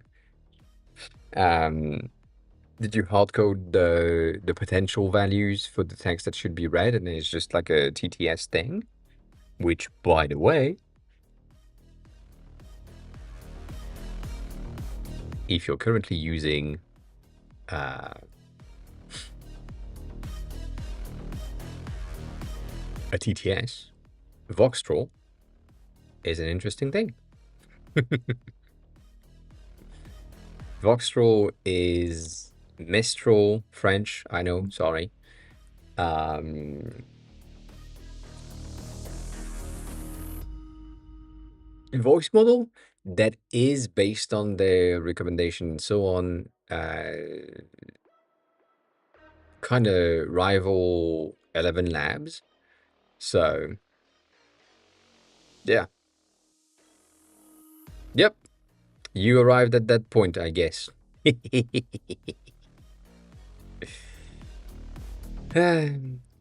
Yeah, you end up in the situation where your main goal is to wait. Your main goal is to um, be paid the most for the least amount of work. As your company is paying you the least for the most amount of work, you're doing the opposite. Like you don't really have a choice. So, yeah. Attention. Hi, welcome on in. Is that your first message in the channel? Oh, you've been here before. You've been here before.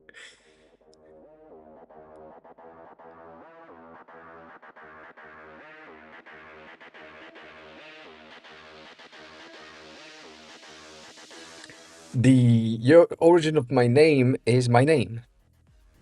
I know, crazy. It's my initials, every single letters of my three names and last names. So initial makes sense.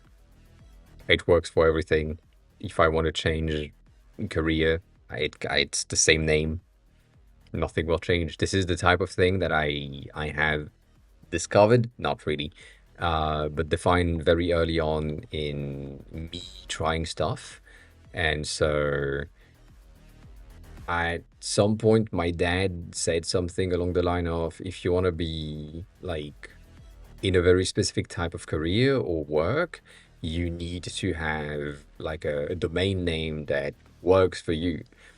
And if you want to like build your own company and so on, uh, think about a name that is like recognizable and will always work. God damn it. With the French on top of that, of this explanation. Um, so that means that if you are selling shoes, for example, some trainers and so on, you will probably have a name for your company that is related to the shoes.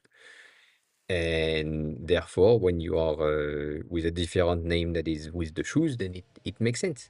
But if for some reason you are a freelancer and you want to build your own product in the beginning, right? You are creating something that is, I don't know, design related. Congrats on landing. Uh, you could say something along the line of, I don't know, I interface dot design, you know? That's an interesting ish domain name. So interface.design would be something that is related to design and does some interfaces. But if you stop and then um, like you don't want to do some design anymore and you want to do something else, then your name is stuck with the dot design. So you need a new domain name. and it's probably not gonna be um, like a shoes stuff related because it's different domain, different work, different whatever. Usually, for 99% of people, names don't change. So you're born with them, and you're probably gonna keep that all around forever until you're dead. And when I realized that, I said, you know what? Yeah, my email address needs to be my name because that's probably not going to change. And if I ever want to make a business about something, whatever thing it is, if it is my name, it would be much better because that's the only thing that's never going to change. So if my website is my name, .com, .fr, .org, whatever, then if I change business type, it's still my name. It's still the same domain name. So if someone that used to know me as a designer and now I'm a woodworker, for example, um, goes to my website, then they see that now I'm doing some woodworking. And that's the same thing. So that's basically the idea. And so my name is long as fuck because French, and therefore I decided to just shorten it with using all of the letters of the name, and yeah, that's where it came from. That is where it came from. Very, very easy and simple system. Just need a thing that would be memorable and usable and stand the stand time, basically making sure that anything I do, it would be an option. So we did that, and now we have a proper name, the AOA, which is good. It sounds good. It's easy to remember. It's shortenable. The double A in the beginning. Some people call me AA. Some people call me A. Some people call me AO. If I'm in Japan, I'm AO, which is making a lot of sense. So yeah,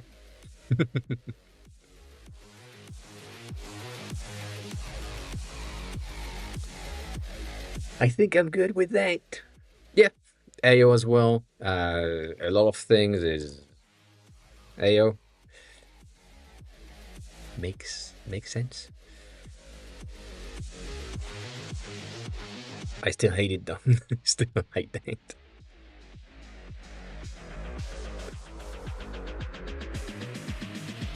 The backend for this is in Rust. It's been made by Phil's. It's working.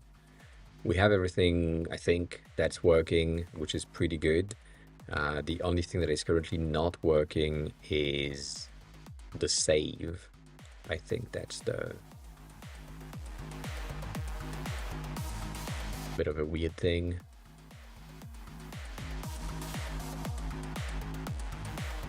I'm using the weirdest of color for this. Yeah, that's working. So there are some issues in there that just don't work, and because right now, as you can probably tell, the see that looks more aligned than it is.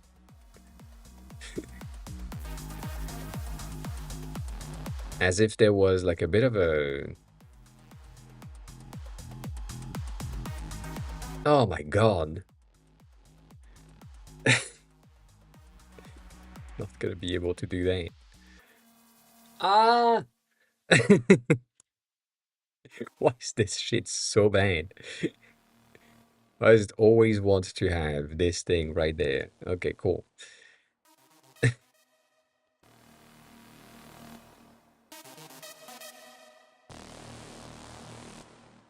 Yeah, no, it's the same. It's the same. I wish I could delete these things without having to drag them up, but god damn. Yeah, we have this button right here for closing the server, and in my version we have the settings button instead, which I think is a bit better. I still don't like the this notification bubble. It's too low. It's not within enough. So it's a thing that needs to change. But yeah, the tab bar icon wrapper is around here, and then tab bar unread icon is somewhere around here. So we need the sorry, force of habit. We need, where was I a second ago? We need the placement right there to be in a different position. Maybe a -2 could be a better. No, it's going to be a -6 apparently. So to bring it in, bring it more in. And then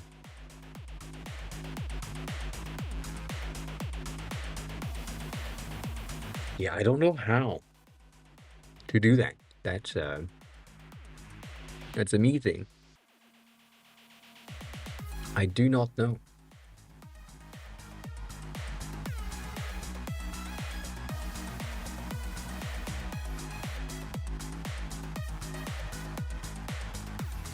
So I'm trying to move the unread, unread dot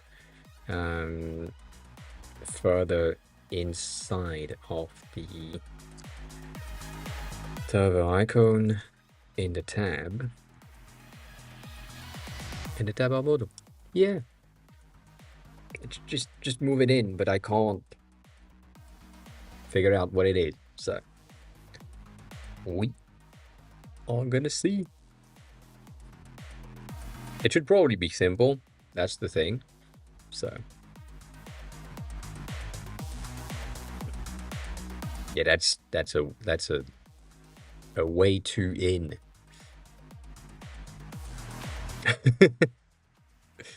-6 pixels, so I'm gonna do -4 and -4 and hope for the best.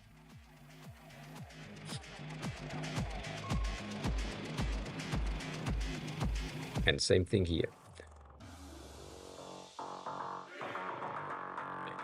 That's okay.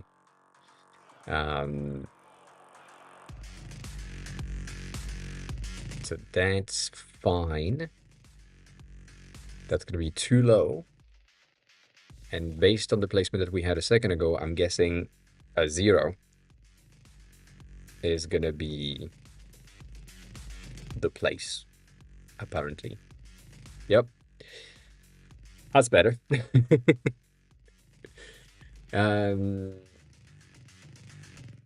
What is the red-green highlight?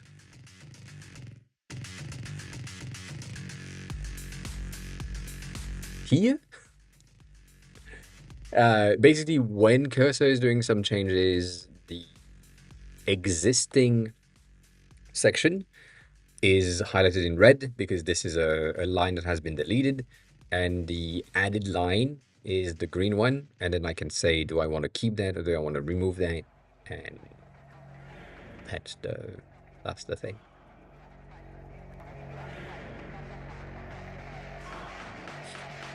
So it's basically a reviewing system of difference between the lines. And if I want to just keep all of that, I can just say keep, and now I'm good with this. It's fine. It's placed properly, and I have the entire things aligned. So that's so much better. That placement is so much better. Good, but looking at how we have placed that for the tabs, I think we should do the same for the profile picture in the profile menu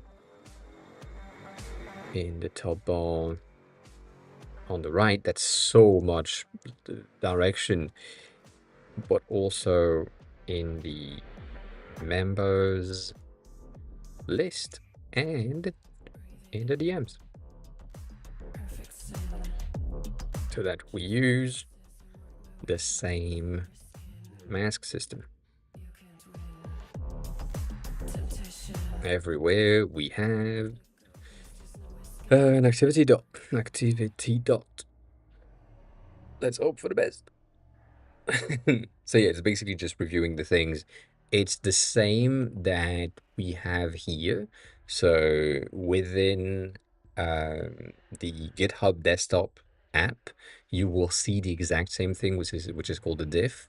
So you can very much understand that the red lines is line 80 used to be this, but it has been removed and replaced by line 80 with this. And the only difference, which I think GitHub is making a bit of a better job here, the only difference is that circle at didn't change, but then anything after that changed, but the comma at the end didn't change. So you just have the highlighted version. So you know exactly what has changed in that file specifically. And then you can work on that. Figure out, okay, so I changed this thing. It makes more sense, makes less sense. And so on. That's a crazy thing to see. The minus 14 lines right away. So it's also really good to be able to go into the history and look at stuff like, I don't know, that section and say, okay, in the members panel, I removed all of that and I didn't really add anything else. But I did change some stuff within the members panel, and that specific thing in question was the context menu. Because we created the context menu as a component itself, then it makes sense that it has been removed from that initial files because it was contained, and therefore now that it's like a more common thing, it's just easier to just manage from one place instead of having it into dedicated files and so on. So that's it's an easy system to work on. It's been touching 12 files. 12 files. That's almost as if it was good, which is the case. I do think these one look smaller than this one.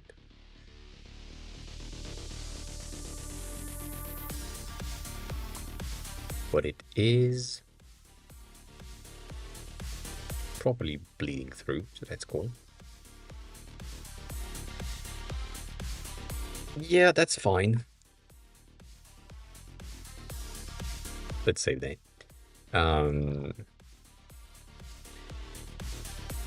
The profile menu.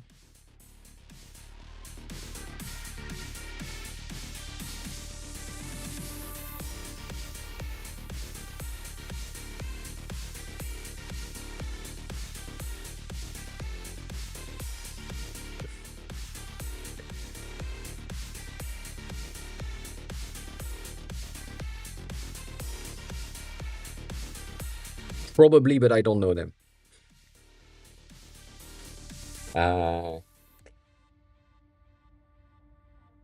Yeah. It's still there, bitch.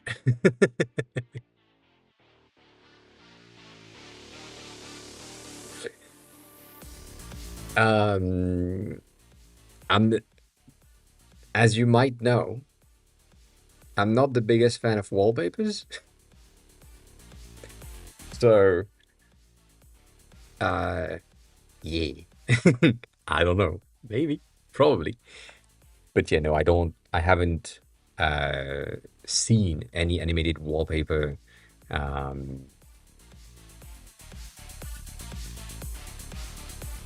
in a long time. So, I don't know. Probably there are, but yeah. Okay, so this is shit. This is not running as it's supposed to be running. And that section right here is still getting the border for some reason. So it's getting a white border? What the fuck are you doing?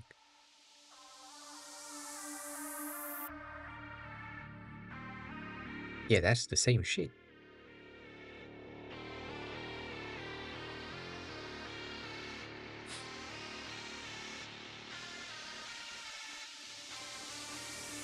Maybe these dots are too big for the people that are currently in the server and active in the server. Like, I don't know, these are massive, to be honest. That is massive. Holy shit. Alright. Maybe I said nothing. Maybe I said nothing.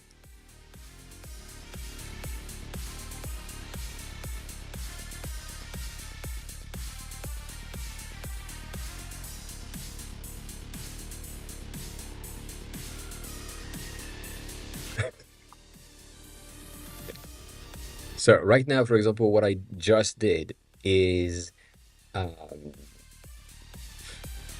I validated what we just had done, and then I want to make sure that if I redo the stuff, it is properly editing the code that I can check what has been changed. So the border has been removed, and the tab bar profile avatar face is supposed to be simplified for some fucking reason, but I don't know why. So that's a weird thing.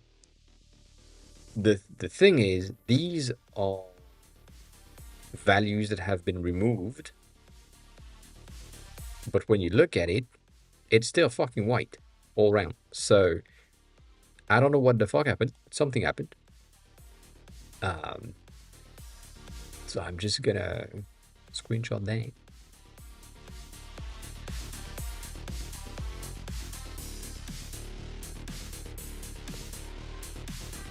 Uh, and hope for the best. And let me click on that link. That sounds like a very common thing. Dynamic wallpaper.club. And obviously the first one I have is some titties. I mean, no choice. No choice. They know me too well. That's, yeah, I don't understand animated wallpapers. I'm not gonna lie. I,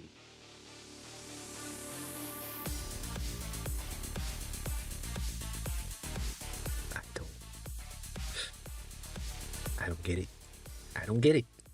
It's fine though. You do you. If it works for you, it works for you. But goddamn. No, bitch.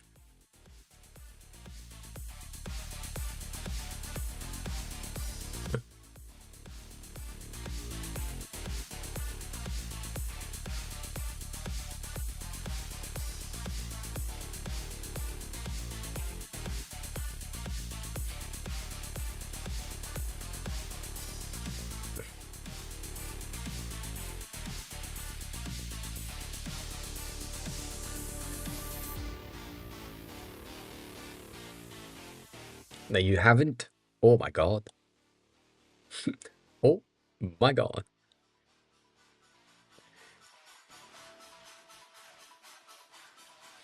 Um,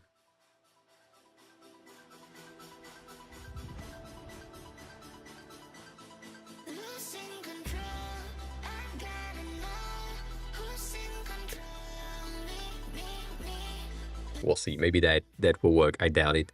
It's good on the member list. That's the thing that is kind of weird. Like everything else on the member list here is okay. It has that kind of darker border so that it's fine. And I'm guessing this is also pretty okay when it's switching dark mode, light mode because it's going to be lighter. So you know that's the thing. But yeah, have a good live section. See, that's better. It's not great, but that's better. Um, have fun in the gym. Have fun in the gym. It's gonna be okay. It is going to be okay. Don't worry about it. Don't worry about it. I'm gonna end stream very soon, by the way, so that's a thing as well. This is such a nothing. It's the same fucking. Ah. I'm also expecting this element right there to not have been edited within the menu. It has. I'm impressed. I was saying bad things. But yeah, now that's working. That's fine. It's not the best, but it's fine. I think these are kind of bad, and the fat when it comes to the values, but that's okay. This is still bleeding through, so we have a proper mask, which is what we wanted to have, and then everything is fine. So we good. We are good. I need to send you somewhere because I have stuff to do. What? What? Who's live? That's the question. I don't know if he's live. I know that James is live. We have Haleford that is live. That makes sense. Yeah. I guess Haleford is the potentially best option in that case. Most people today are going to do a lot of like April Fool's situation, which I'm like, whatever, but you know, it's fine. It is fine. I didn't do an April Fool's this year because it pissed me off. Usually April Fool's is me having a green screen because I hate green screens. And now we are rating someone that has a green screen. So yeah, let's do that. As always, thanks a lot for being here. Highly appreciate it. If you have a question and for some reason I'm not live, join the Discord. Ask there. Really appreciate it. If you have a big perfume collection, use Perfume. It's a good app for that. If you have a big list of link, go there. Use Ban. It's pretty cool. And if you're learning Japanese, Can is the option if you're learning your vocabulary in Japanese. That's the usual thing at the end. I changed the number. I didn't forget. It was day 37 today, which is pretty cool. Mama, you won the today's messages, and you lost by one message, which is really sad. Nonetheless, I'm gonna be back on Friday at 1:30 Paris time, as always, unless I'm dead, which also can happen. But yeah, take care of yourself. Eat something, drink something, be kind to each other. You know the drill. Enjoy Hailforts playing game, not playing games, but building games. And yeah, like him. Bye bye. Take care of yourself as well. And we'll see you all on Friday. Bye.